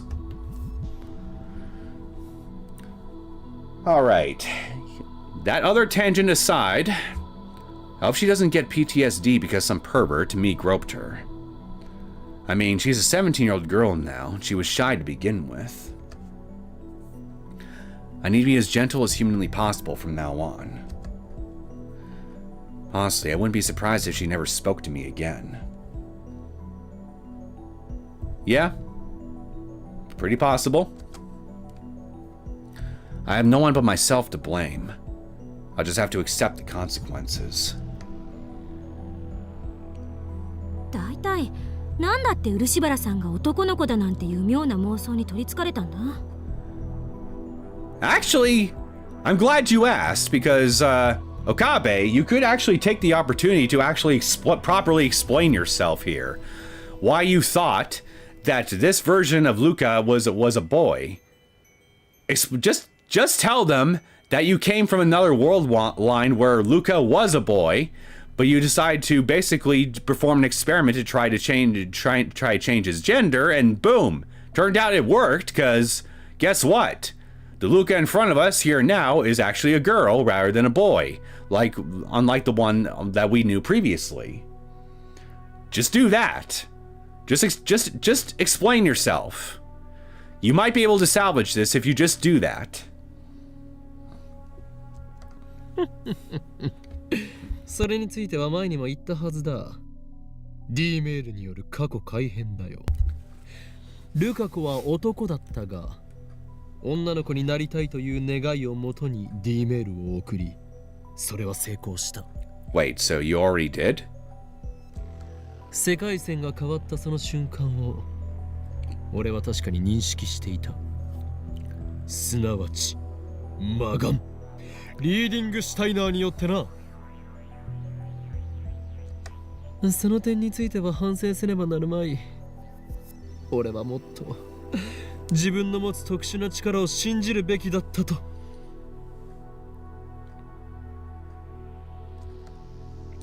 Kurisu calmly readies her book above her head. また食らいたい？いや、本当なんだ。これについては信じてくれ。この現象を理論立てて説明するとだ。D メールを送るたび、この世界が辿ってきた歴史が変わる。つまり過去が変わる。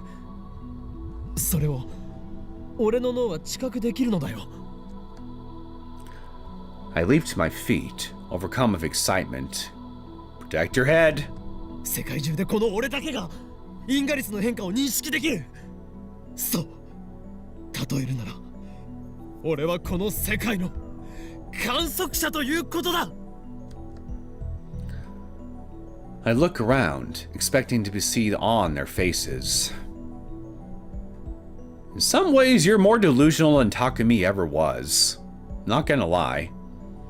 It's actually kind of incredible. いいから座れ。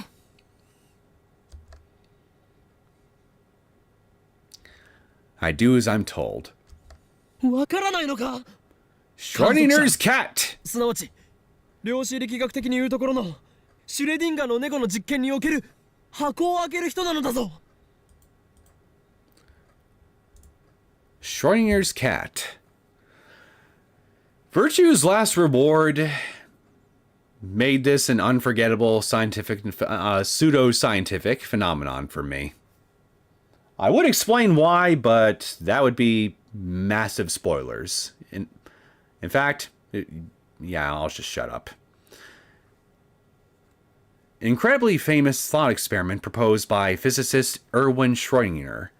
Schrödinger intended it as a paradox that would refute quantum theory, but it has since been proven to not be a paradox. It is often referenced in fiction as an example of the complexities of quantum mechanics. The thought experiment is as follows.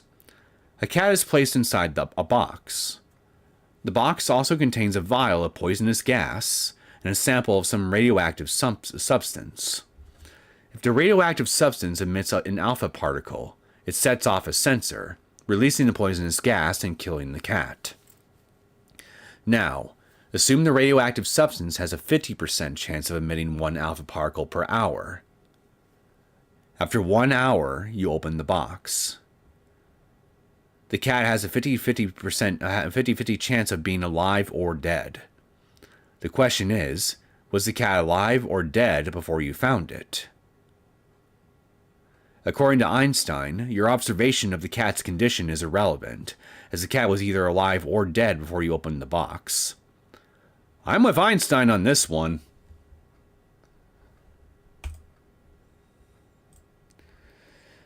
Yeah, the Schrodinger's cat thing was something that I will admit I had trouble grasping at first, but again, Virtue's last reward ended up showing me a really good example of it in a way that's just stuck with me ever since. And again, that's all I'll say on that for those who haven't played Virtue's Last Reward before.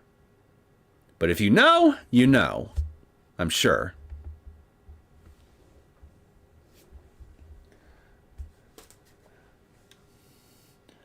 Two comments I forgot to post. Japanese Oban reminds me of a holiday we have here instead of Halloween.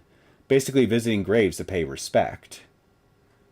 Sounds to me like Poland and Japan have more than a few cultural similarities, based on all the stuff you've been telling me about your country so far.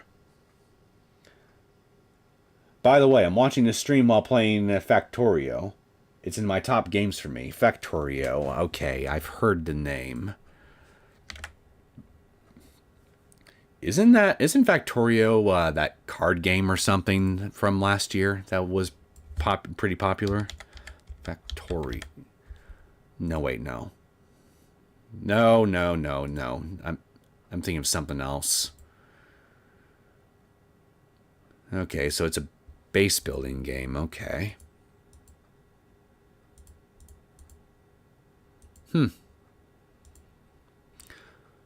Okay, Factorio is a game about building and creating automated factories to produce items of increasing complexity within an infinite 2D world. Infinite, eh?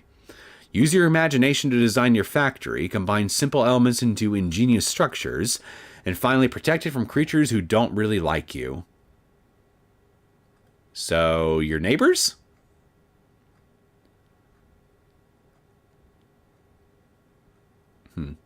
This product has experienced one or more periods of off-topic review activity. Based on your preferences, the reviews within these periods have still been included in this product's review score. What happened? Was there a bad update for this thing? Oh, I see it. Right here. Ooh, look at that. Apparently on July 1st, 2022, there was quite the influx of negative reviews.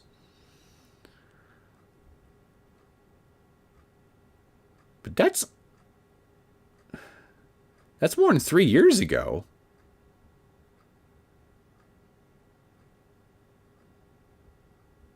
Okay, I guess it doesn't matter. But anywho, yeah, definitely not the kind of game I normally play, for sure. But it did ring a bell, so I wanted to check it out anyway.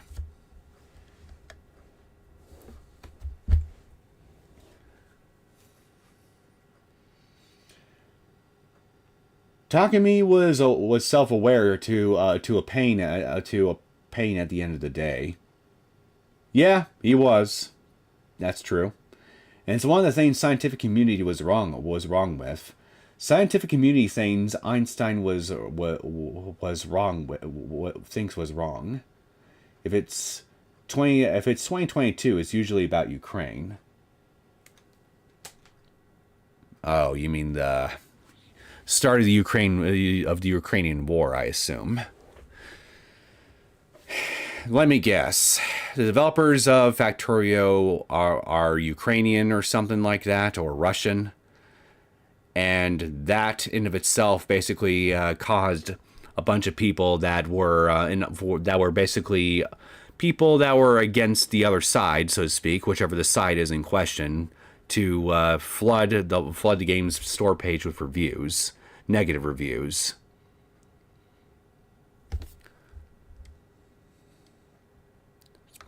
Probably something like that. Do I still have it up? Woob Software. Okay, Woob Software Ltd. Okay. Nah, I don't need to copy this. I can remember this. Woob Software Ltd. Let's see what information I can pull up on them. Is a Czech video game developer. Okay.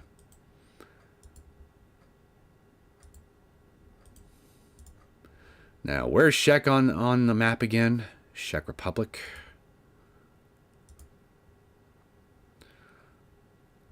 Okay, so Czech is right here. Okay, dark green is the Czech Republic. Light green is the rest of the European Union. Okay, so Now, where are they in relation to Russia and Ukraine? So we got Russia right here, so let's see. Okay, UK's right there. I need to zoom out. Okay, there we go.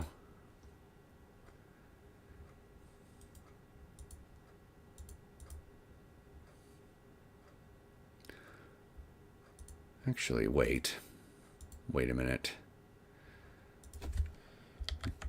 I think Ukraine is on the left of Russia on the world map. Yeah, okay, here they are. Yeah, they were right on the border. That's right. Okay, so Ukraine is right here.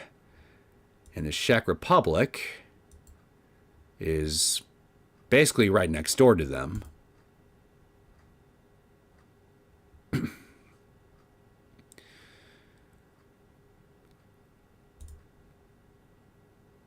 So, yeah, I'm assuming they basically got involved in the whole discussion by virtue of being a country that's neighboring Ukraine. Okay. If that's indeed what the case is...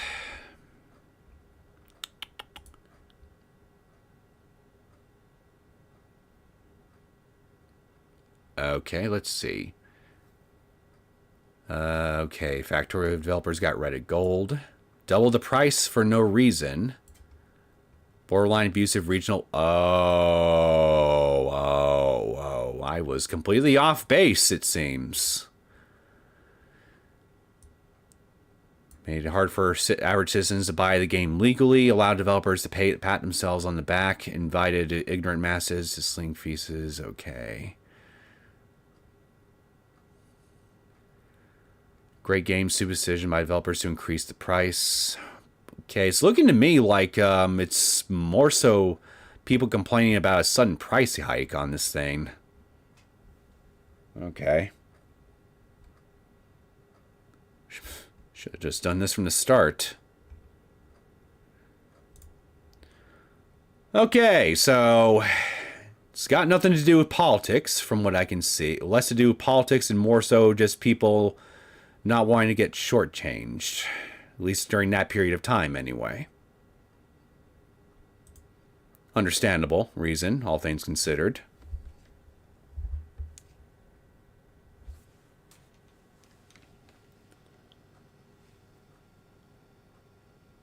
I don't know, but they could disable sale of this game in Russia for all I know. Anyway, what I meant is that the quantum theory is one thing scientists think Einstein was wrong with, because Einstein refused to believe that our world could be based on luck, which is quantum mechanics.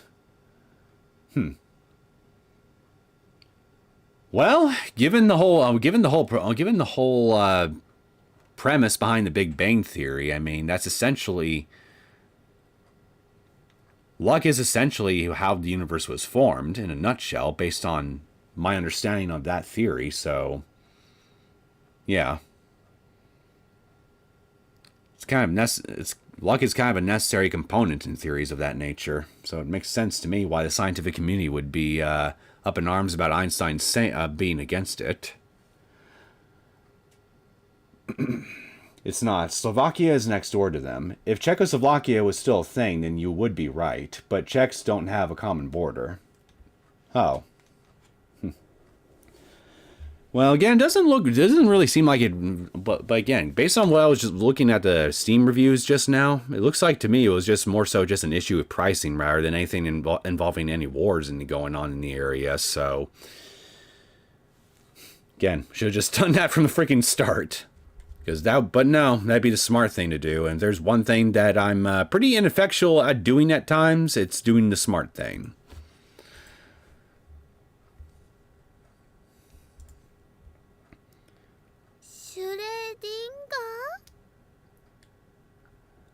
I think I will keep going with this stream for about another 40-ish minutes, give or take. And then after that, I'll bring it to a close. I'm assuming that will be just enough time for us to definitely get through this scene for sure. うわ、出たよ、シュレディンガーの猫。日本人のシュレディンガー好きは異常。あんたも日本人だろ。もううんざりって感じっすわ。猫が可愛いのは認めるがな。Kite.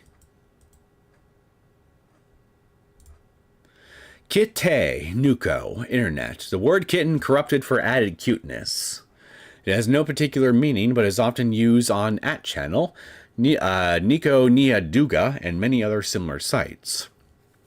The spread of the word proves that the true popularity of cat pictures and videos on the internet is something that can't be understated. People love cats. Just like people like giant robots. It's a universal constant. People have been loving cats.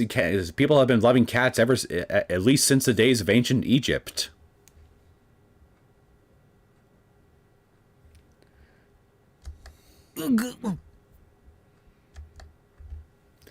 Daru's absolutely right. Whenever an anime wants to use quantum mechanics, the characters always talk about Schrodinger's cat. Maybe I haven't watched enough scientific-themed anime recently, but I personally haven't noticed this. とにかく俺はそういう特殊な力を宿す魔眼を持っている。その名をリーディングシュタイナーと呼ぶことについては以前説明した通りだ。そのリーディングしたいなって名前、バカっぽいからやめろって私も以前言ったはずよね。Just because the name is stupid does not mean the thing itself is wrong, milady. いかにも和製英語って感じ。漫画の必殺技みたい。Sure, it's Saturday. I can go to the swimming pool at any hour. Or Sunday, I guess, since it's 4:30 a.m. Yeah, it is Sunday for you now, isn't it? 7:30. It's 7:30 for me, and still Saturday.「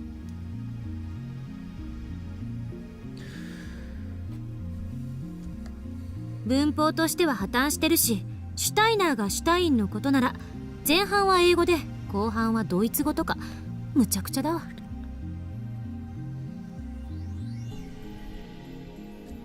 ちなみにこれはシュタインズゲートだっけ？それにも言える。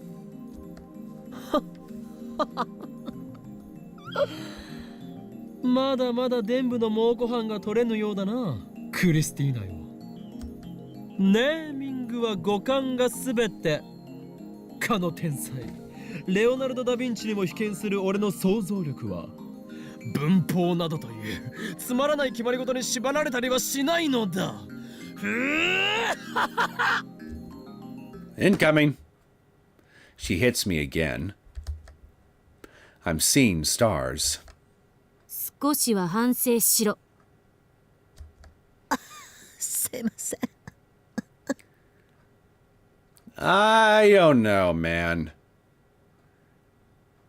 Is his remorse truly sincere if it's being heavily influenced by an output of pain?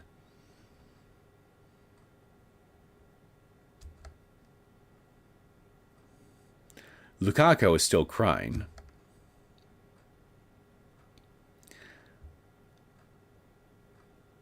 As punishment, I spend the next 30 minutes on my knees under Karisu's watchful eye. If I slouch for a second, I get the corner of her book, excuse me. That poor textbook. I'd accept being told to die pervert if it were coming from Lukaku. But why the hell is Karisu butting in? I didn't do anything to her. Well, that's easy. Luka is a gentle soul. Karisu? Not so much. Does she think she's one of those class president characters? Anyway, I flee the lab as soon as my punishment is over. The silent pressure from the girls is just too much to bear. I step into the sun and stretch. My legs are numb from the kneeling, so I can barely stand straight. At that moment, the Brawn Tube workshop door opens, and out of it comes part-time warrior. Hey, Rika.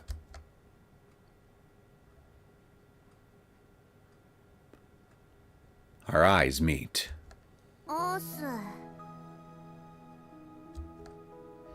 She's less energetic than usual. The big guy working you hard? なんでそんなふにゃふにゃしてんの？ I got beaten senseless with an English textbook for the past 30 minutes anytime I wasn't sitting up straight. What about you? Did you spend the past 2 hours scrubbing some CRT TVs? こういう体操があるのだ。知らなかったな。 Suzuha answers listlessly as she sits down on the bench. When she aimlessly gazes skyward, I follow suit. Huge clouds are slowly swallowing the blue. A helicopter flies overhead. I can hear its propellers slicing the air. 絶好のサイクリング日和だね。そうか？ It's so damn hot. How can you exercise on a day like this? How can you not? It's perfect weather for exercising.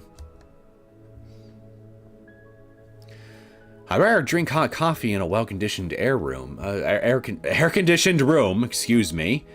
Can't even read right now, while browsing the net. God, me being drunk made me think about, hey, Rika, more than it should. Hey, they have the same voice actor.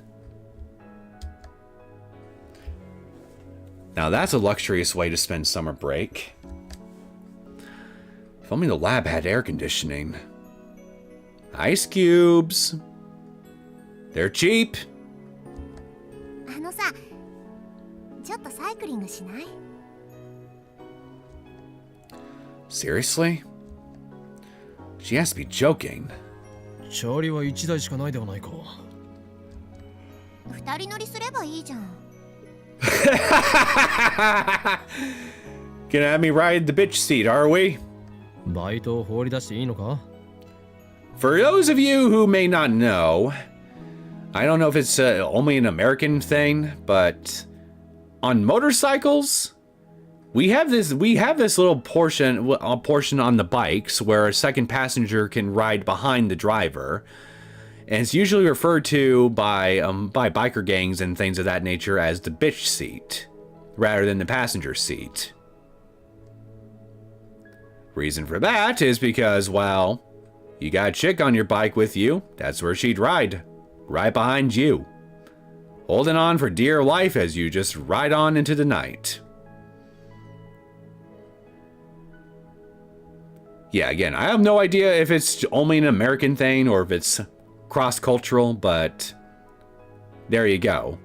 A little bit of American trivia for some of you guys.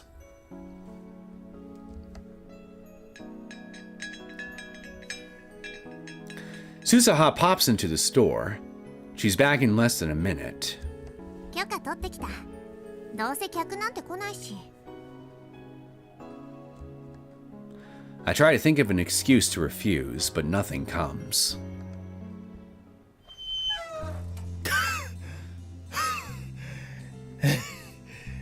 俺はマッドサイエンティストでサイクリストではないのだぞ。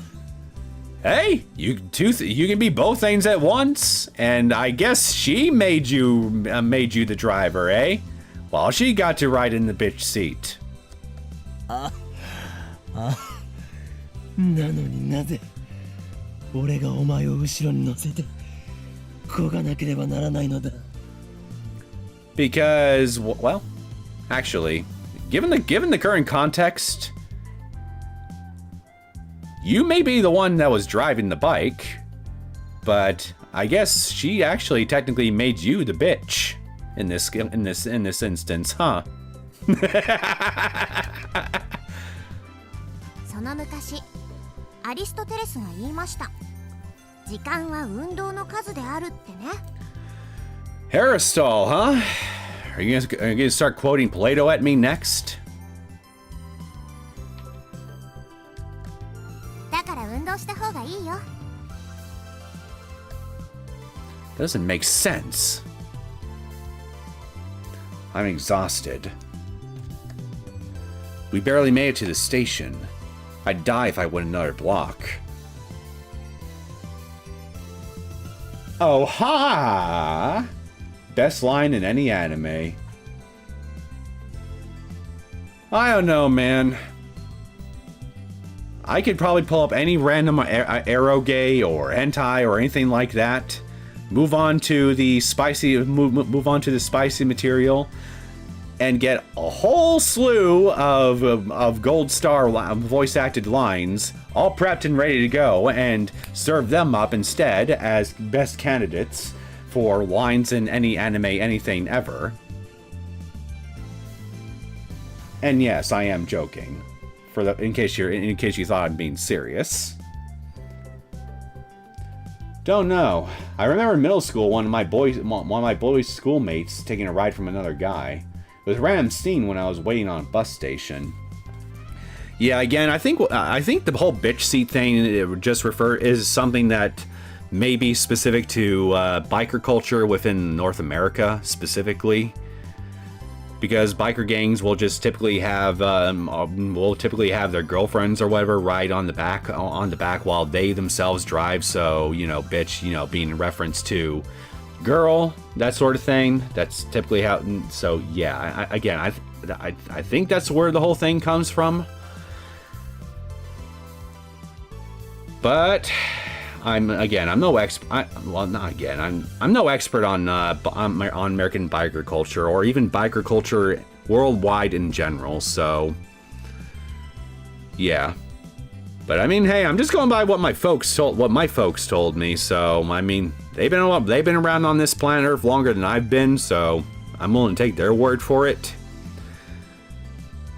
They wouldn't lie to me. Parents aren't supposed to lie to their children. Even though they lied to me about Santa Claus.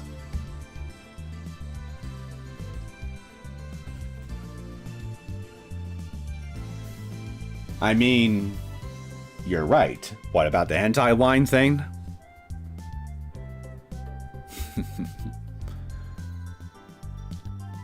Well,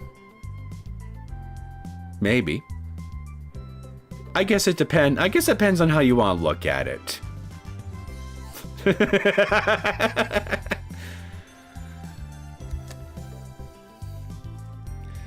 This was a terrible idea. I should have known better. I get off the bicycle and sit against a station wall. Susaha sets the bike against the wall and crouches next to me. Sitting on the ground is undignified for a man of my stature, but no matter. I just need a few moments to catch my breath. I watch the crowds of people move past. Nearly all of them are men. Here and there I see people carrying large boxes, most likely PC parts or appliances. There isn't an anime poster in sight. I bet you right now, this part of town would be very empty if they were going through the current RAM crisis like we are. Because all the PC appliances would be skyrocketing in price. This place would be a ghost town. When Akiba changed, so did the people who visited it. This atmosphere is kind of retro. It's the Akiba I've only seen in pictures. Akiba at the end of the 20th century. The electric town in its purest form. It has risen from the ashes of the past, and the only one who knows it is me.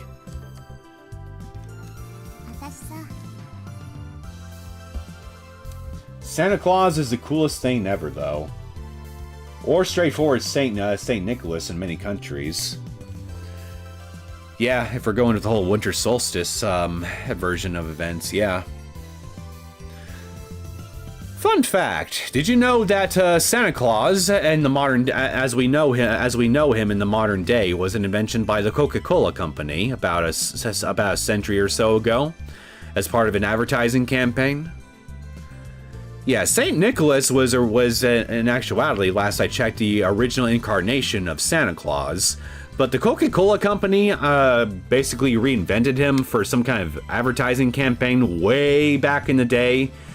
And they basically dressed him up in a red and white suit to basically match the color of their logo, the Coca-Cola logo, the whole red and white bit.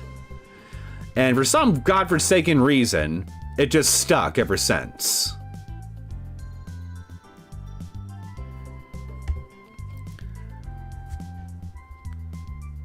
Saint Nicholas has been censored out of existence of the public consciousness. All we have now is a corporate replacement! You know. Suzaha murmurs.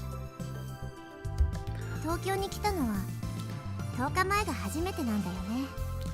But I will admit one thing. Even for a corporate replacement, Santa is pretty cool.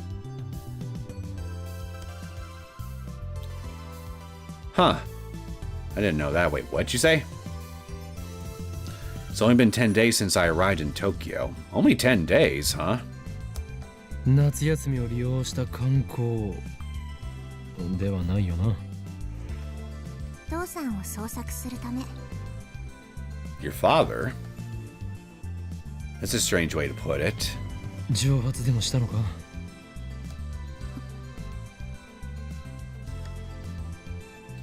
I meant it as a joke, but Suzaha looked so serious. I hope I didn't screw up again. もう何年も会ってなくて、この町にいるのは分かってるんだけどさ。 And how do you know that exactly, if you don't mind my asking? しかし、ならばバイトなどしている場合ではないのでは？ 999's story about Black Santa and White Santa is still the coolest. You're talking about 9 hours, 9 persons, 9 doors, right?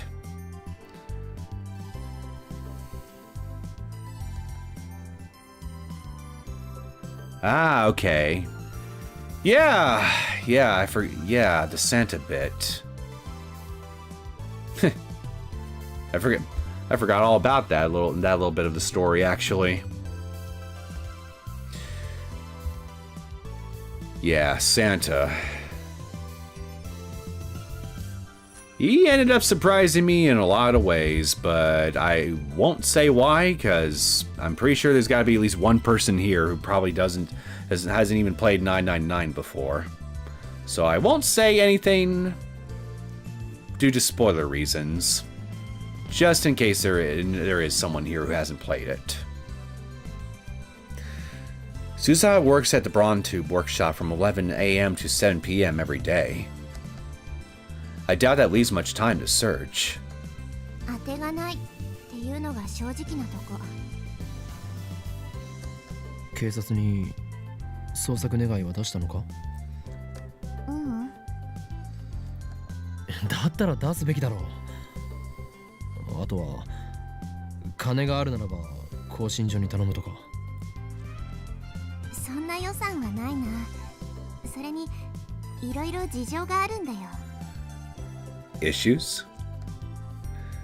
Issues. たださ、一回だけチャンスはあるんだ。One chance. そのチャンスが明日なの。明日、ある場所に現れるかもしれなくて。Tomorrow, 8/9. August 9th. A certain place. That has a rather ominous ring to it. Could her father be some kind of fugitive? Either that or a public figure. I stay silent, unable to think of a response. そのチャンスを逃したら、私私もこの町を離れなきゃいけない。離れるとは地元に帰るのか？行かなきゃいけないところがあるからさ。私も多忙なわけよ。A parallel priority engagement. Parallel. Interesting choice of words. What? もともと明日会えなかったら諦めるつもりだったし。不安なのだな。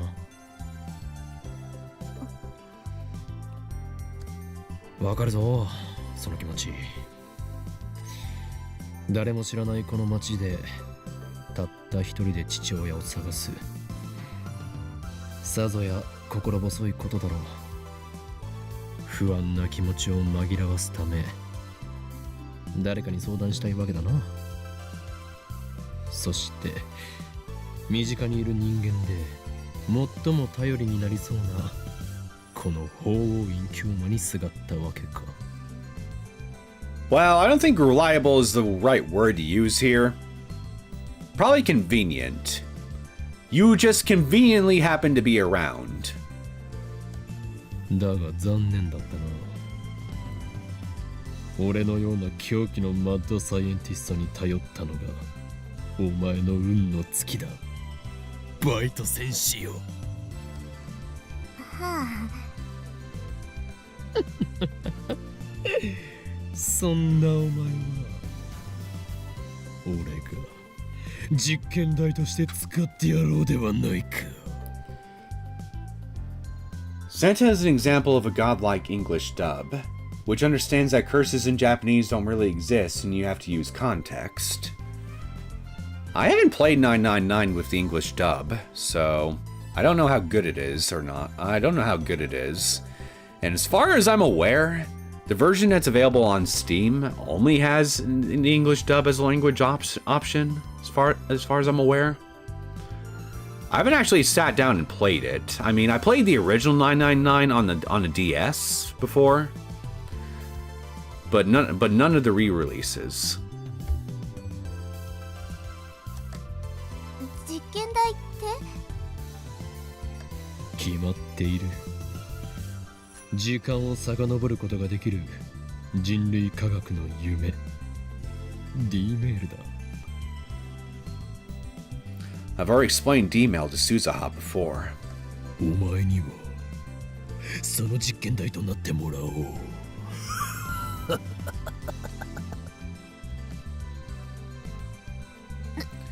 どうするの？ Suzaha takes a step back. She finally realizes the danger she's in. So you admit that you're dangerous? 何？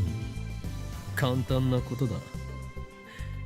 俺は今 D メール検証実験のデータを少しでも多く求めている。You know what?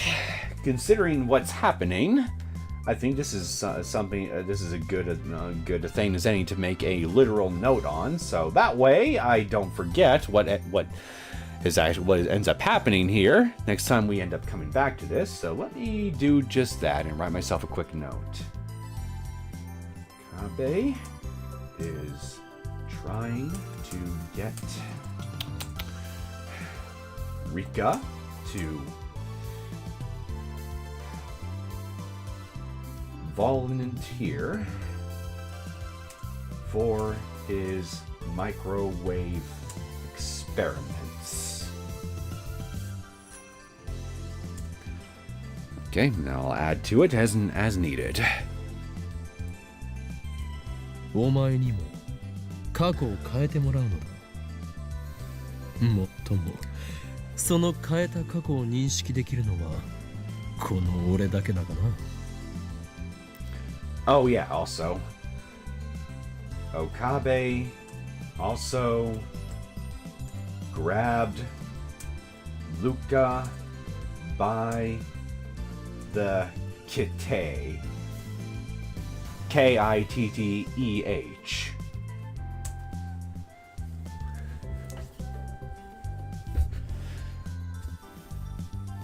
非道だと思うのならば勝手にするがいい。だがお前はもはや俺の毒牙にかかった子羊。逃がしはしない。そうだ、いいことを思いついたわ。お前が過去へ送るメールの内容についてだ。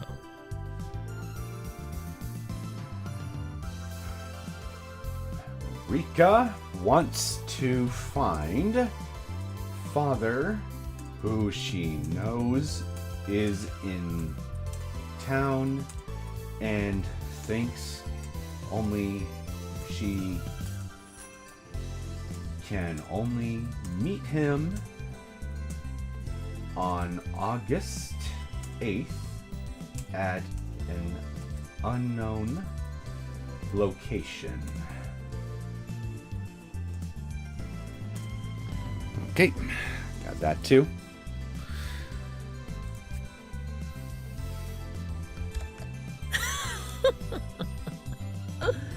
いいか、よく聞け。お前は蒸発する前の父親へとこうメールを送るのだ。娘を置いていくなとな。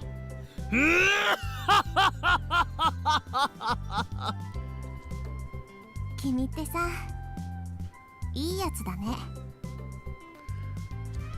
なになんかちょっとだけ楽になったかも。お前、俺を侮辱するつもりか。俺はいいやつなどではない。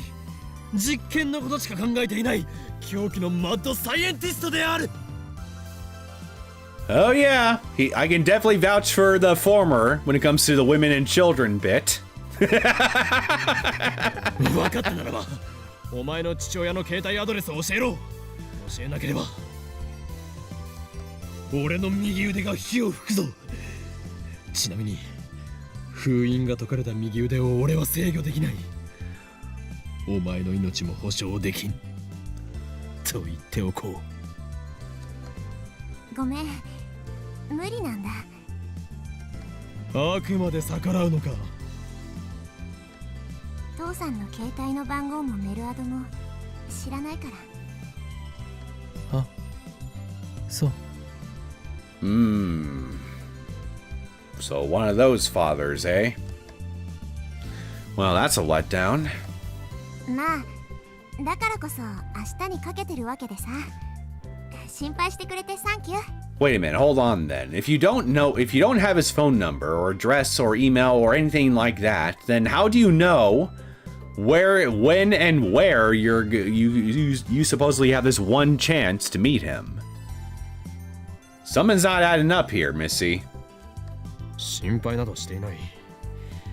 実験台にできなくてがっかりしているだけだ。でもすごいね。メールを過去に送れるなんて人類初のタイムマシンじゃん。ふん、すごいのは当然だろう。なぜなら俺はホーイン京馬だからな。Do you know Japanese? Because I think subtitles should be close enough even if you didn't play dub, unless they change them when porting the game.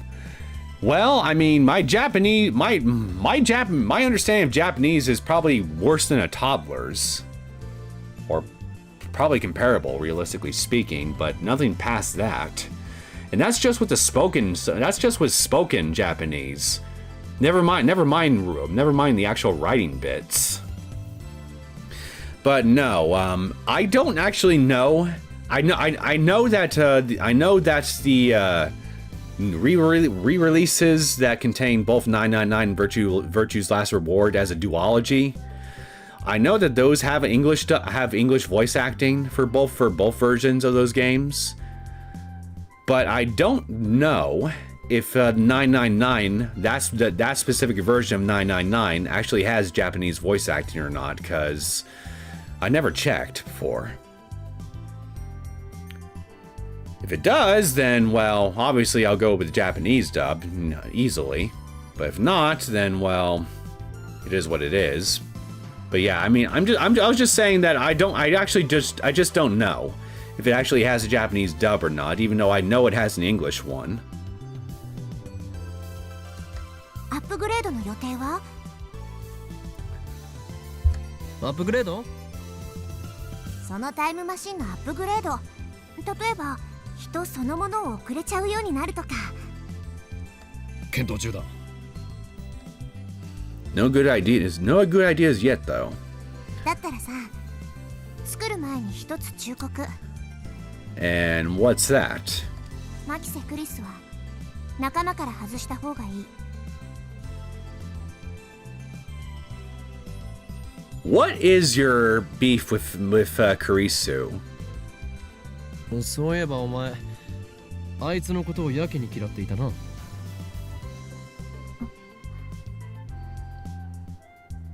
Can't tell me, huh? さてと、そろそろ工房に戻らなくちゃ。Alright, I'll make a note of this too, because obviously it's important. Suzuha still insists. Well, not still, this is the first time she insists on keeping Kurisu out of the experiments.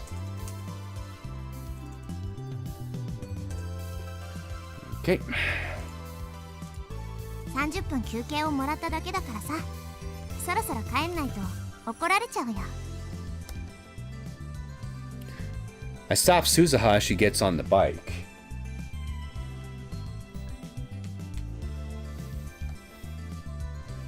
明日は父親と会えても会えなくてもラボに来い。なんで？お前の昇進を利用して D メールを使わせてやる。さすがマッドサイエンティスト、悪逆非道だね。もし父さんと会えたなら行くよ。その時はみんなで祝福をあげてよね。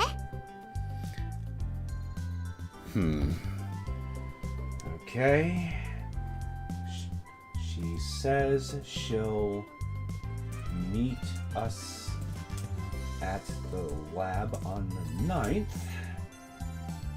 if she successfully meets her father. Okay.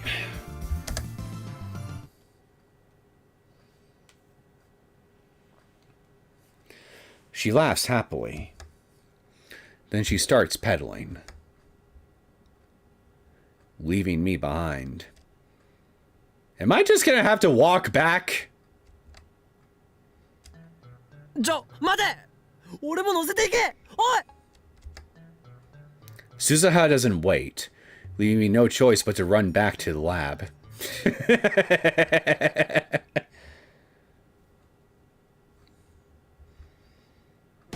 これより作戦名エルドフリームニルの概要について説明する。 Okay, we got two things, a tip and a freaking email. Now what's this? Going to infiltrate now. What should I do next? What should I do? I'm so nervous. I can't see my own heart, like peeking through frosty glass. Wish me luck, over and out. Okay. I wish you all the luck. And what do we have for tips? Eldrimner. Shinobyu, okay. In Norse mythology, the large cauldron used to cook for the gods.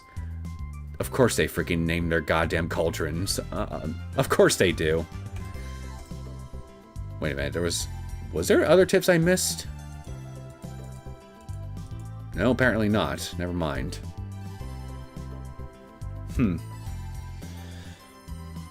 Suzuha Colonel. I'm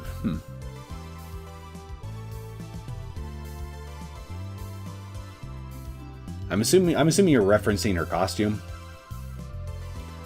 999 port has new English acting. Virtue's Last Reward has old one except for one character and epilogue. Pretty sure you could use Japanese one if you wanted. I'll have to just install my copy of the duology on either my Steam Deck or something and just check. Just for the fun of it. Anyway, perfect timing, because I think this is as good a spot as any to leave things for now. So I guess we more or less have a clear understanding of what to possibly look forward to, or not look forward to, rather, in the next episode. Namely, the fact that we've probably traumatized Luka a good bit with our stupidity. And everybody is rightfully pissed off at us. But on the plus side, possible plus side at least, we might have Suzuha coming into the lab. And, well, today, it's August 9th today. There you go. I see the date right up there in the upper left corner. So it's possible we might end up seeing her pop over at the lab for a visit, depending on how her visit with her daddy dearest goes.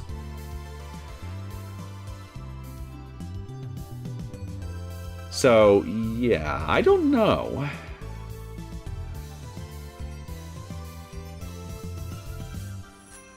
A lot of the conversation that we had with her just now, some of the choice of words that she used throughout here was very interesting.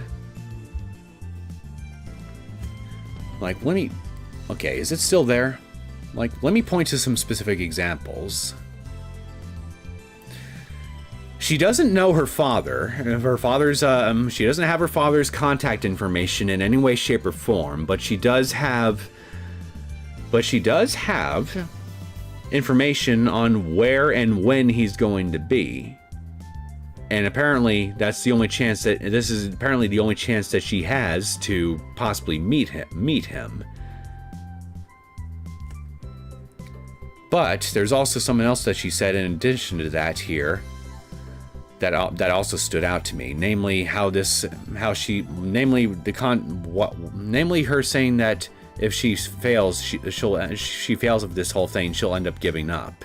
So that tells me that she's definitely been trying to meet up with her father for a while, although given the rather vague nature of the conversation itself, I can't tell. Well, she doesn't really explain the exact nature of any previous attempts she might have had meeting up with him.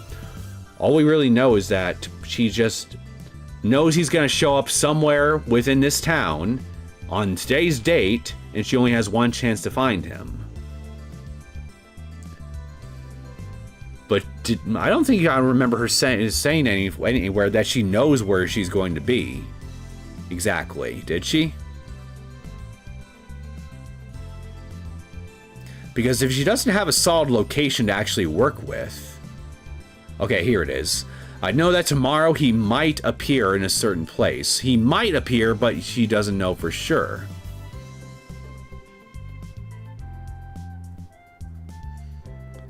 If you miss that chance, then you'll have to leave. And when we ask when you go back home, she says not exactly. She has a parallel prior engagement.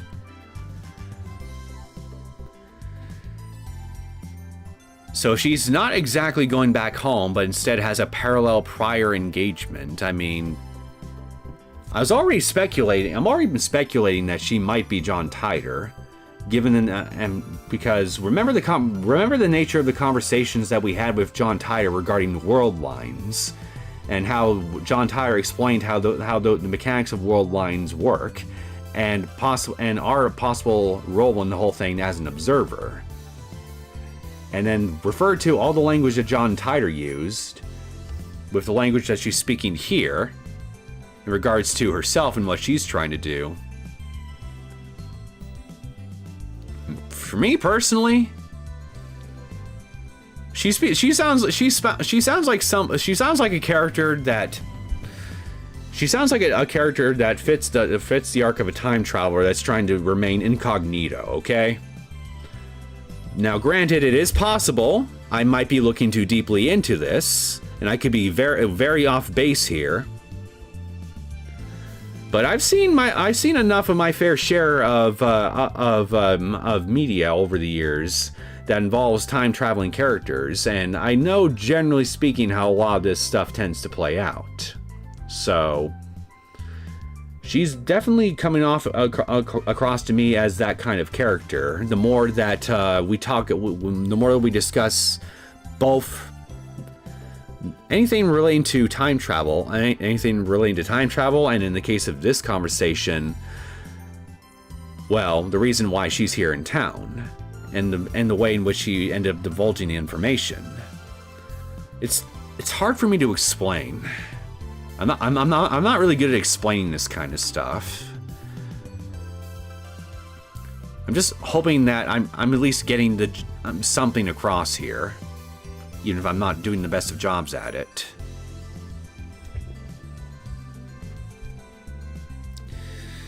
But all I know is that the more that I interact with her and the more that I learned about her, the more suspicious I get in regards to her true identity. There's definitely more to her than meets the eye for sure. And, oh yeah, I almost forgot. Her strange animosity towards Kurisu, which she refused to elaborate on when we directly pressed on her in that regard. Remember how the whole story of this game started? We uncovered Kurisu having been murdered. Wait a minute.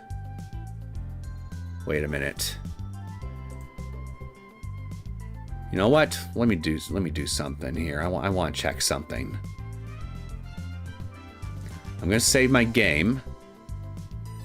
We're going to go to the title menu. What was the date of the original conference that we all started in?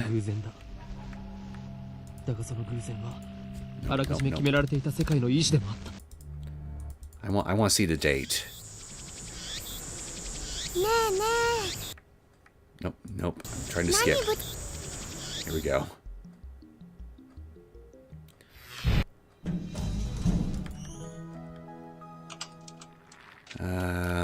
Hold on. What the fuck is he wearing?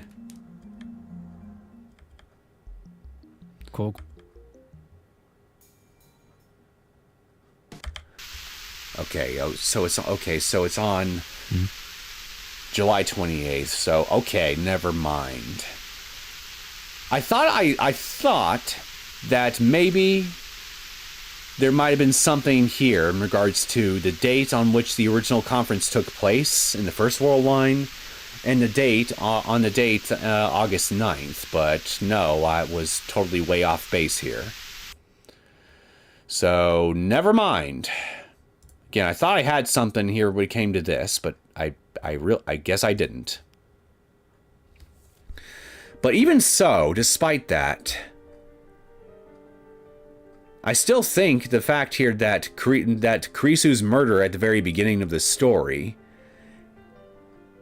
that's still an important plot point, because we still haven't come across any information at all since the start of the story, and that could help us explain why Kurisu was murdered in the original world line to begin with.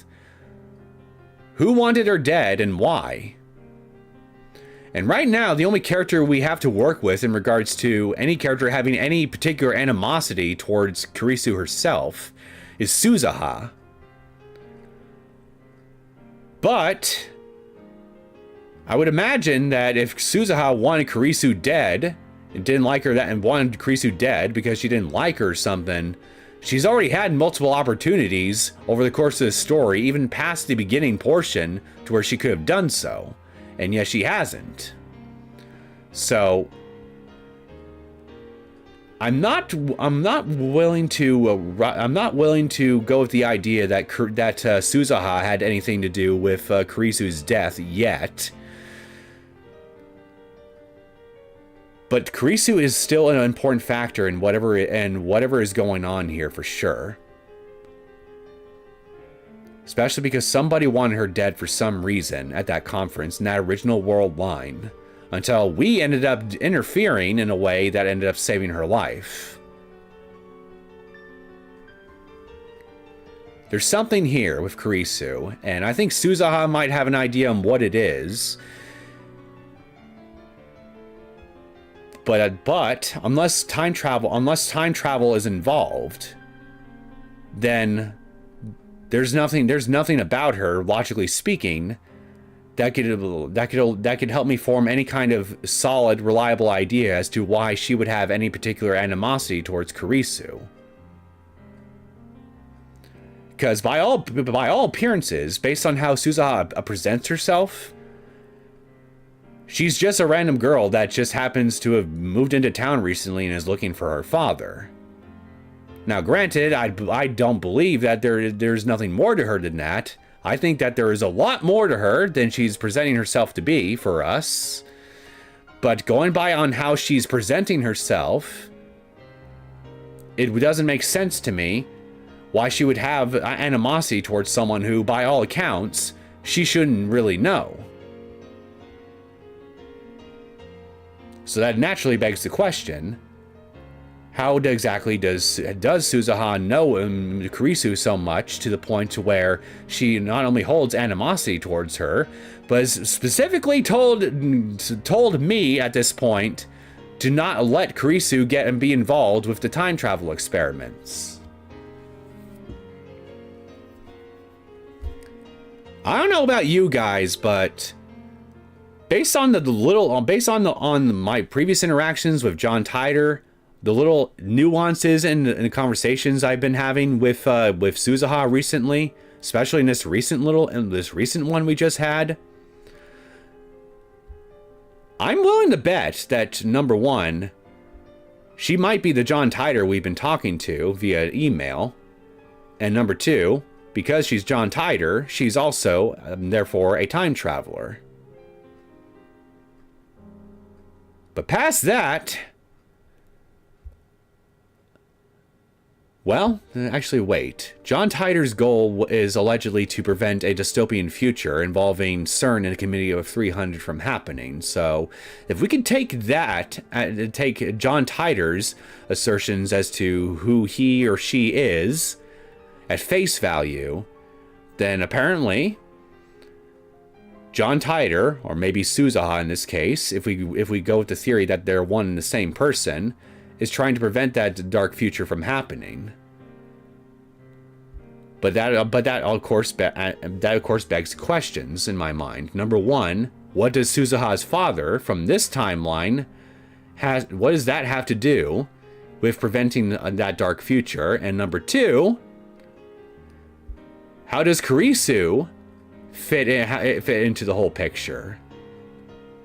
Because she clearly does. Because again, she just told me flat out I should not have Kurisu involved in the time travel experiments, and yet we're doing just that. And when you remember that the conference that she was killed at originally was all about this one scientist guy talking about theories relating to time travel, and she happened to be there when she was killed.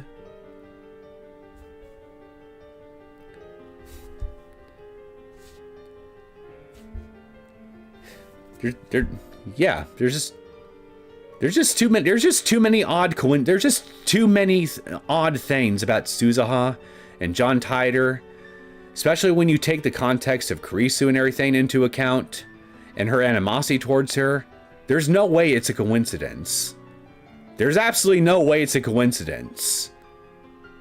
All these things, they're all related to each other.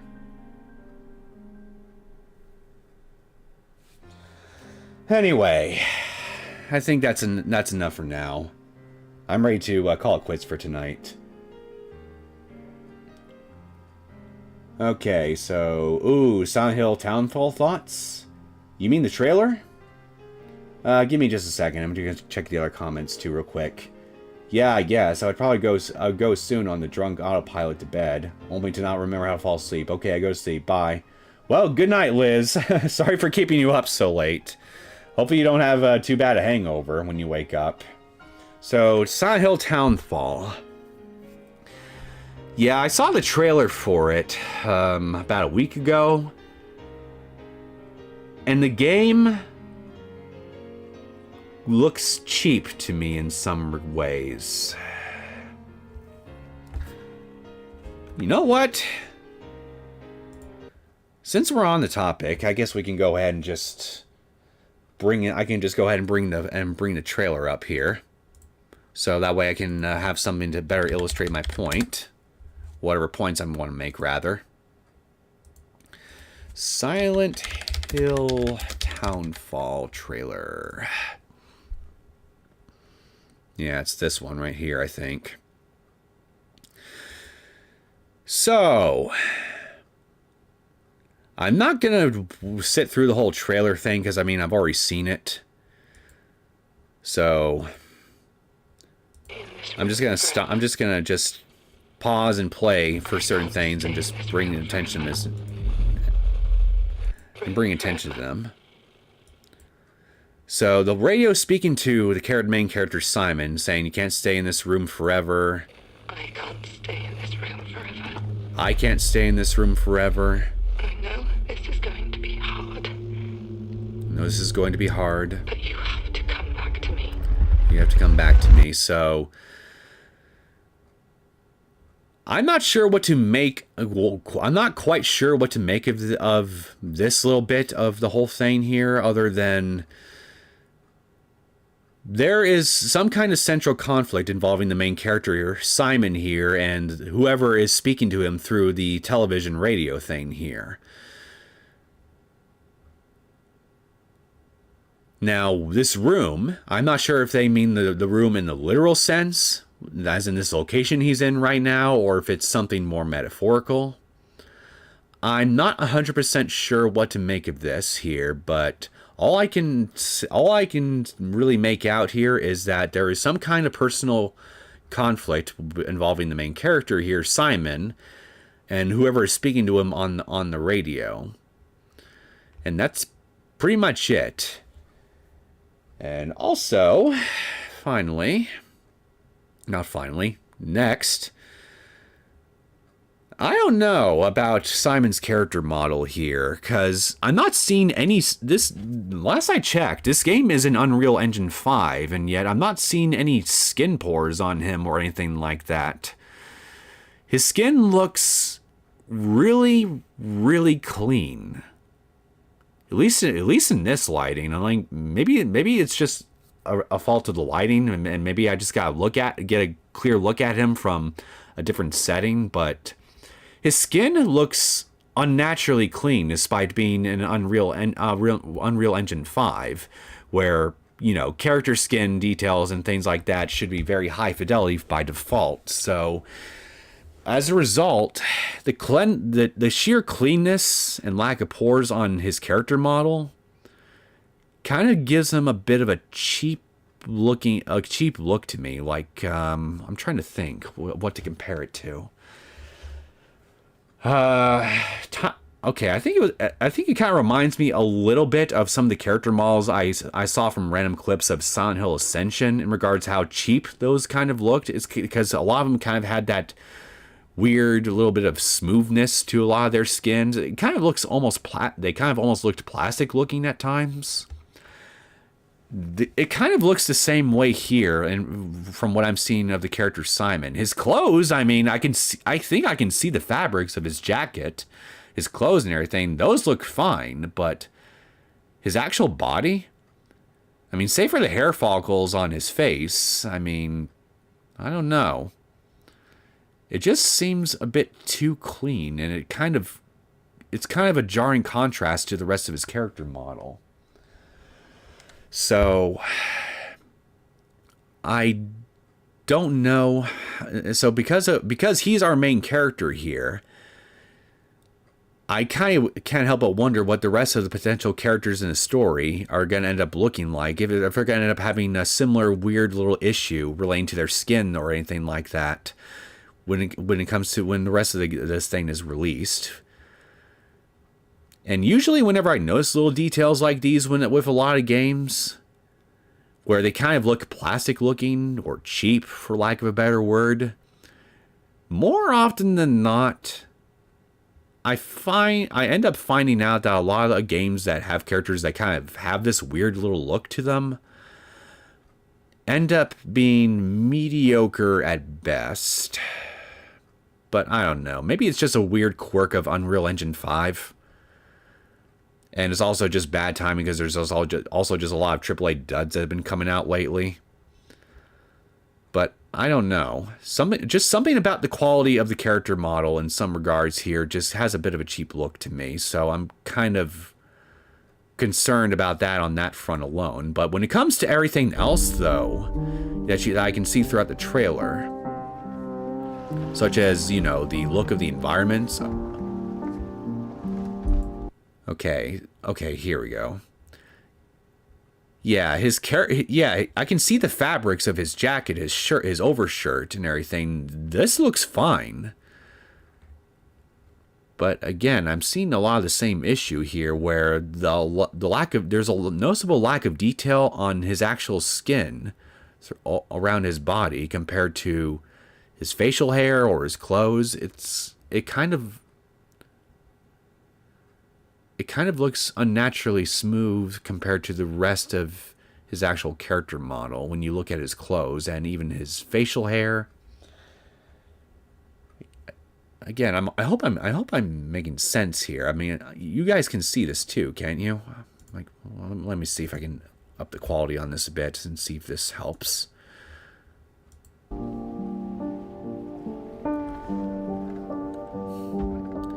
woke up in the water again. Okay, I woke up in the water again, so waking up in the water, I'm assuming he's referencing to the dock he just climbed from the water he just climbed out of onto this dock. So with this little bit, I'm assuming there's probably maybe some kind of loop involved. Maybe not necessarily a time loop, but something. But this time it's different. Yeah, a lot of the environments, from what little I've seen of them, I remember seeing of them all throughout the trailer. The environment design actually looks pretty decent. They look pretty much what you would expect them to look like within a typical Unreal Engine 5 game. But again, that's also why Simon's character model ends up standing out to me all the more, because he doesn't look quite as high definition in certain key areas as the rest of his environment does. So he ends up standing out to me in a way that's kind of jarring. And also, we have Saint Amelia. So going by the sign here, and I know it's a town that apparently takes place in Scotland. So it's not a Midwestern town that has any relation to Silent Hill at all. The town Silent Hill, as far as I'm aware. And if that's indeed the case, then that's going to be a huge issue for me from a lore standpoint. But I'm not going to get into that right now, because there are other details about this trailer I kind of want to go over. I'll just save the town bit for last. So we'll get back to this in a bit.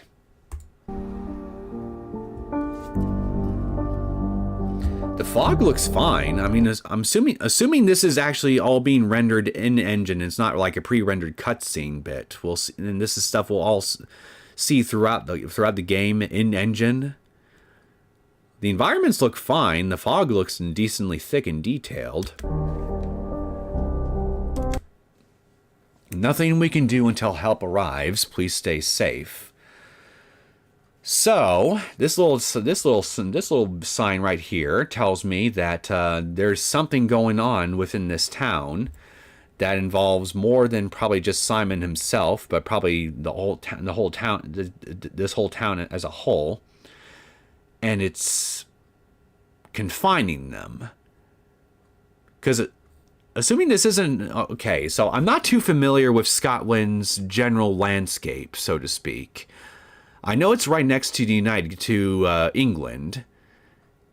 I think that, like England, they are also a bit of a cluster of islands, I think, if memory serves me right. So this could be a port town, Saint Amelia. And if it is, then what this sign probably tells me right here then, along with the dock that we saw earlier, is that St. Amelia might be a port town on an isolated island, and that there's something happening on the island that is essentially trapping Simon and everyone else at this location. Something involving monsters, undoubtedly, because we end up seeing monsters later on in the trailer. But that's just my theory. A game theory, if you will. That sign right here says, if you turn your head to the side, it's partially obscured by the ashtray, but something their failure. So something their failure. Stand together. Sunday 10th March. So that looks to me like a flyer for a protest of some kind.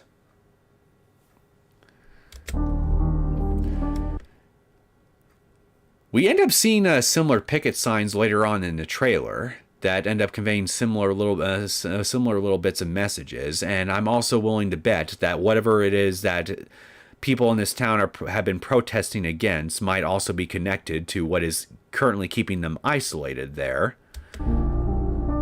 Okay, the Heart of St. Amelia, for those we lost. So this is at a memorial, whatever this thing is. Whatever hearts this town had has stopped. This town is ours. Save our town. I keep trying. Now the rest, it cuts away before I have a chance to actually read what the other signs say here, but all the signs that I end up seeing throughout the trailer convey to me that maybe there is some form of corruption that is occurring within St. Amelia, that a chunk of the town's populace was trying to protest, but something probably went very, very wrong, hence why the town is enshrouded in fog, and again, as we'll end up seeing in just a little bit, while we got monsters roaming the place, and why we're trying to stay as far away as possible from them. To fix what happened. You keep trying to fix what happened. So something happened. Now, my question is it in relation to himself and whoever was speaking to him through the television radio thing that he carries around with him? So a personal event? Or is he referring to what might have happened within St. Amelia, the town itself, which may or may not also be connected to Simon's arc, whatever that is, and the voice that speaks to him throughout the radio? Chances are, I'm willing to bet that they are connected. But I'm not quite sure what it is specifically he's trying to fix. But no matter what I do, you can't fix it. We need the truth. So again, that's another sign that also just plays into what I think is a bunch of people in this town protesting some form of corruption. Anyway, here's another good angle of Simon's face here and his skin here. I can see, okay, right here, and now that I'm taking a closer look, I think I can see some slight imperfections of his skin around his forehead, right around here. But again, maybe it's just the lighting, but I can't see any pores on his skin. And from this angle, his ear right here looks very low definition, even compared to the rest of his face. It's a weird example of a character where the character's actual body looks less high definition than their clothing does, and even parts of their facial hair. And also how the lighting in their environment kind of casts off their bodies too, a bit differently from their clothes. Again, I don't know if it's an Unreal Engine 5 quirk when it comes to lighting, but it just looks off because I've seen other games with Unreal Engine 5. There's Metal Gear Solid Delta that comes to mind, where there's more detail in various character models in that game, and with lighting that looks more natural overall based on little bits of footage I've seen of it, and it looks better than what I see here, even though they apparently run on the same engine.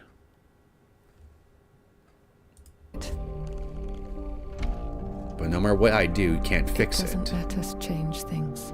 Doesn't let us change things. Okay, and now look at this. He's wearing on his wrist basically a little paper bracelet that shows his name, his DOR or date of birth. Sorry, date of birth. So he was born in 1959 on October 15th. And his blood type is A+. So, this is the sort of thing that you would typically see patients this is the sort of thing you would typically see on people that are either donating blood or blood plasma. I would know. I actually used to be a blood plasma donor. You did what you did.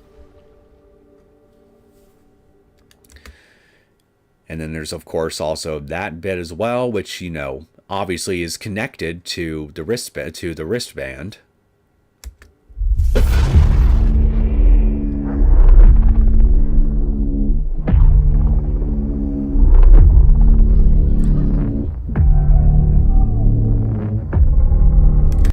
Again, based on every little thing I see, the environments themselves I have no criticisms of in regards to how they look. They look pretty good, based on what little snippets we get to see.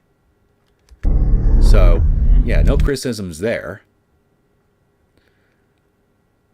And this looks to me... I can't tell if this is either... Okay, I see a wheelbarrow outside, so... I can't tell for sure if this is a person's home we're looking at, or maybe a hospital that has an outdoor garden right next to the room that this person, if that is a person and not a monster, is looking at. But I'm currently leaning towards the house idea. Okay, yeah, it's a monster. So we got the needle thing here. And it's coming out of the creature's body. It looks an awful lot like the same needle that we just saw in Simon's arm. So I'm assuming that blood, or rather the taking or donating of blood, has something to do with the symbol. It has something to do with whatever is manifesting the monsters in this game, or at the very least, this specific monster.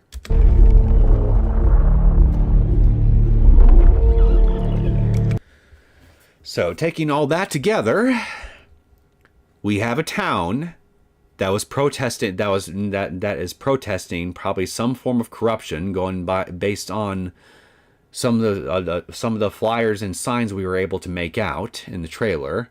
With one in particular saying we need to know the truth. Simon wakes up with a wristband and a needle in both his arms, which has with the bracelet indicating information that shows his blood type. We got the monster with the same type of needle coming out of its chest.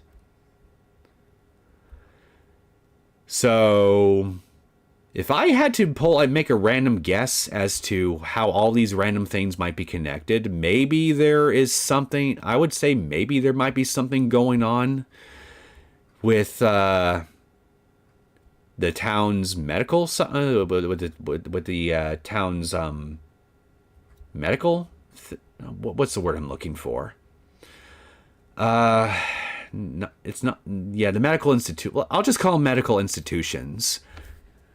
There might be something going on with the medical institutions of this town, and it involves the blood somehow.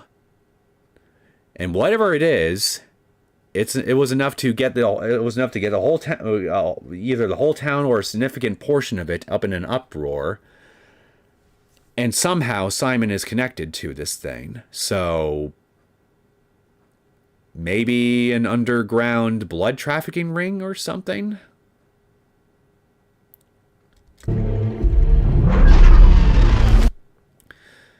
Okay, so a monster in a straitjacket, and its head has what looks like a rectangular metal plate going throughout it. There's symbolism on this monster. I don't know if it's the same one we were actually, wait. Looking at the monster that we were just looking at here. Keep an eye on the back of its head. Keep the veiny details on its head in mind. And let's move over here.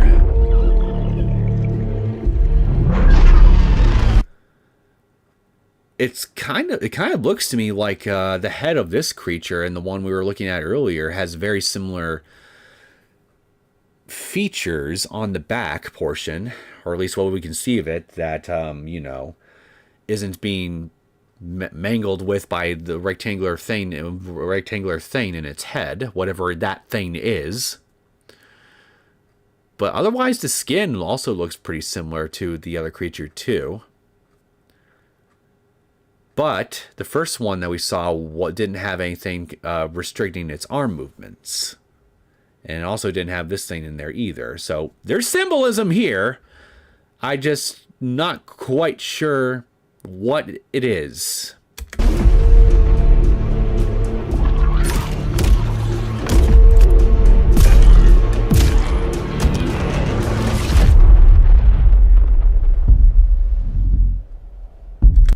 Okay, is that it? Yeah, okay, that's it. All right. So, yeah, to reiterate what I was saying,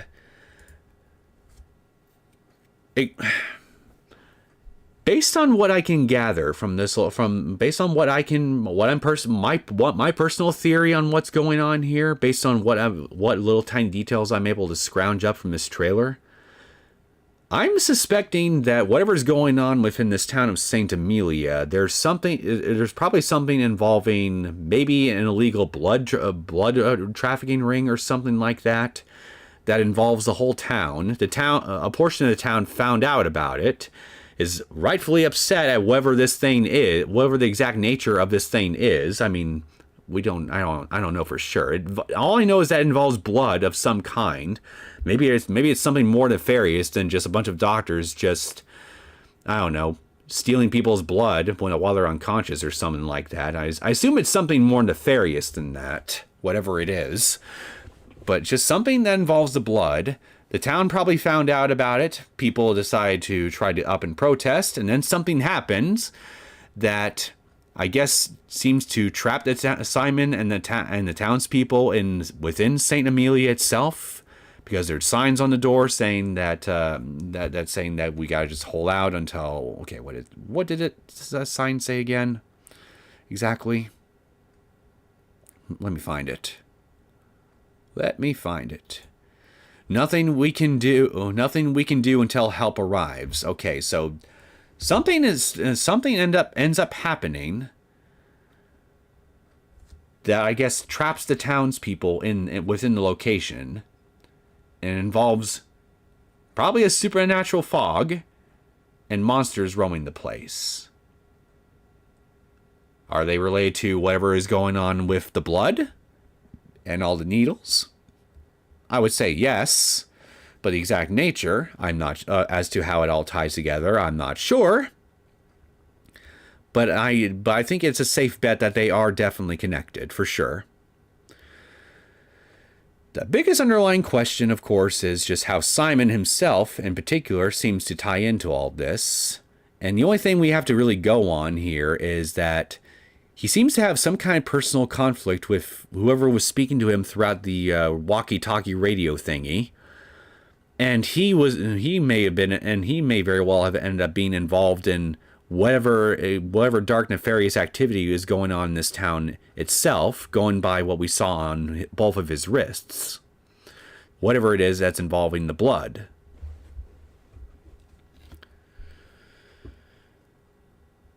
So, dark, underground, blood harvesting thing goes horribly awry, or there's maybe they're performing genetic experiments or something. And turning people into monsters based on blood compatibility. I don't know for sure.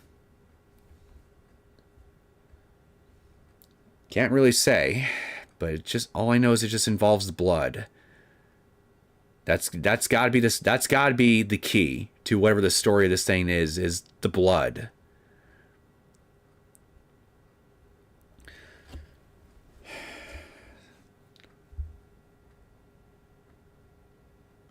So yeah, random Scottish town within the 1970s or 80s or whenever this game takes place in, ends up having some kind of really weird nefarious thing going on involving the blood of the townspeople.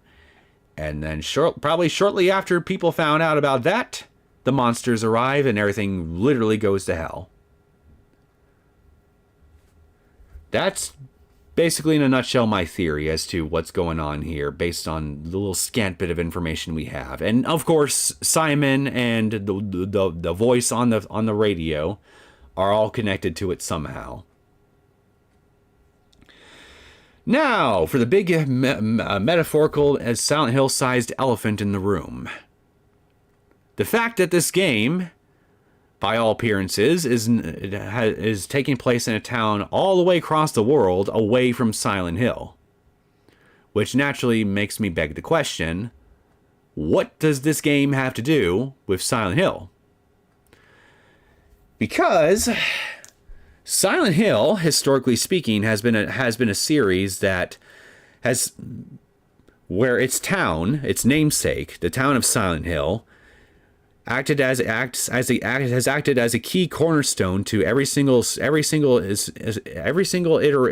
and iteration that has been told within the franchise, because the town itself is a supernatural hotspot that in the first game ended up effectively being corrupted by a ritual gone wrong, and the effects of said ritual ended up having a lasting effect on the rest of the series going forward. And every single crazy story from Silent Hill 1, 2, 3, 4, so on and so forth, all the way to Downpour, all ended up happening either within the town itself, or in the case of games like Silent Hill 4, The Room, crazy stuff outside of Silent Hill ended up happening because of things that still tie into Silent Hill itself.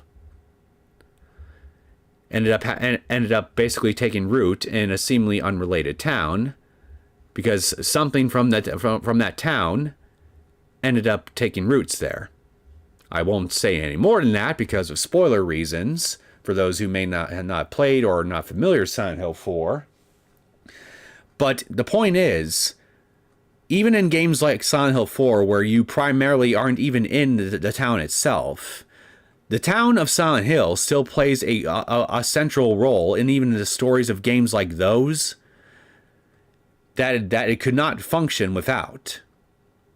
And it all ties back to the supernatural powers of the town itself, the town of Silent Hill.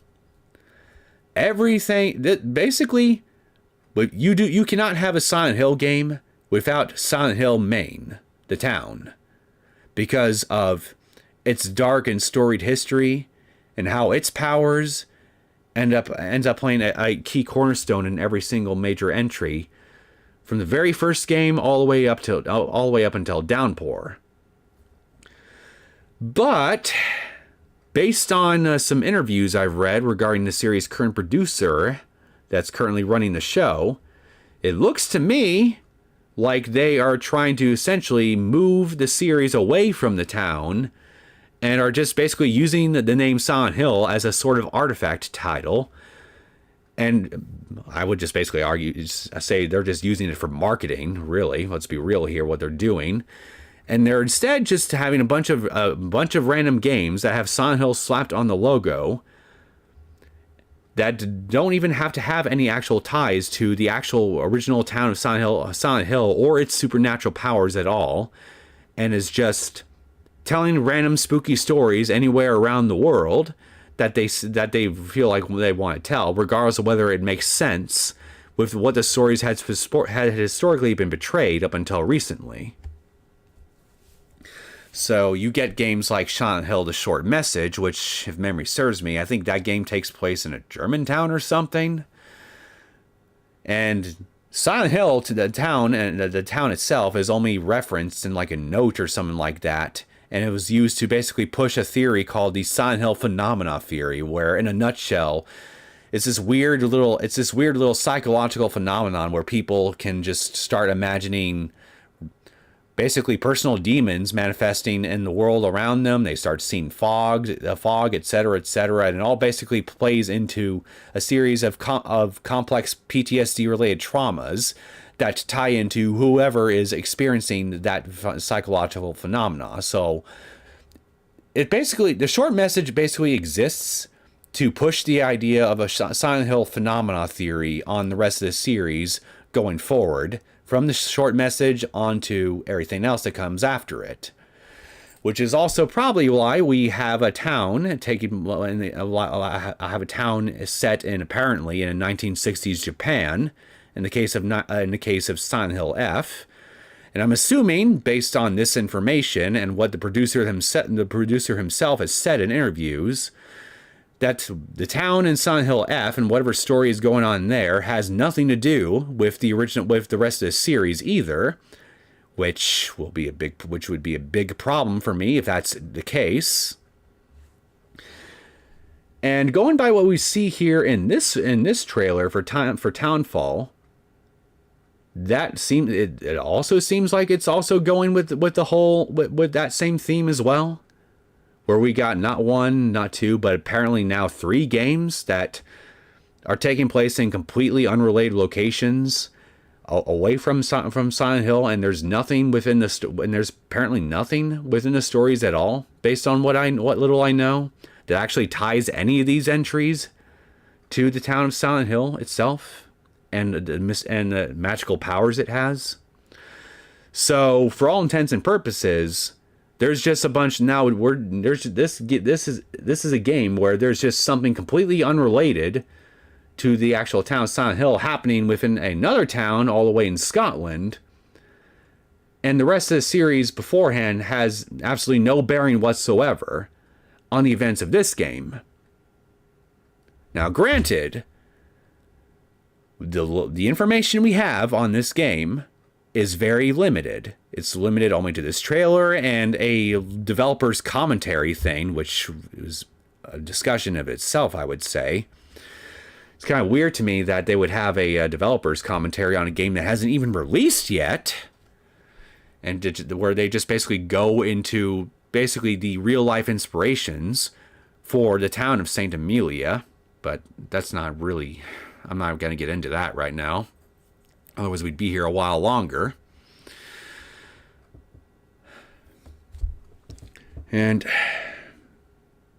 But I just don't... I hope that whatever exactly is happening in Townfall, there is something that can actually connect it to the actual fictional town of Silent Hill. So that way, at least Townfall can have some semblance of actual story/lore consistency with the rest of the prior entries. Because I'm not a fan of the idea of, well, as Under the Mayo right here puts it in his thumbnail, a Silent Hill World Tour. Because that seems to just be the goal of what the current producer of the series seems to be doing here, based on my understanding of interviews and such. They want to basically make games set in the Silent Hill series while not having to actually put in any effort whatsoever to make any games that stay consistent with the rest of the series going forward. So it's just basically like the Twilight Zone, where you just have a bunch of random stories that don't really have anything to do with each other at all. And the only thing they have in common is just the name of a show slapped on it. And otherwise, it can just be literally anything that they want. But that's the issue I have, because historically, that's not what the series has been up until this point.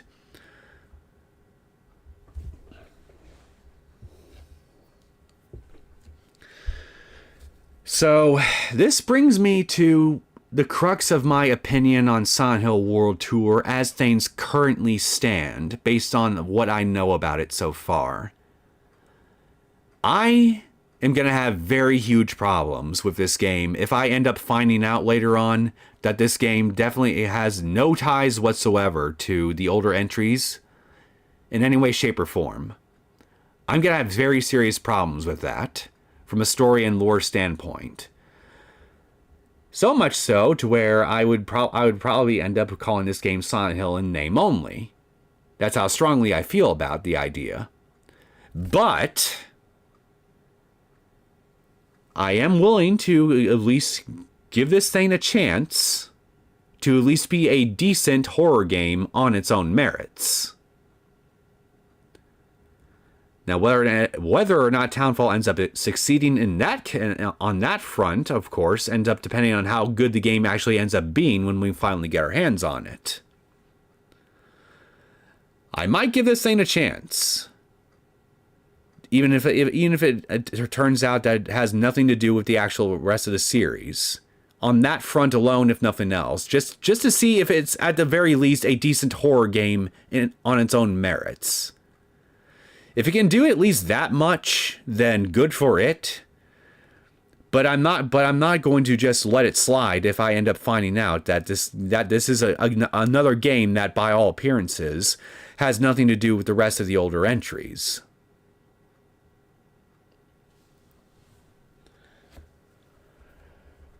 And that's essentially my opinion on Townfall as things currently stand.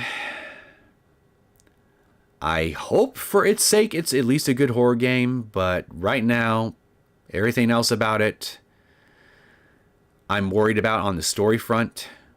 And when it comes to the actual little bits of the game itself, yeah, actually, I just realized I didn't actually talk all that much about the actual gameplay, did I? So it's his first-person Silent Hill game, going by all appearances, based on what little bits we see of it. There's apparently going to be some, there's going to be little bits of stealth mechanics involved in this thing, as far as I'm aware, where you can hide from the monsters and you can use your little TV radio thingy to pinpoint monsters' locations and then try to get around them.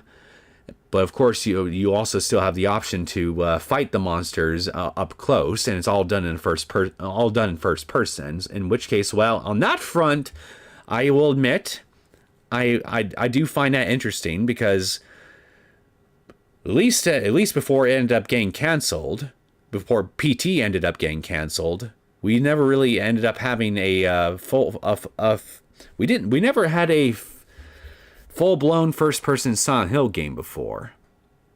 So I'd be pretty interested to see what the game would be like on that front alone. Just because it's something just because it's an entirely new perspective for a Silent Hill game.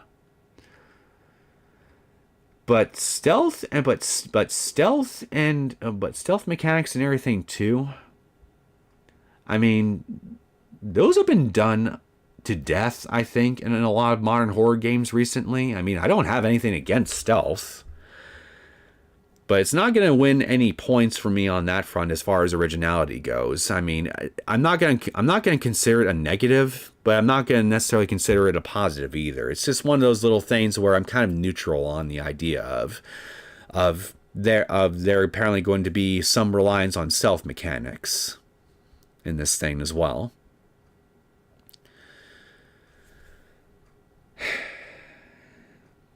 And there's really nothing else I can really talk about when it comes to the gameplay side of things too, now that I think about it, because they haven't really talked much about it other than what's shown in this trailer and that developer commentary.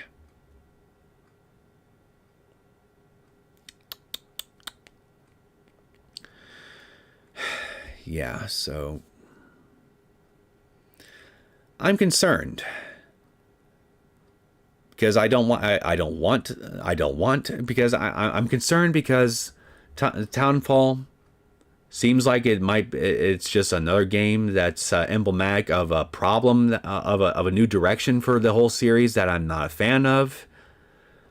Seems to be going in that same direction too, by all appearances. But if nothing else, I hope it's still a decent horror game at the end of the day, rather than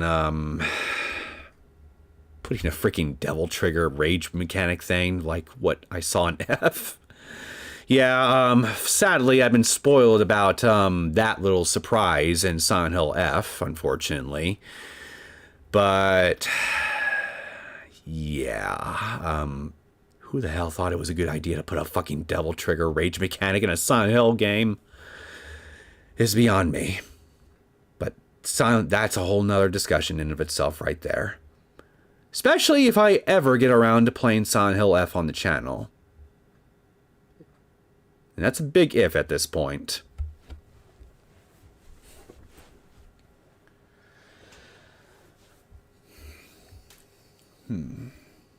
Areas look great, that's for sure. Yeah, again, I have no criticisms as far as the environmental design of Townfall goes. It looks what I personally consider to be pretty standard fare as far as Unreal Engine 5 goes. So, I mean, it doesn't particularly stand out in that sense, but it doesn't look bad. So, I mean, it looks good. It looks good enough. More shipments of White Claudia, maybe. Well, that's the thing. White Claudia basically acts as a hallucinogen. Unless the whole town is literally doped out of their minds and is on a prolonged drug trip of some kind, then it doesn't really it really wouldn't make sense then why monsters would show up. Why the whole town would be enshrouded in fog, unless, of course, that Silent Hill phenomena theory that the short message ended up introducing to the world is somehow tied into this game's story. In which case, well, there's our answer right there. But I hope that's not the case. Well, I hope it has a decent story. Me too. Me too. Again, if nothing else, even if it turns out that this thing does not have any connection whatsoever to the actual town of Silent Hill itself or its lore or anything like that, I will be upset about it. But if it still remains a decent horror game on its own merits, then I'll be happy for it on at least that front.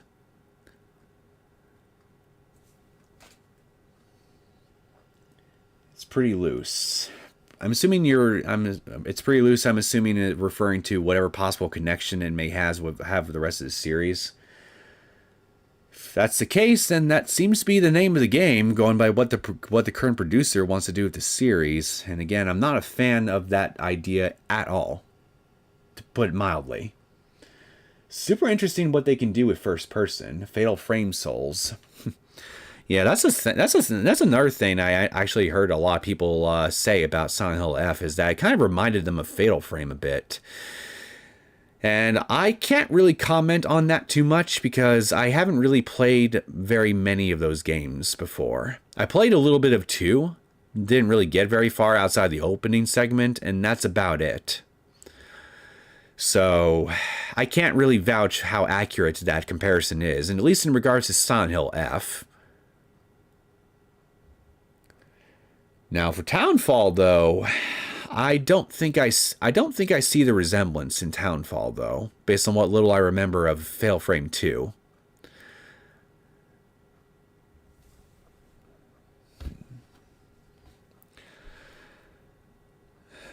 Okay.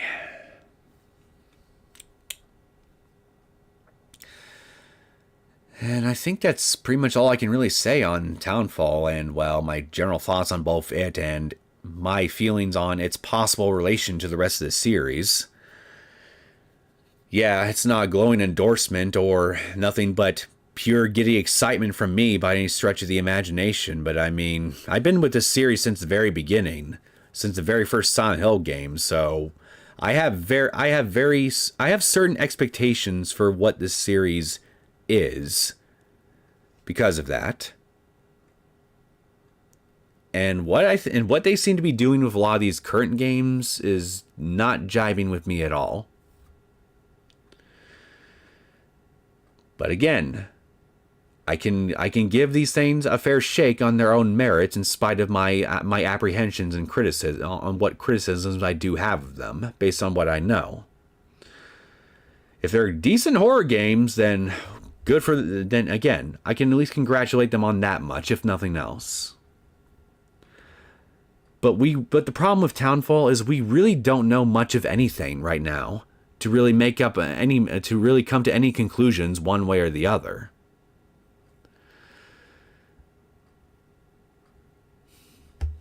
We need more. We just need more information. We need more footage. We need to actually have the games in our hands. Something.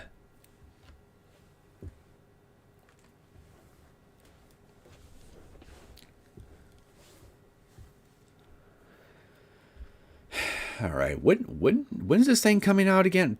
Okay, yeah, it's coming out this year, but any actual release date yet for this thing? Silent Hill Townfall release date.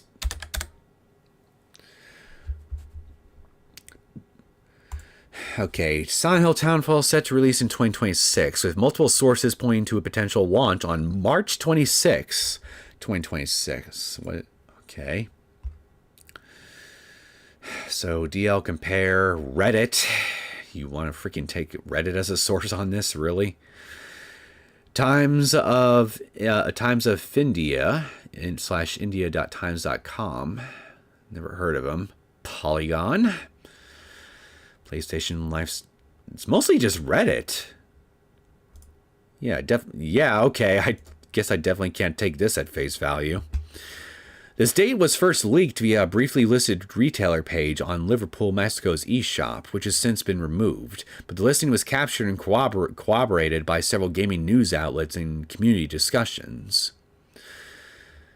While Konami has not officially confirmed the date, the specificity of the leak and its alignment with recent developer activities, such as the February 2026 Silent Hill transmission, lends credibility to the March 26th release window. Well, that's the thing. March is next month.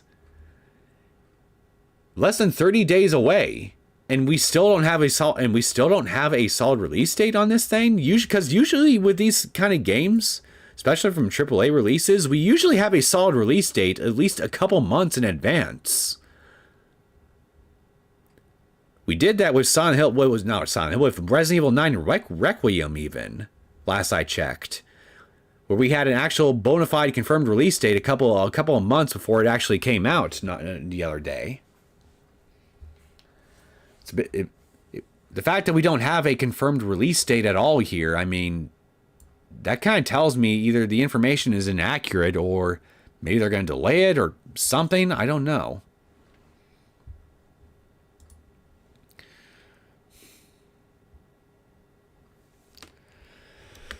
So yeah, all we got is just a release window of this year, but nothing concrete past that point.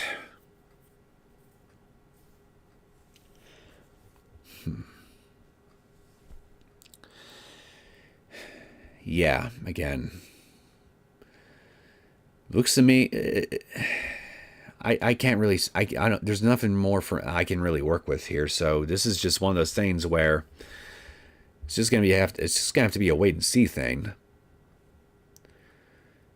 Hope it's good.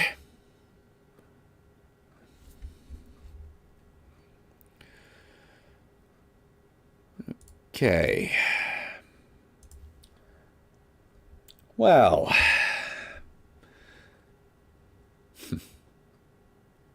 speaking of Resident Evil Requiem, I would love to be playing this right now, because apparently this thing is doing gangbusters at the moment, but alas, it has de novo in it. And chances are, knowing Capcom's record, they're probably going to release some kind of gold edition for this thing with all future DLC and story extensions and all that in one nice complete package later on, probably about a year from now, from this game's original release date. They did it with Resident Evil 7, Resident Evil 8, Resident Evil 4, the remake. Wouldn't put it past them to do the same thing with this one, so there's probably more content for this game coming down the pipeline that we just don't know about yet. So even if De Nouveau wasn't on this thing, a part of me would probably still debate whether or not to just wait until everything comes out so I could just play it all at once, or just, you know, jump in while the hype is still going for this thing and then just ride the hype train along with everyone else and see whether or not this thing is worth all the hype. But alas, I do not want this kernel level DRM bullshit on any of my systems.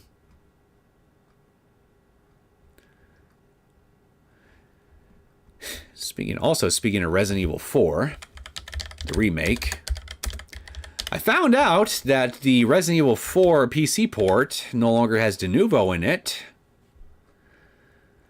but they ended up replacing it instead with the Enigma Protector, which is another kernel level DRM that can, access the kernel levels on your computer and basically be able to prevent you from modifying your game files or anything like that, whatever the publishers see fit, and just all around have access to levels of your computer that no sane person should ever allow some third party to have access to. So they trade one kernel level DRM for another with this thing, for both the main game itself and the Separate Ways DLC. Not gonna lie, pretty fucking mad at Capcom at this point, because I've been waiting 3 fucking years to play this thing. I've been waiting 3 fucking years for them to get rid of the freaking DRM shit, and they just end up swapping one form of poison for another.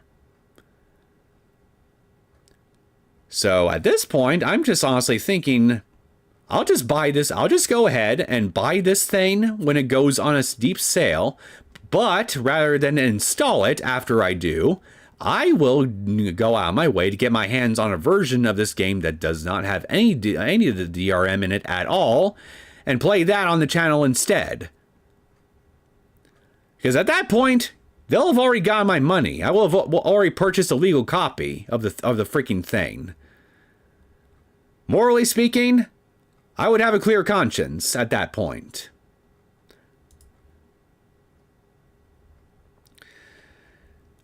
All I gotta say is, fuck you, Capcom, for making me wait this long, only to just do a bait and switch on the DRM thing, and now making me consider having to resort to a more extreme option just to be able to play this thing the way I should be able to as a legal paying customer on PC. Double fuck you, double middle finger to you. And I'm pretty sure you're probably going to do the same goddamn thing with Resident Evil Requiem. I mean, you've already shown me just with Resident Evil 4 that you're willing to have the freaking De Nouveau on the thing for 3 fucking years in a row, and you probably just end up swapping it out with an Enigma Protector or something else too. So you know what? Maybe I should rethink how I want to approach Requiem a little bit too. Just saying. I'm not gonna wait indefinitely just to play a version of a game that doesn't have kernel level access to my computer.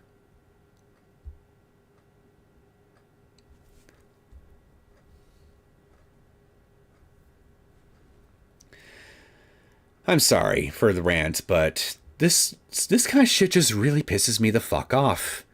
It's just one of the few genuine negatives I have when it comes to I have against PC gaming is crap like this. Because again, I'd be buying this thing from a legitimate storefront, Steam in this case. Unless there's a multiplayer component or something involved in either of these games. And as far as I'm aware, the mercenaries shouldn't really have that unless there's like a scorekeeping thing or something like that, in which case, well, fuck me on that front, I guess. But past that point, these should be single player only games as far as I'm aware. I shouldn't have to deal with that shit. I'm not looking to cheat. I just want to play your fucking game. I just want to buy your game and fucking play it.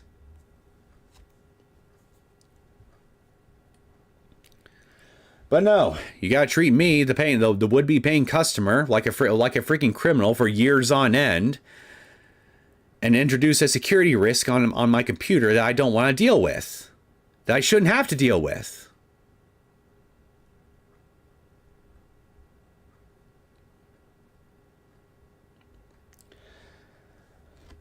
Rant over. Rant over.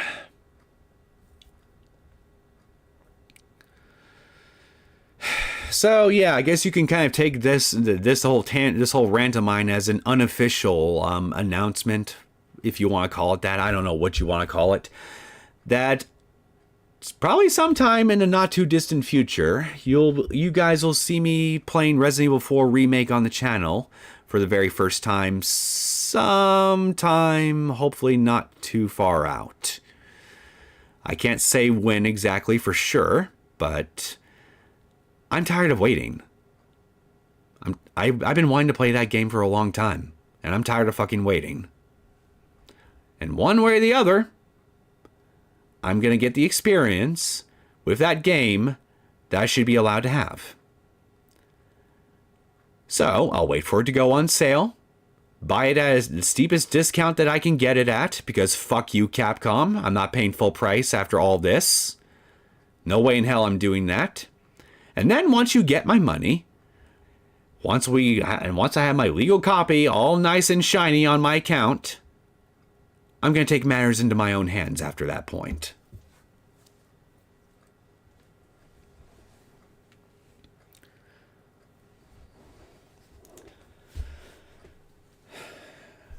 It's 9:11 p.m. where I live.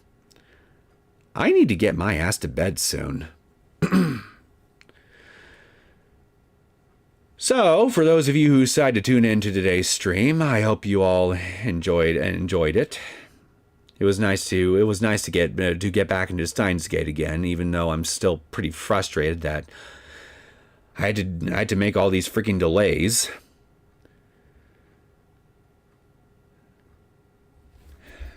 Again, hopefully this won't keep being a recurring issue going into March, but who the fuck knows at this point. I'm gonna try my best to make things work with everything I'm doing on the channel, one way or the other. But I'm not gonna lie, I'm really starting to think as to whether or not I might need to cut at least a couple things back a bit, just to make this thing more manageable for me.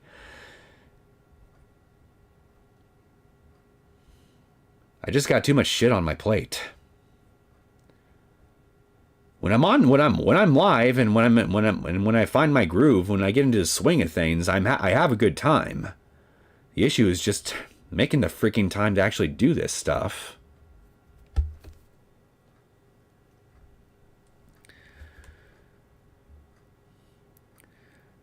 Yeah, again,